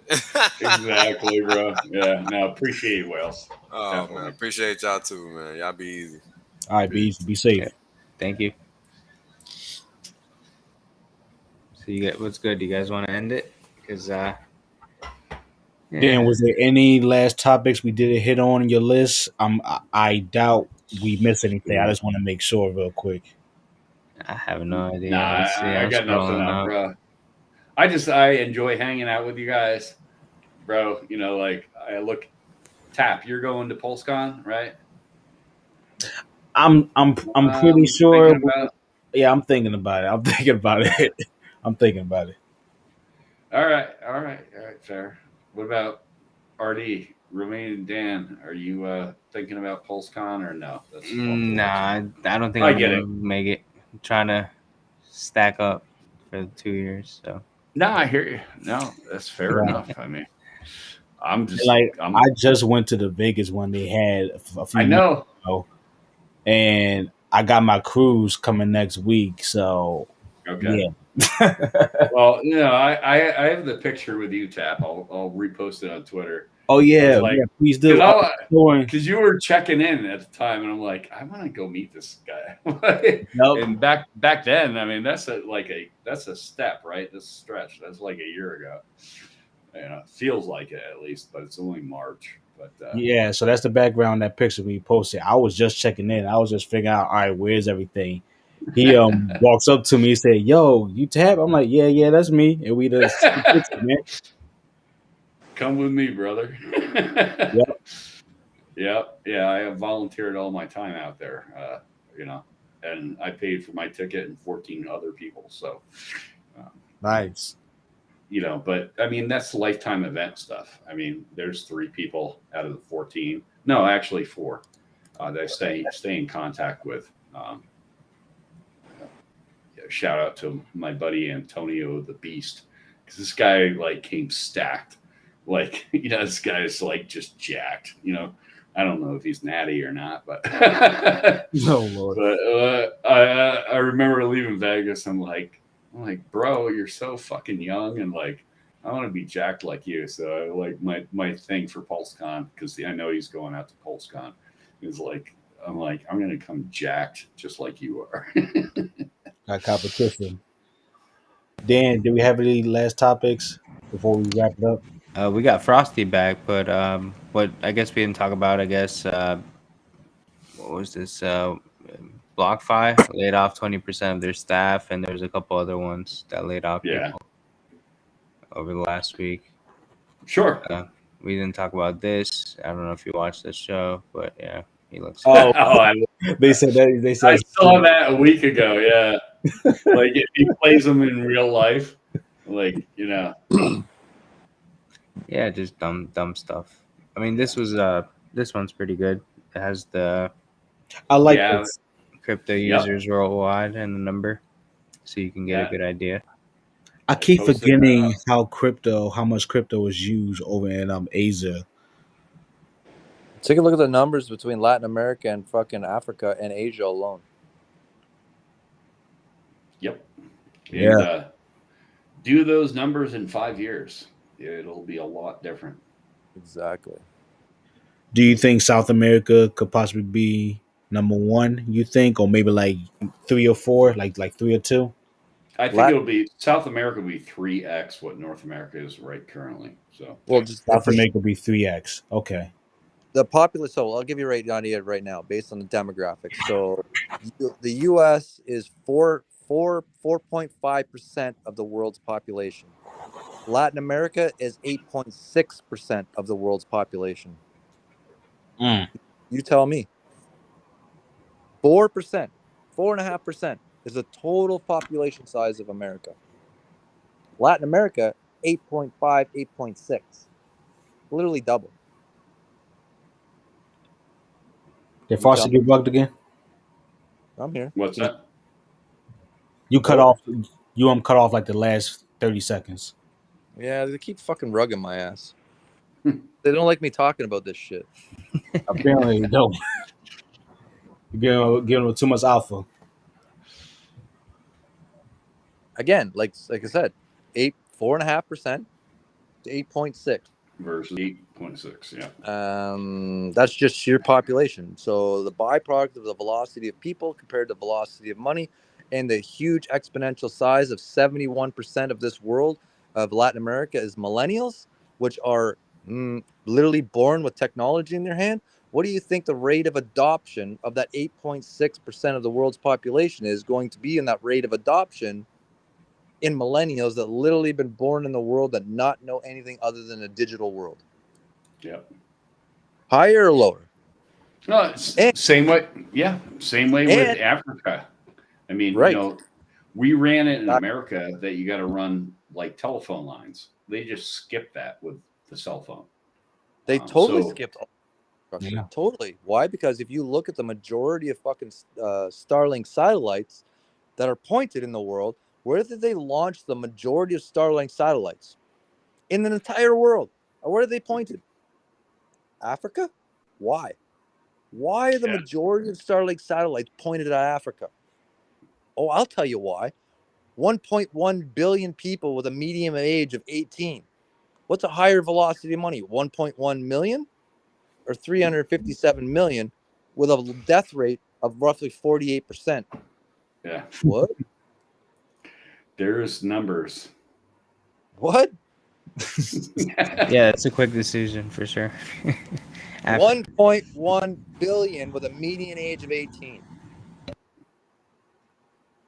That's wild. So it's wild, like when you actually like yourself in put the numbers out there. Position of opportunity. Is it there or Africa? Is it there or South America? Is it there or Asia? Okay, well, you do whatever you want, but I know where I'm fucking putting myself. I got companies in Africa and I've got companies in South America. Two of the largest demographics in the world. Yep. And I've had connections in Africa for over 18 years. And God, it really resonated. You know, Frosty, you talked about it in a Twitter space 3.5 weeks ago because I keep notes. So I'm like, yeah, this guy gets it. Like, and most of us, you know, US wise, don't get it. I mean, I'm not trying to be disrespectful. I'm just trying to fucking wake the lights up a little bit. Yeah, 100%. You know, it's not disrespectful. You know, it's one of the things that, God, you know, you look at the way you can improve things and grow things. That type I know everybody's patriotic about their country. I know they fucking want to live on hope. I know they don't want to fucking think outside the box. But the reality is your environment is changing very rapidly around you. When your environment changes extremely rapidly, you must follow the same extreme measures at the same extreme rate at which that rate of change is. And if you break it down to the common denominator, I keep saying this on streams and spaces and fucking other platforms that bring me on, common denominator is people. I don't know how to express that any more or less. Right? Because people have in their head, money is value. But money is not value. It's a medium of exchange. They've got things misunderstood. There's a difference between value and medium of exchange. A big difference. A medium of exchange is the last thing to happen in an agreement or a contract. If you and I are going to sell our house, you and I sit down and we negotiate price. That is between two people. The final outcome of that negotiation is the medium of exchange. That medium of exchange is money or whatever form it holds at that given point in time. It's never the first, but people only see value in dollars. The value is not in dollars. It's a medium of exchange, and I don't know how to express that any more or less. And as soon as people can get that concept around their head, things will make a whole lot more sense in their lives and why things are happening the way they are. If you understand why things are happening the way they are, and you can put fucking understanding and perception to that, then you are a much better position to make decisions on what to do and what not to do. Does that make sense? That definitely Yeah, it's all makes about the sense. users for sure. And the way you explain this, I feel like Latin America is going to be in a totally different position 5 to 10 years later. I know you've been saying this probably for the past 2-3 shows, but now it's really starting to hit like, yo, they really about to like do a whole 180 and people are going to act like it came out of nowhere. Exactly. Why do you think the rate of adoption of crypto and technology is outpacing anything in Latin America and Africa? We haven't even freaking talked about India, right? They don't need it. If GDP is a function of the goods and services of a country's output, that means the goods and services a country produces and products and services is a byproduct of GDP of that country. Tell me what the North American, EU, and Australian governments produce. You tell me something in your house that hasn't been made by China. How much shit do you guys own and have that's made by USA or a North American company on a percentage? It's nothing. Yeah, nothing. Yeah. So if a byproduct of your velocity of money and GDP is based on the goods and services it produces, my question to you is, what the fuck do you produce? Far out aliens got it. We produce credit. Okay. That. Okay. And you're at the point now where there is no credit to be had. So my question to people is, at what point do you draw the line in the sand before you change your environment? And I challenge you, do not take my word for any of this. Census data is free all over the world. You can look it up on every government website. Census data is free. All this information is free. I challenge you to look at it. But once you start seeing these things start to hit home really fucking quick why things are happening the way they are. Why? Because it's the largest population shift in the history of mankind from the baby boomers to the millennials. But there's 15 years of the snow globe that's going to get shaken up. And I'm saying, my advice for the most strategic opportunity is to put yourself where you have the highest number of young people, because those young people still need to live. They still need food. They need shelter. They still need their day-to-day goods. Yeah, in order and they're for going that to to carry happen, you. huh? I said they're going to carry you. They're going to carry you through the bridge. Those young people, those millennials, will carry you through the bridge financially.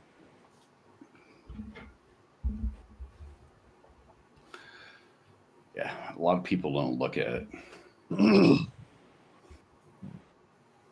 Because there still will be a velocity of money amongst the youth. Yep.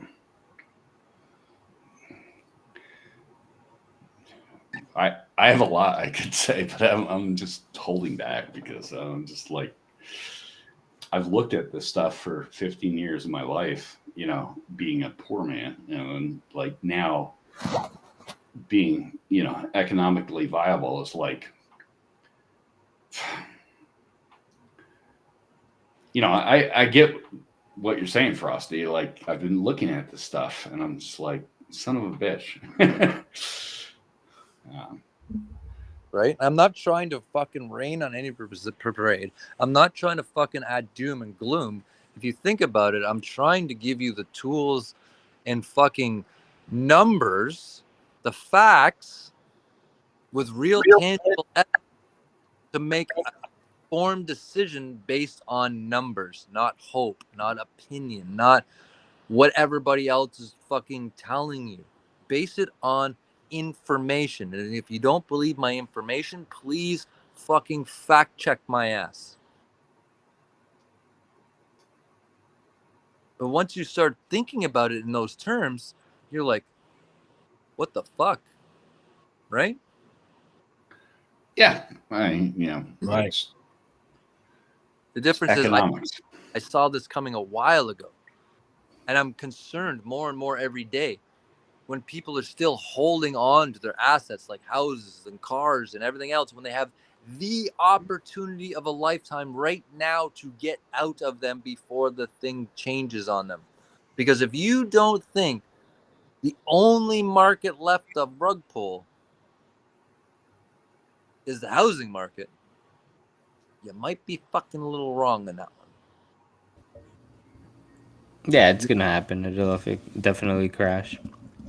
You know what's funny? I was talking to a friend who got something in the mail from a car manufacturer, whoever, saying they wanted to, buy her car for a great rate, whatever.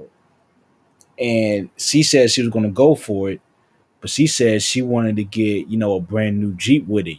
Basically, keep still staying at the same level, not taking advantage of the cash. And I try to explain to her, like, yo, why don't you just take the cash, try to get a hoopty, get you from A to B, let that, put that money into something for you and have it work for you, maybe a couple years later. But she explained to me, she said back to me, no, I really want this thing. I want it now. I want it now. So once she said that, I was like, all right, damn, you're just like, everyone else. You just can't wait. You just want this now. You can't delay gratification. You need instant gratification. That's where a lot of people are stuck at. They want that instant gratification. Well, I'll give you this. If this is the largest wealth transfer in the history of mankind, from the baby boomers to the millennials, my question to you is, how much of that percentage of the wealth transfer are you going to collect via the decisions you make today? See? And I'm not saying they're not tough choices. They're hard choices. They're not easy choices. And they are extreme choices. I am not going to lie, and I'm not going to say they are not. But they're also extreme things happening in the environment in which we live. So when your environment has extreme conditions, that means extreme choices need to be made. Yeah. That makes sense. You can't have normal day-to-day decisions in extreme circumstances. You can't have both. You can't have one without the other. It does not work that way. And I wish by fairy tale and hopium and the fucking fairy tale dust that the world was that way. And I wish the world was a nice place. But it's not. It's not. It never has been. And it never will be. This world and the natural environment in which we live, whether people agree or disagree, the strong survive. That is literally nature. I'm sorry the pelican ate the fish. Was it fair for the fish? No, but it was a necessity for the fucking pelican to survive. Right? That's life. I'm sorry. Yeah. Facts. Okay? Facts. I didn't create the rules. That's just the way the world is. And for some reason, mankind thinks it's different than every other fucking species on the planet. I'm going to give you a little insight. It's not. The world is. It is not fair the fucking fish had to die for the fucking pelican. Okay? It's not fair that the fucking lizard had to eat the bug. It's not fair the bird had to eat the fucking lizard. But that's the way the world goes around. It is what it is. And the fucking strong lizards survive, and the ones that got away from the bird, and the bug that got away from the lizard are the strong ones that survived. That's reality. And people, unfortunately, are no different in that ecosystem. And if you think for whatever reason that you are, then you're fucking lying to you.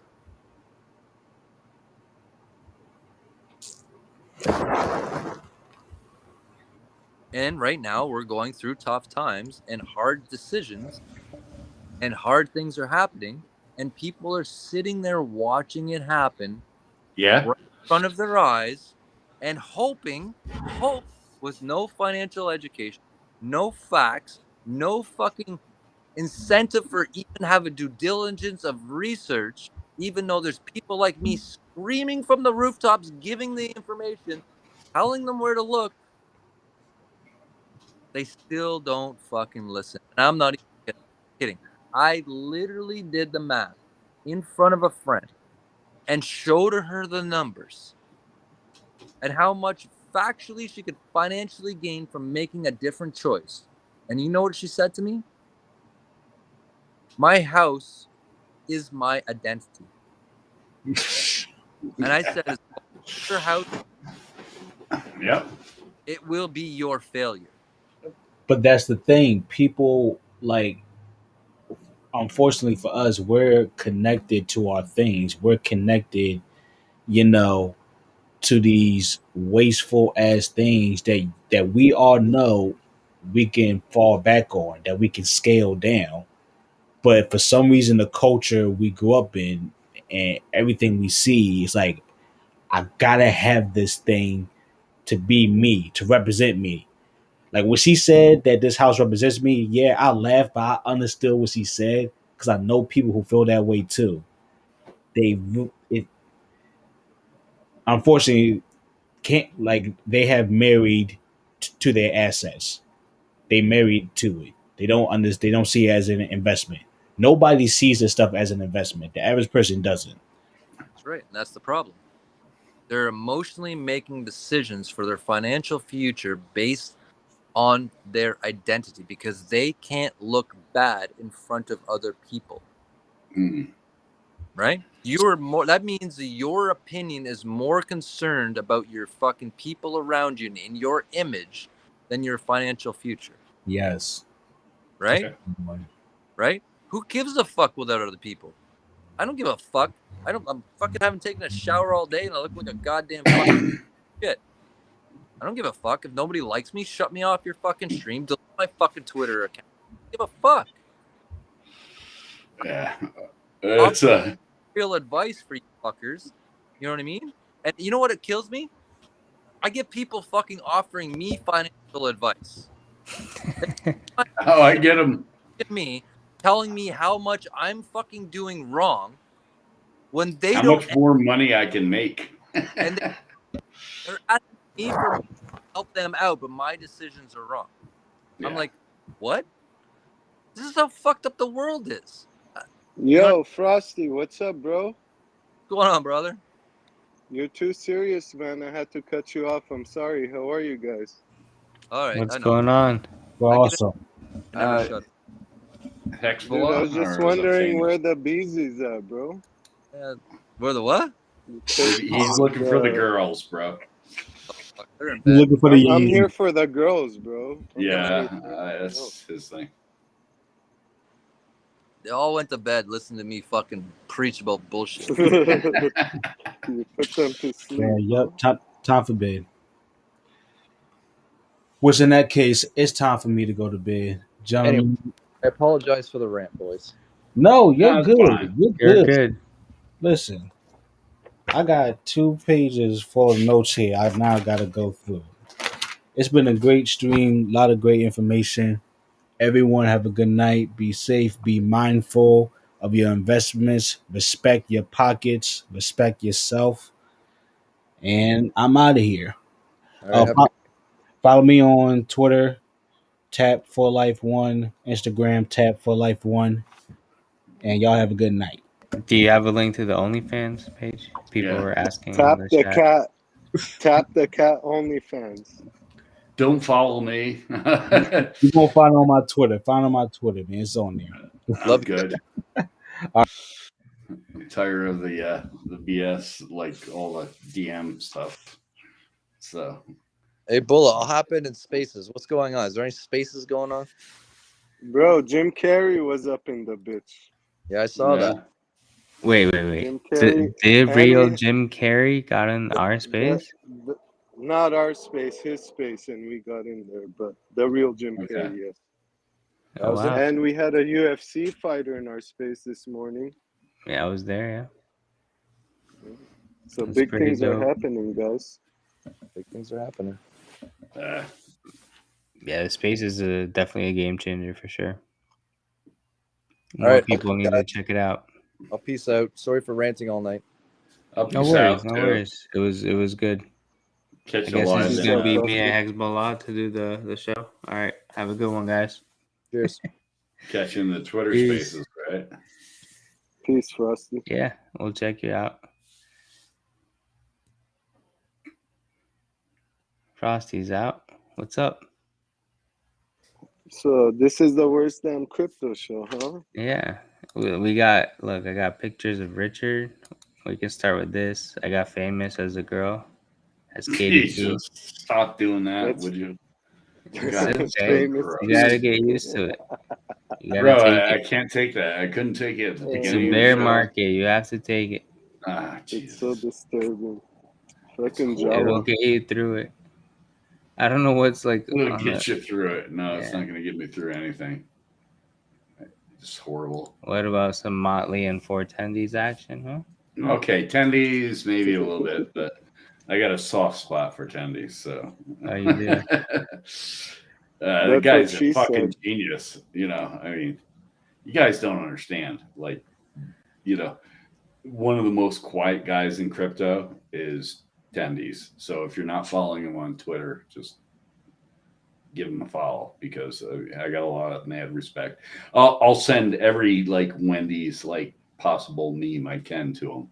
I thanked him today. I think Wendy's was promoting a salad, a strawberry salad or something like that. I'm like, thank you for this. He would.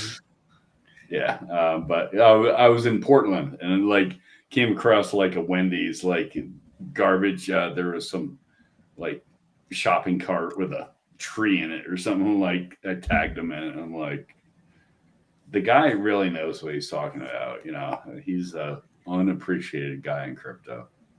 So maybe I said too much, but don't follow him. Don't even look him up on Twitter. I mean,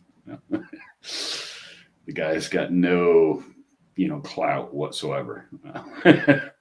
No, seriously, he definitely knows what he's doing in markets, that type of thing. And he's doing it for himself. He's not shilling a product or, trying to put himself out there type thing. But yeah, he's just providing alpha. I appreciate what he does. Yeah, no, he's got a huge amount of alpha. And I appreciate him. Just there's going to be so many like people that will rush into this space in 2 years' time. Like we'll be flooded, right? We'll be like the worst damn crypto show. Like, who are those guys? And there's going to be all these like promise token coin guys like shilling everything on Pulse Chain and just dumping the fuck out of like all the money that's coming in.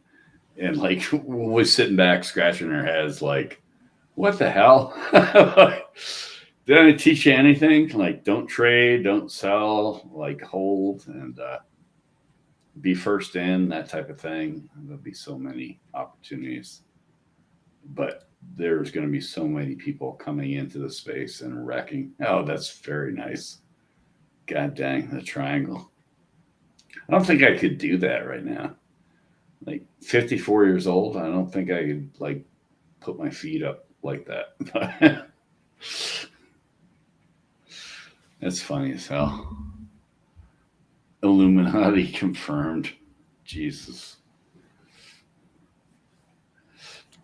What's going on, Xbola? We got Richard. I mean, everyone's seen all these. I got Richard like I that. don't know. Those are the sexiest feet I've seen in a while, man. Yeah, we should It's a have had bear market, you know, Sequoia bro. come on here and Right. Sequoia likes to talk dirty. So. no, she's the feet queen. Oh, is she? I don't know. It's her thing. My feet are ugly, so yeah. What's going on in the Twitter spaces so lately? I don't know, bro. I have not checked it out. You've been You on the guys stream for like 4 have to hours. stream, yeah. Like we're literally going well over 3 hours. Still trying to convince Trap to change his name after he found out what it really means. Since this is recorded, I'd like to make that statement live on air.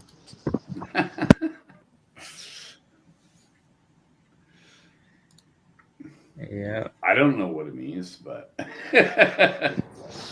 Trap gravity, if you hear me, come up. What trap means apparently is a lady boy. So those guys that tuck their schlong in between their legs. Okay, yeah. And he's still holding the name. You know, so what does that tell you? I remember in the military they used to talk about those lady boys in Bangkok. So that was the whole thing. You got to reach under before he really engaged. Yeah, you gotta check below before you go high. I'm just having fun, guys. I really appreciate the stream and the whales being on, but I'm probably gonna have to peace out myself and get some rest because I got to put my time and effort in the gym tomorrow morning at 5:15. Oh man, okay. Yeah, we're looking at like Hextech, before you bounce. 10:20. Yeah, can what? I ask you a serious question? No, totally. How much edibles or what did you smoke tonight, bro? 0. So the last time I ever had any type of like THC in my system when I was 17 years old, prior to joining the military. So, not that I'm against it. So I think it became legal here in Montana not too long ago, that type of thing. But just don't need to involve it in my life, and I'm just really happy with the way things are turning out. You know, for me and crypto, the whole bit. It's like I want to stick around and like live till I'm like 84, 89. My dad's 89 right now, so. Shout out to your dad. Well, if you're trying to live that long these days, brother, yeah, shout out to your dad. God bless. No, but seriously. If you're trying to live that long, you're going to have to dabble into like some type of THC, bro. Too much stress out there, man. Hey, we can always look at that stuff like later down the road, that type of thing. But seriously, I mean, you want to see the most self-deprecating like picture. See what I tweeted out to Jim Rat Crypto. I mean, go look it up on Twitter. Like, I am not ashamed of my game, that type of thing. So look at the picture that I sent him at the beginning of 43 days ago for the whole crypto fitness challenge stuff and where I'm at today. And, tell me if I'm not on the right path, that type of thing. I know you're on the right path, brother. I don't even. I already saw those pictures. Okay, yeah. So I'm really proud of him too for that challenge because it's inspiring. Like Hex Siren, you see all those pictures she posts. Oh, she's so sweet. Proud of, I really like that girl. Like, I mean, Hex Siren, if you're hearing this, like, shout out to you because she has such a positive smile, right? Like, so literally, like every morning when I wake up. Apparently, she's like 2 hours difference, I think is, but like she motivates me to like be the grumpy old man to go into the gym, that type of thing. I think she's like there, like and she's posting her lift amounts and stuff. and she's got that pompy hair, you know, that type of thing. So no, she's, you know, I really appreciate, you know, the ladies in Hex and total respect to them, you know, in a very gentleman type of way. But yeah, perfect. Look at that. Yeah, she's got, you know, she's got the look. She every day I really see that hope smile. she wins one of the prizes. I'm such a I'm grumpy rooting for ass. her. I'm like literally like when I don't feel like getting up to go to the gym at 5:15. That's what time the gym opens here in the morning. It's like I look at her like smiley face, you know, and I'm just like, get your ass out of bed. And she goes late at night, huh, Hextech? From what I've No, heard. I think she's like 2 hours difference. So I think she's doing it No, at I'm like, saying when she goes to the gym, it's actually like for her hours, it's late, like closer to the morning time, like oh really? 11, 12, 1 a.m. That's what I I actually think. I thought it was in reverse, but you know, I'm willing to be wrong. I mean, yeah, it could be total. Okay, we're gonna have to clear it up, right? I mean, we're gonna just have to ask Hexy Siren, you know, like what time in the morning do you go to the gym? Because every time I like get on, you know, on Twitter, like when I first wake up and it's like 4:30 in the morning, and I'm like, oh, I got to be at the gym in like 15 minutes. I'm like, or you know, 30 minutes. I'm like, this sucks. She's there, like, like with a happy face and the whole bit. So,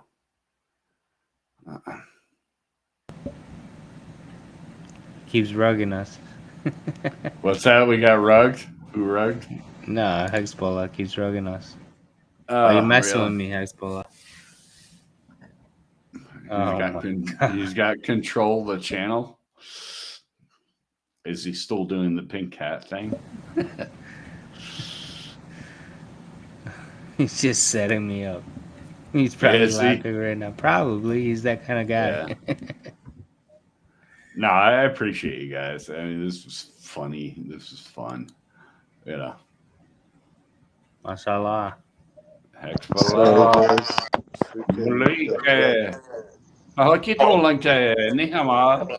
Shay. Yeah. Say it again. Stupid. Hey, so is that like a green screen behind you, or are those no, tiles this is in the actually wall? no, this is actually a wall. So yeah, those are tiles, right? No. And I'll tell everybody this, and I've been asked this like 100 times, but this is actually wallpaper that you can buy off Amazon. Oh, I got you. For $14.95 a roll. So to do the entire coverage, you fooled me. Rolls. No, but you know it's a very good background. This though, you know, this here, that's a real hex shield. This shit right here. That's a real hex shield. Okay. Oh, no way. I have the pulse shield over here. So I mean, I could go get the pulse shield, and I want to get the Maximus shield, but gold key. I'll give you the shout out right now. Is like you need to send me that that graphic because I talked to Dip Catcher like 3 weeks ago, and you were supposed to send me that graphic because I was going to put a Maximus shield up here. How much hex is he charging for the graphic? He's got to give it to me for free because I'm just going to throw it up on the channel, that type of thing. Hey, you want me to get it you want me to get it for you like in the next hour? Oh yeah. If you do that, that'd be awesome. Yeah, you got it that way with the gold key? No, but I'll troll the shit out of him. Dip Catcher threw it to Matt to gold key and then stand in and get back to me. But I'm like, okay. I'm like, yeah, Dip Catcher is busy making some Maximus babies. I know what he's making. Good for him, right? I you know, got you. No, but no, that's fine. I know, like, because I love shilling shit. You know that. You know, I'm not like. Well, obviously, you know, I'm into Hex, right? I'm into Pulse Chain. I'm into PulseX. I don't like the PulseX logo personally, but it's another thing. I don't like pulse chain colors either. I love hex colors. And it needs to bleed in. You know, everyone's doing their fucking pulse chain. Oh my gosh, dude. Yeah. Feels like I got sliced. I by get the Zorro. red and green. Yeah. It's beautiful. It's beautiful. Oh, trust me. I mean, the amount of pulse sex. I mean, I get it. Okay. Just close one eye. You can just see sex, you know? Sex. Yeah. I'm like, that's what I was going to say. I'm like, Yeah, you're just that's what throwing it they're in my gonna do face at to this us. point. Fucking put it up our ass, and they call it pulse sex. That sacrifice money, say goodbye to it, motherfucker. Bro, I'm going to stake Buy that. hex. Buy hex. Well, here's a That's question. it. Okay, It's I'll throw out this completed. question. We'll take it back to like real world talk. All right. So are you going to when Pulse Chain launches, are you going to have thanks for the parental advisory content. Are you going to have the ability just to stake a maximum of 10 million PulseX per account, or will you have unlimited stake abilities? Or do you have to create like multiple accounts? Because I've heard it both two ways. Yeah, I think you could stake as much as you want. What I heard is that they did a set limit, 10. What was it, 10 million or 1 million? Just so they had an even number. I heard something that has to do with the testnet thing also, but you know what? I'm a rec pleb. The best guy to ask about that, maybe in the spaces, is Hex is the Way or someone like that. Okay. So anybody listening to us, respond and let us know, because let me know. Because I'm like, I created 300 wallets, you know, just to deal with this situation. But I'm going at it one way or the other. It'd be a lot easier the first way, which is like you can stake whatever you want, that type of thing.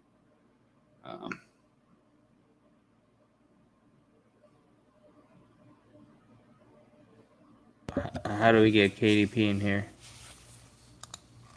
KDP? Is that girl? Oh, wait. I'm sorry.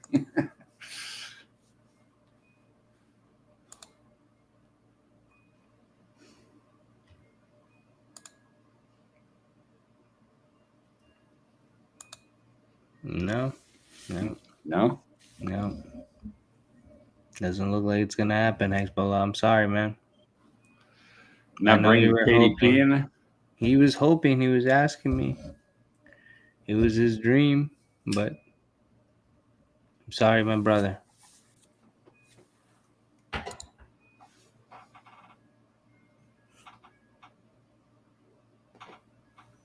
Yeah, let me look at the Hex price right now. Oh, 3.2 cents. 3.2? Yeah. Yeah, and now 3.28. Yeah, so almost 3.3. It's ridiculous. You know, like people were fighting for this price. I'm loving it. I just got some order that went through at 3.1, so I'm chilling. I'll probably get more if we go lower. Well, I want the dip because, I mean, I'm buying that for that account that I talked about earlier on the stream is, you know. Yeah, so let's see. I have it here. So you did $95. Yep, and 199 USDC. So, and 109. Yeah, that was so what are the dollar price cost tags? average. So I'd have to divide 95 by the 5. Yeah. I'm taking like deep type, you know, risk aspects, but like why spend the money? Like it's in USDC. I've got the coins, right? If I hit the number, great. If I don't hit the number, I'm okay either, because I'll carry that money forward into the hex space, into Pulse Chain. Yeah, so it's 1.8 cents, and then the other one.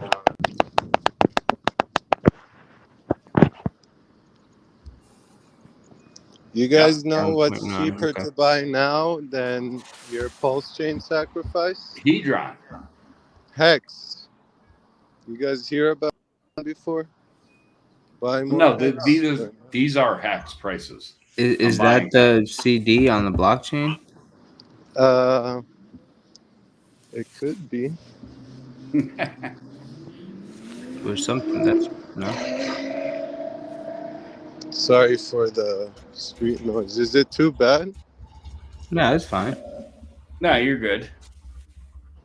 You guys want to onboard the gas station worker live on the Worst Damn Crypto Show? Yeah, let's do it. Don't tell me the door is closed. You want me to show? You want to show my face to him? He might get scared. But Yeah, probably. Yeah, I'm kidding. Look at me and be like, "Who's this crazy guy?" I'm like, I literally the shirt. But that'd be dope if we can onboard someone live on stream. Bro, you should see me right now walking down the street. They're all like, cars are turning the opposite direction. I would too if I saw you. Imagine if I went out in the let's shirt see what right now. street. We're on Ventura Boulevard in Topanga Canyon. These are some famous. You guys are becoming famous on the stream right now, dude. Thank you. We're by the 101 freeway entrance. Right. There you go. If you're looking for Hexbola, yeah, he's by the 101 freeway entrance. There goes a Pinto live on. Chasing down a Pinto. Pinto with a husky and two guys that look suspicious.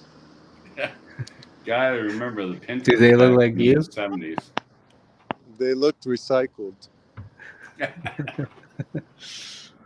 All right, I'm about. Oh wow, this old man almost ran me over with an Alfa Romeo. Fuck, he stopped. You could have got some money, insurance. You know he has good insurance. Yeah. But he stopped. Go hit him up. Imagine all the T-shirts you could have bought. Dude, I would have fucking bought Alfa Romeo, the whole dealership. Yeah. At these prices, yeah.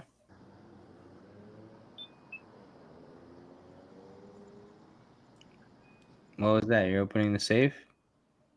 Yeah, I was entering my seed phrase.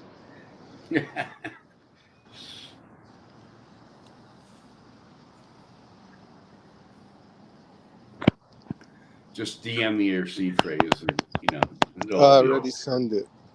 Oh, thanks. I send a password too, just in case. That's how I make all my money. But people don't know that's how I dust attack their wallets. That's good because I only use the wallet that goes and grabs back because somebody taught me about a bot. So anytime ETH is thrown into this garbage wallet, it actually grabs their money. I think it was David Fetter that talked about that, but I'm 100% correct about that. Yeah, it was David. So. Oh, speaking of crypto security, do you guys mind me shilling John McCoy's security space on here? Saturday, 11 a.m. California time, whatever the fuck that is. Do you guys mind me shilling that? I have my own It's setup. been so. It's been Of course not. I wonder when Papa Boner's gonna show up in there and bless us. Papa's great. I mean, guy needs a new outfit, but I know we need him in the security space. Hex. He needs a You shirt got like pull with this. him? no, absolutely not. You don't like sushi? No, I mean, I'm totally about the Japanese lifestyle, but Papa is an anomaly at best. The guy is just like great. He's the one that taught me about security. I mean, literally, like, just for anybody who's listening, right? You want to come hack me and my computer, go ahead, because it's never been correlated with any crypto whatsoever. And my stuff is totally like private. And everything that I have is like offline, connected to Trezors, and a one-off computer. So there's like no possible way. I could have. Writer, brother? What's that? No, I was talking to this guy. Sorry, Hextech, go ahead. No, it's fine. Is my whole point is like a lot of people play loosey goosey with their crypto and stuff, but I mean, it costs you thousands. And so the best thing you can do is like not do like what you're doing type thing. like if you don't have a second computer or a second way to offline your crypto, if you're keeping your crypto on a phone or that type of thing, you know, as substantial as like $500, $1,000. Yeah, and what's the perfect example everyone in our community could learn about? If they haven't heard it, they could look back. Well, I'd say Hex 19. Hex 19. Oh, sorry, yep. I didn't hear you. Yeah, no. Hex 19. I really love that gentleman. Him and I had a conversation in the hangar just before we crushed all those cars with the tank during the first Hex meetup. And he's an ex-Navy guy. I'm an ex-Navy guy. And I had a 20-minute conversation with him. And it killed me when I heard that he was hacked. You know, I met his daughter out there at the first Vegas conference.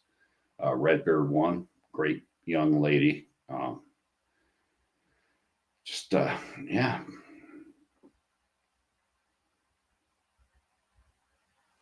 It's unfortunate. You just gotta be safe. I think it was through his cell phone, his carrier, right? His cell phone provider. Yeah, in the airport or something. But I think I heard later it may have been like a connected family member, but 100% not real about or that. He might have saved something on a file on his computer. One of those two. But the whole thing was like, you know, getting rugged for that amount of money type thing.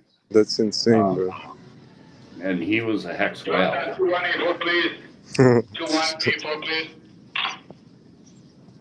wasn't me. Yeah. No, I mean, I enjoyed the swapping Navy stories type thing, you know, when we were, and I didn't know who he was. I mean, you know, excuse my French, but he was just an old dude, right? Like, you know, ex-Navy guys get together and, you know, we start talking about things. I didn't know who he was then. You know, I didn't know him as Hex 19. I didn't actually even know his daughter at the time. She was friends with some other people in the cigar lounge. But, you know, when I connected the two, and I'm just like, son of a bitch. I'm like, this guy is like salt of the earth. I'm like, but what is he, like 92 now? I mean, I want to be like Hex 19. He's 19, no? What's that? He's old? I thought he was, never mind. No, Hex 19 is like, he's like 92 years old, 91 years old. Oh, wow. Yeah. Oh, yeah. He made his money elsewhere and he invested in Hex. You know, a lot more than any of us have ever invested, that type of thing. I think his daughter is always in the spaces. Redbird? Redbird. Yeah. She's such a cute gal.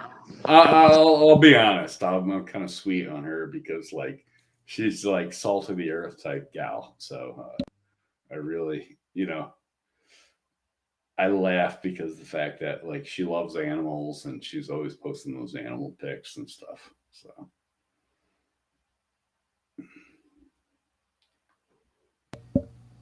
Hexball likes animals. How many sheep do you have these days, Hexball? Too many to count on one finger. You got any chickens? Got a lot of chickens, couple roosters. Yeah, eat those roosters, bro. I got pigeons, though. The pigeons are the primary asset on the farm. Really?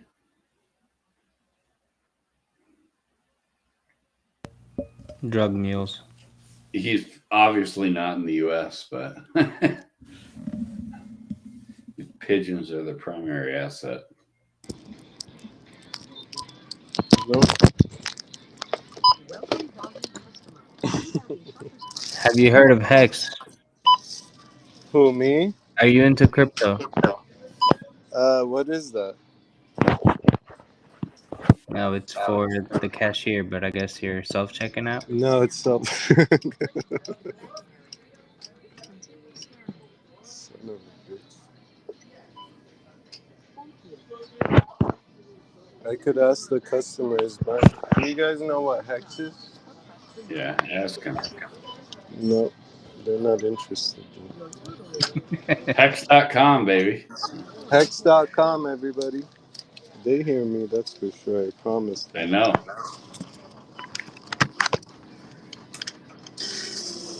How many items are you buying? It's 3. It's a sketchy area, so You're in and out. I got you. Well, the girl behind you, she should look up Hex.com on her phone. She's dude, standing it's a behind guy you. right behind me.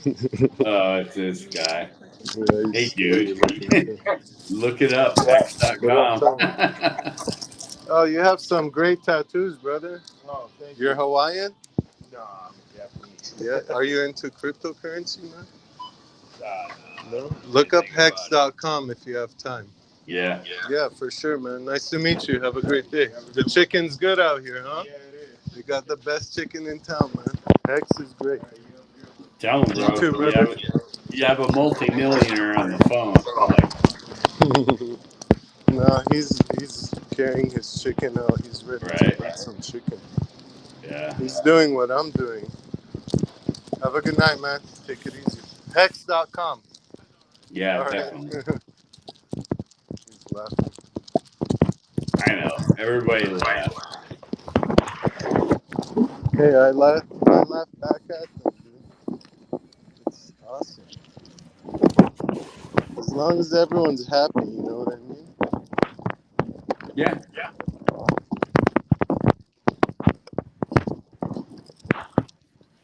So this has got to be the worst damn crypto show ever because we haven't even freaking talked about crypto. What do you want to know? What do you want me What to can tell I you? tell you? I'm just talking shit, dude.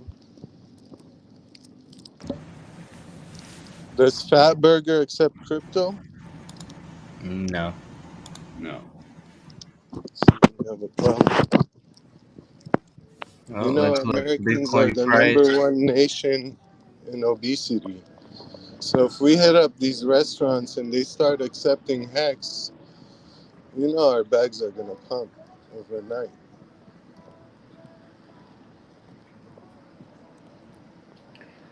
I guess maybe. There's not enough Hex liquidity.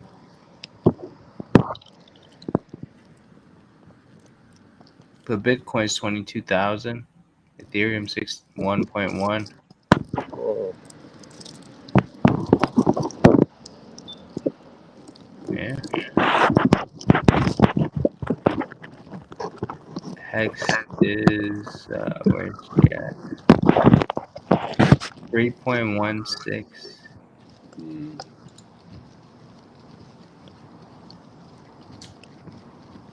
So, if you look at that, if you think of, Bitcoin is going to go down 11,000, 12,000 price point. Yeah, what's your cost for Hex? I looked at, so the high is 56 cents.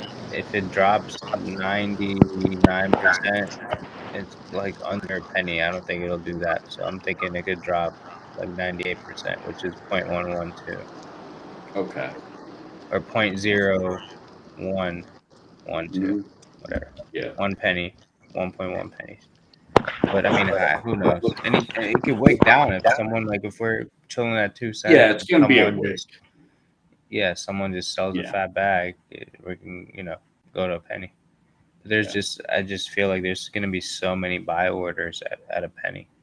Well, I feel like everyone sees that as the bottom in their mind right now. Sure. Yeah. Well, I mean, obviously, like I put my stuff out there publicly, so like look at my numbers. Everybody thinks I won't get filled, but I will. Yeah, you had it, I think 1.9 and 1.7 Yeah. or something like that. 1.8.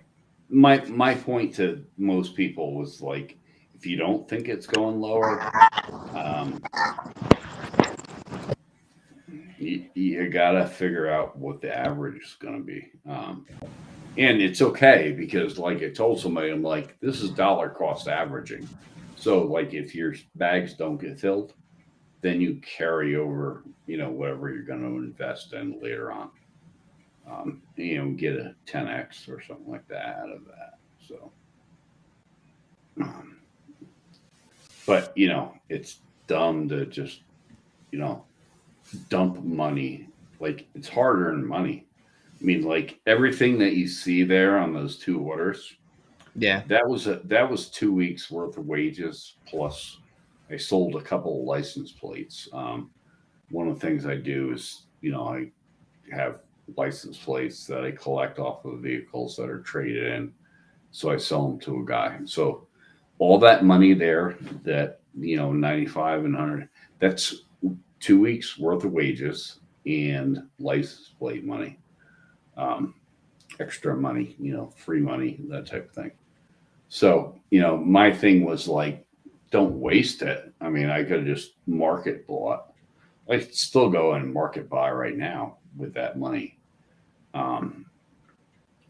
which I may do. We'll see what tomorrow brings, that type of thing. But seriously, like, you put it out there, that's, like not like selling your, you're just, it's harder than money. I mean, $300 is $300.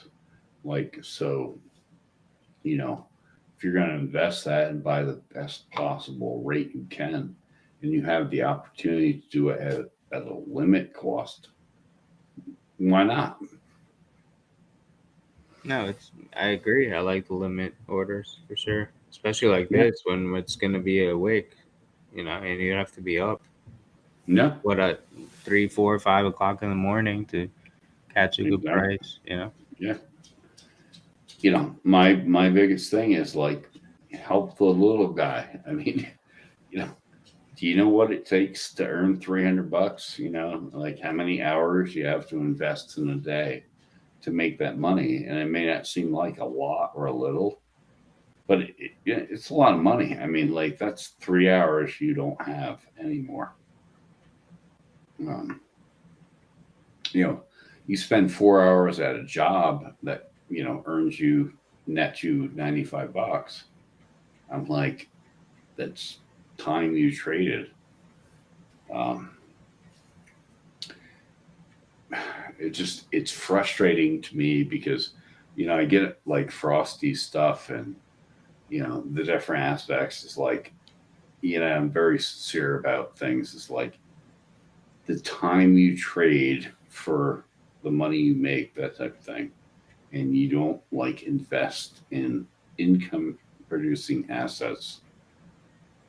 People will go to work for 40 years for a job that they hate because the fact that they can earn 2% in their investment and the company matches 2% and they make 38% maybe, or it's crazy. Like 30 years. But they don't realize is the companies that are doing that actually took 28% of your money. Whale started talking about this a while ago, and really like to re-explore it with them. Is what a lot of people don't understand about 401ks is literally that 1% they're taking away from you. Over time, if you actually do the math, it's like 28%. So like, like you're hoping to make $1 million or something like that, in 40 years off your 401k, and they're taking 28%. Yeah, I mean, some 401ks you can't even pick what you invested, and you kind of just pick like a tier, like you're forced into something. Yeah, you're pretty much It's like you want to be safe, not safe. Yeah. It's like four tiers. Like you're an idiot. No, it's kind of ridiculous. Yeah. I mean, just despite all the other inflation costs and stuff like that. I mean, it's just kind of ridiculous. But it's whatever. Just because of the fact that I actually had to go through this whole listening aspect of this program for somebody who literally he's the owner of one of the major car companies in the state of Montana. And he said to the group of new hires that the best thing he learned in Maryland, he went to college in Maryland, the best thing he learned was to invest in your employer's 401k. So his proposition is you put 6% in, you'll match 3%. Okay. And that is what he touted before he took us all out to dinner, out to lunch. And I sat there and I thought to myself, I'm like, bro, you don't even understand. I mean, the math, that's his best pitch. That's what he told them is the best thing you can do. And I sat there because, they asked you to introduce yourself. And so the way I introduced myself, I'm like, I'm just a regular Joe guy. What do I do on my free time? I do some YouTubing. That's what I said. And I'm into crypto. I did say that. And his partner, actually, the guy Steve, he asked me, he's like, you like Dogecoin? I'm like, yeah. I'm like, that's a crack crypto. I'm like, I shut him down. And he was like, but I mean, you got to understand. I mean, if anybody's listening to me right now, you got to understand it takes $1 million in economic energy just to keep Dogecoin at the level it's at. So it's an inflationary asset that, so if you think you're buying Dogecoin like right now, just be grateful. I just told you, 90% down, 3 months. I mean, just ridiculous. So stupid. The only way it was pumped by Elon Musk. But I mean, the economics and even the founder of Dogecoin will tell you. I mean, if the founder leaves the project, wouldn't you listen to the founder? This is why I just listened to Richard. He trashed it when they had to interact with the code. Sure. Yeah. So when they did when people sacrificed Dogecoin, it was hard for him to figure out their balances and all that. Now, and I have a good friend that made millions of dollars off of Dogecoin because he was known as Doge Lord for many years. Well, I think Famous actually made some money with Dogecoin. Oh, did he? Well. He used to do the faucets back in the day, from what he told me. Yeah. But I don't know how much or anything, but I know he did well. I believe. Yeah. There's coins that pump, but only for so long. And in fact, one of the things I'm looking at is, as silly as it sounds, is PLSD. It's like I actually got some. I got some this week. I spoke to a guy in Spaces, Hexbridge. He likes it. I know Orca liked it. So I was like, let me just put a little bit, a few $100s in it. And I spoke to Hexbridge when it was $4. He told me to get it around $2.50. So I got it at $2.30 and then $2. Yeah, so $300. Nothing crazy. But. Orca's the PLSD whale, guys. Don't sleep on it. Oh, Orca is? He's trying to pump his bag so he could dump on our heads. He ain't gonna dump. He's dumping. Just keep buying. I'm not gonna keep buying. I might get some more Hedron from what I heard tonight from Wales. But But I'm trying to get got that this hex. lockdown, famous. You know that for sure.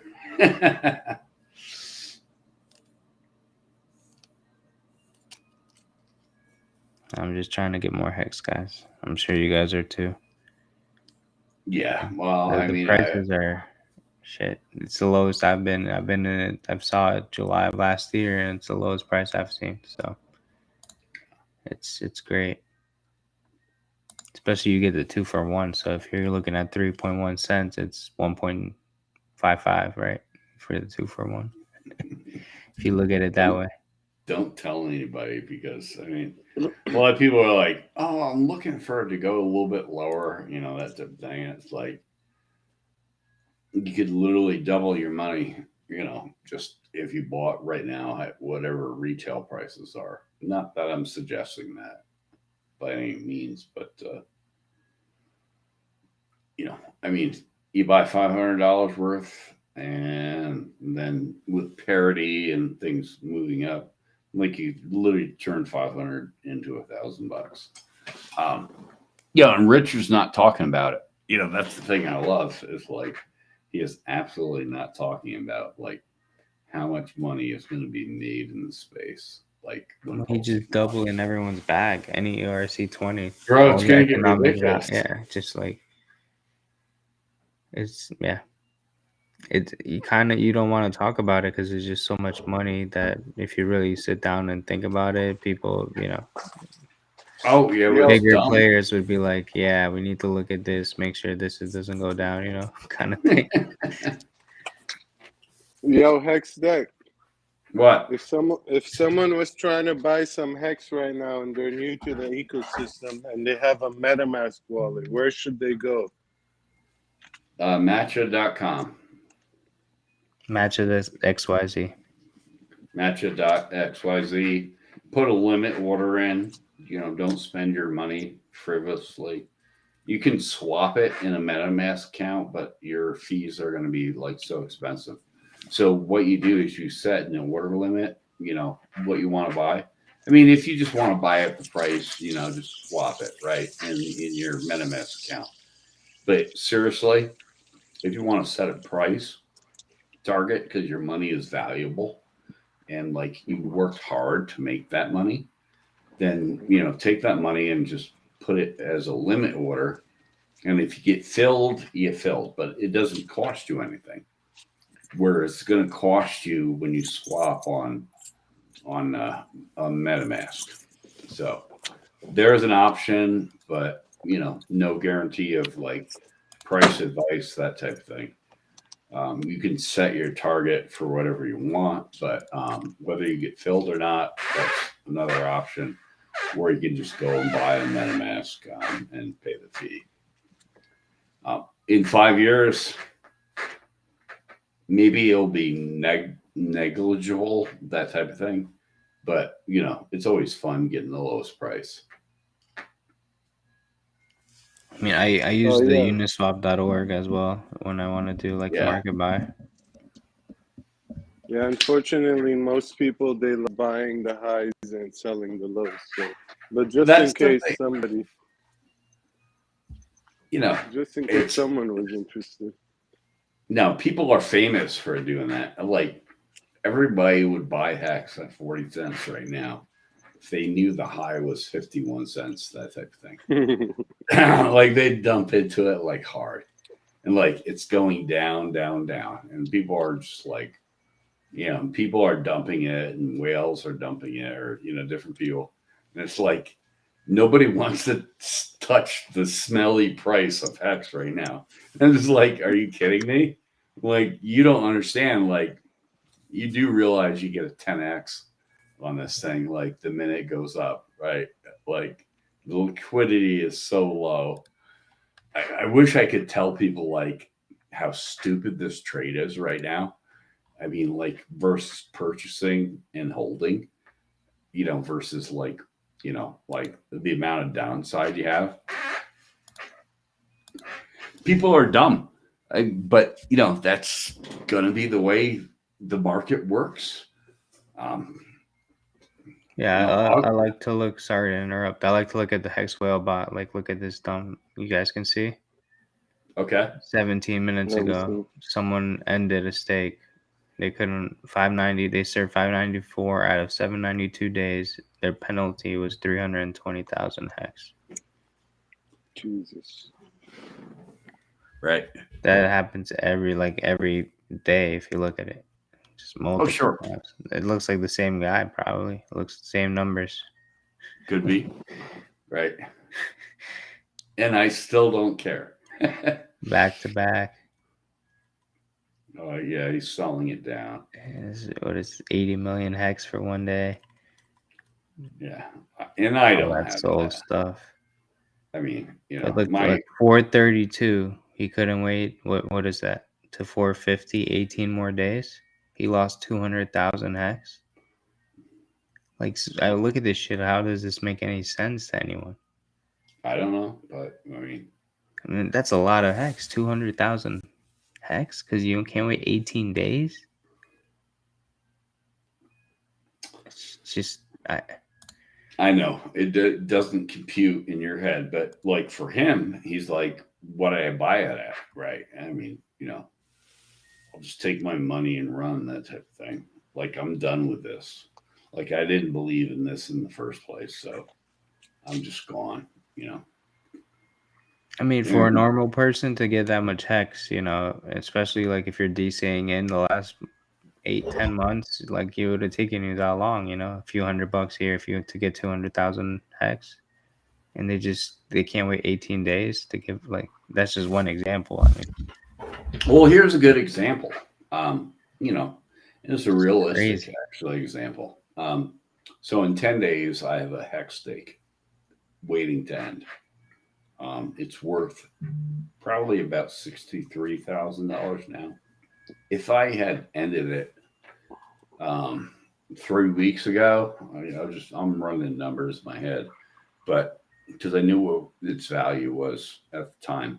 If I ended it 3 weeks ago, I would have taken like a $7,000 penalty, and it'd actually be worth more than it is now. Now, I don't plan on ending it. I'm just going to run good accounting and just let it ride.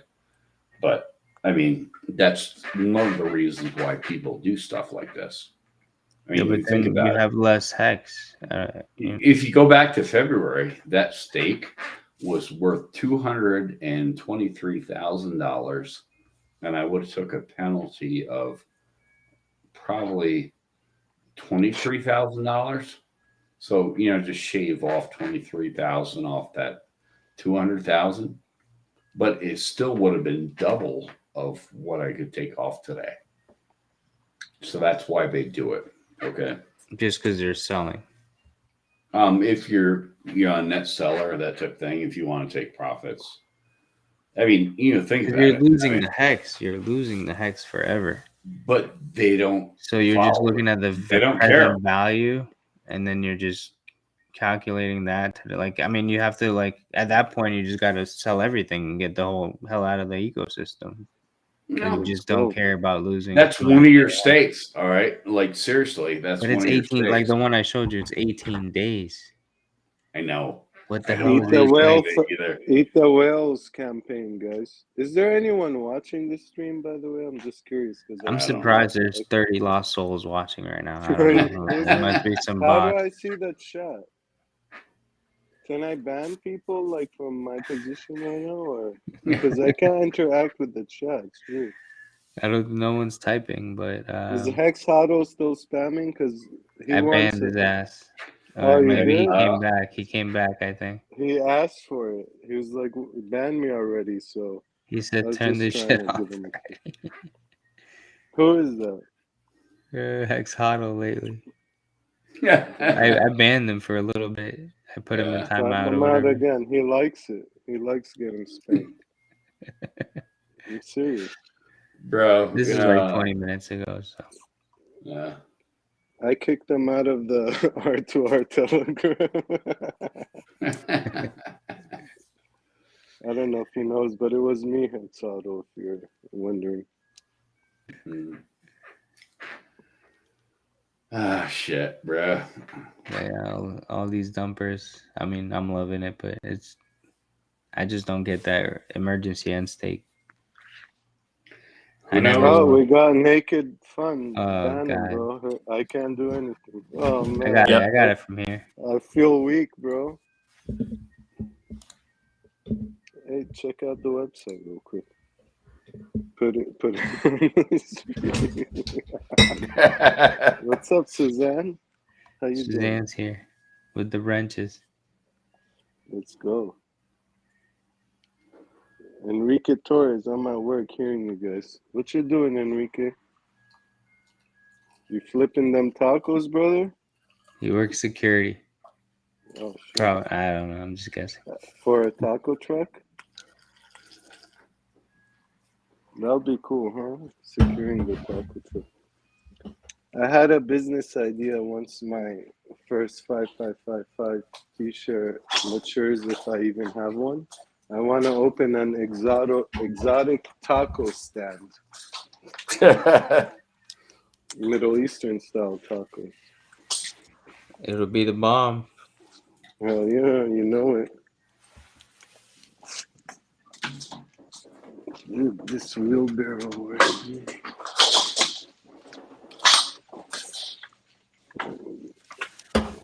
What are you doing now?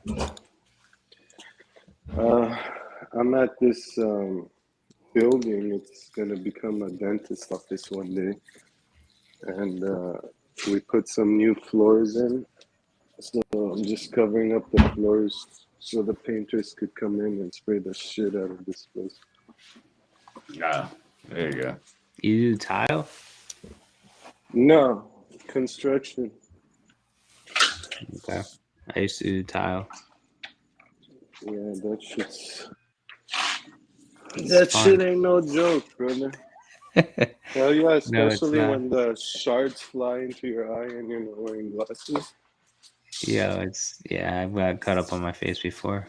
Pulling up tile with the jackhammer.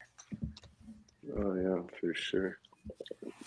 Just depends on the type of tile. It's no joke either in Florida because it gets hot. Oh, dude.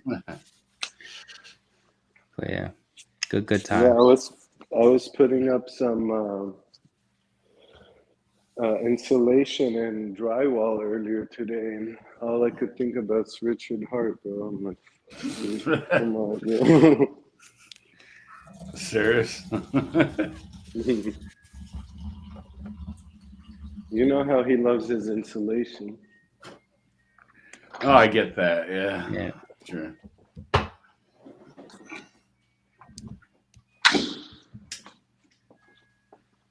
What is that? A freaking ball? That snow globe? Yo, you're asking RD, right? I don't know. I hear a snow globe music. You know those snow globes? Yeah, I hear it too. No, it's the baby rhyme. I don't know. Is that the Luna song? Yeah. That's how you put a baby to sleep. I'm teaching her to be a rug maker in the future. Nice. That's funny. Luna music will drop them straight down, dude. Bro, That's maybe what I need to think. go listen to that. There's actually a website on YouTube that I found that like helps with sleep. You know, if you have problems sleeping. So it like plays this music at certain decibels. And I was like, oh, this is bullshit. So I had to check it out this morning, and I'm like, God dang, that works. Put me to sleep. You should ask Bullish. I heard he has a couple YouTube channels generating 1,000 a month. Just we were talking about that. Are you serious? He's like, I got this Rode one that just plays 24/7, like Rode sounds. It's generating like $1,000 a month. I'm just like, why do I still work? Can I just set up 30 channels real quick? Just have them running at my house. Yep. Jesus Christ. It's kind of ridiculous, isn't it? Yeah, I mean, it's sometimes I hear him and I'm just like, wow, okay, never thought of that. Could definitely do that. I was actually looking into doing the shirt business. All you have to do is pretty much just go to a website, create your like canvas on a shirt, and then put that on another website, create a store, and then just have them to drop ship it. Yeah, no, It's like a few hours worth of work, and you could set up like a store. I have like four shirts designed that way. And I never looked into it, but yeah, I did the other day. It's pretty interesting. I just did it for myself, so I had stupid gear to wear on streams, that type of thing. But I literally like designed, actually, I designed one for whales, T-shirts, motherfucker. So I designed that. Yeah, it's a good one. Yeah. Off of what is that brand. noise, Hexdeck? I was also curious about that. Do you need WD? They don't sell WD-40 in Montana? What? You're asking me about the sound? The squeaky, yeah. Is that your computer chair? No, maybe I moved the computer chair. Could have been, definitely, yeah. Is that the pocket pussy? Yeah. No. At 54 years old, I wish I had one of those, right? Where's TZ when you need her? I know where you could find Don't pick on my girl, Susie. She's like... No, she got her son one when he was like... She's an expert in pocket pussy. Salvage, salvage title, though. I feel bad for the guy. I don't know about any of that stuff, but... Salvage. I'm too old to care, bro. I'm just having the fun, living my best life. That's it. Hexbola, are you wrapping up bodies or you're the floor? Like it sounds like you're. Yeah. It sounds like duct tape, my man. You got the duct tape out and you're just wrapping up bodies. This is recorded, so I can't really say too much. I don't know this man. I've never been involved He's with in him. the spaces with me. I thought he was not cool. responsible for this online content. Yeah. They already cracked Telegram, so who knows what they found on me there. But shit. I'm gonna peace out, guys. I'm exhausted. Right now it's like what? It's like it's almost like 1:45 midnight. Montana time, that type of thing. Yeah. Take it easy, Hexdeck. Nice talking to you, brother. Thank you, bro. I'll catch you on another stream. Yeah, thanks for coming on.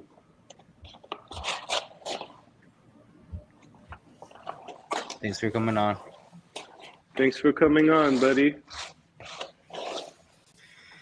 Man. All right, he's finally gone. What's going on, man? How you been? What's up, brother? Good. How are you, man? I'm good, man. I'm good. I wish I had more comedic content for us right now, but I don't have anything set up. It's all good. It's good to have you on the stream for once. Yeah, man, dude. I felt bad, bro. I'm like, fuck, dude. But you know what? You could rub it in Rags to Riches' face, because you're the first live stream I hop on. So it's just the show's the best, even though it's the worst. Hell yeah, dude. You just never know what you're gonna get. If anyone's listening out there, do not follow, subscribe, or like to any of Rags to Riches streams. The guy is lame. You can't trust gingers. Nope. So what can you really learn? He might say some good stuff, but can you really trust what he says, It's like, is Earth flat or round? He'll just keep you confused the whole time.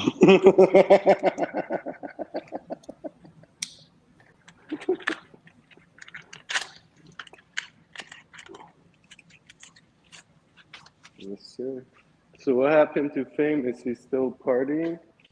Has the Portugal festival ended yet? Yeah, it ended. He passed out a while back. It was like 2:30 a.m. his time. Oh, he was on here. So yeah, he's on every week. He just stays on for like an hour, 2 hours. Nice. It's a lot of bodies, man. Jesus. Oh man, yeah, dude. Like imagine a desert. It's a big space. You know what I mean? So we take care of a lot at once, so we don't do it over and over again. You gotta minimize the risk, of course. I understand. Yeah.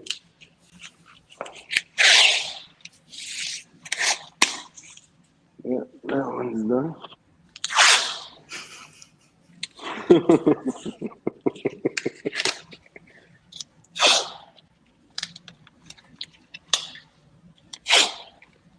Yeah, dude. So oil prices are tanking, huh? Let me pull up the oil markets right now.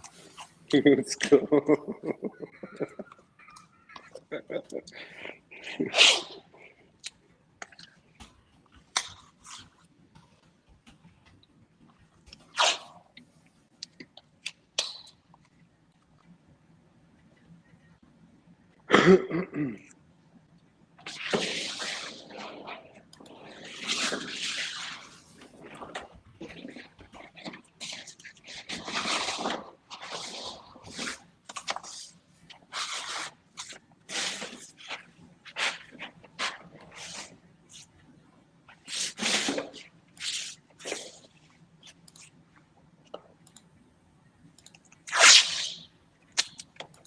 All right, so as we can see, we're almost at an all-time high. Nice. 120 big ones per barrel of crude oil.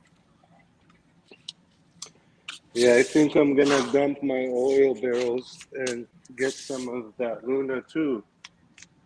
This came out not too long ago, man. I heard good things about it.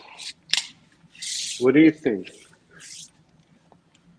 I mean, if you're gonna get in the Luna, ecosystem, you should diversify. So make sure you get the Luna Classic, the Luna 2. Is UST still around? If it Even is, if just it's get, not, I'll get some. Yeah. I'll get some, even if it's not around. I'm sure there's been a fork of that already, so you get some of We'll that. come back. We'll come and back. also, I would also get some gold and silver as well. So like that's buy some butter, dude. Can you pull up the butter charts? What are butter prices? I heard butter and guns is give me do some research on that. Butter graphs. But yeah, I mean, if you want to say rec, that should be the rec starter pack right there. Butter price index. Dude, we'll make money on this shit, I'm telling you. People will buy it right now live on stream. The rec butter pack. Damn, you're right. The butter's been going up, my man. I'm telling you, bro.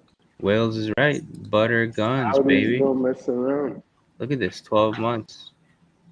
I mean, we had a high in March.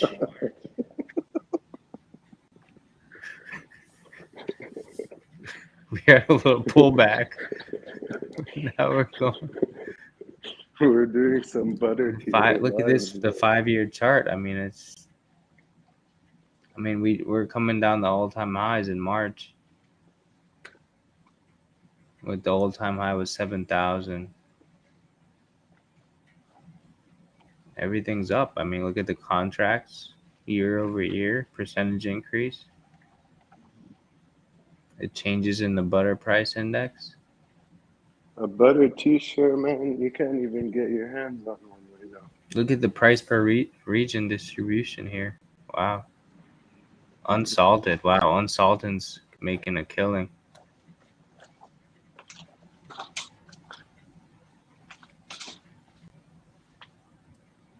Yeah, very interesting, guys. Very interesting.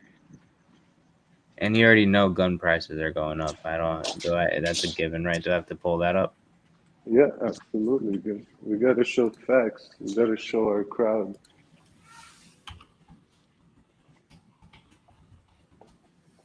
You know these days how people like facts, and Bullshit.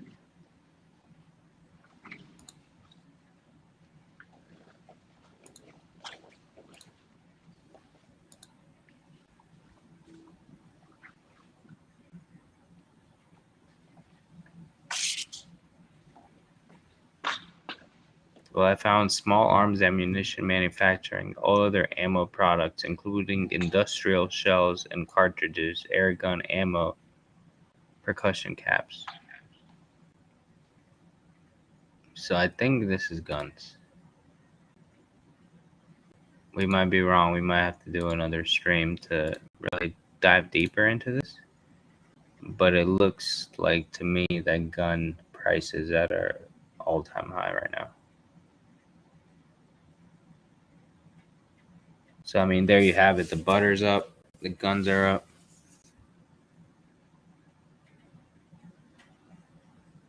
Right? We've been saying it for, I mean, Wales has been saying it. Get your butter and your guns up. The baby's calling. I think it's time to end the stream. And Hezbollah left me. Hezbollah, my brother, mashallah. It's been real. Have a great night, guys. Peace out.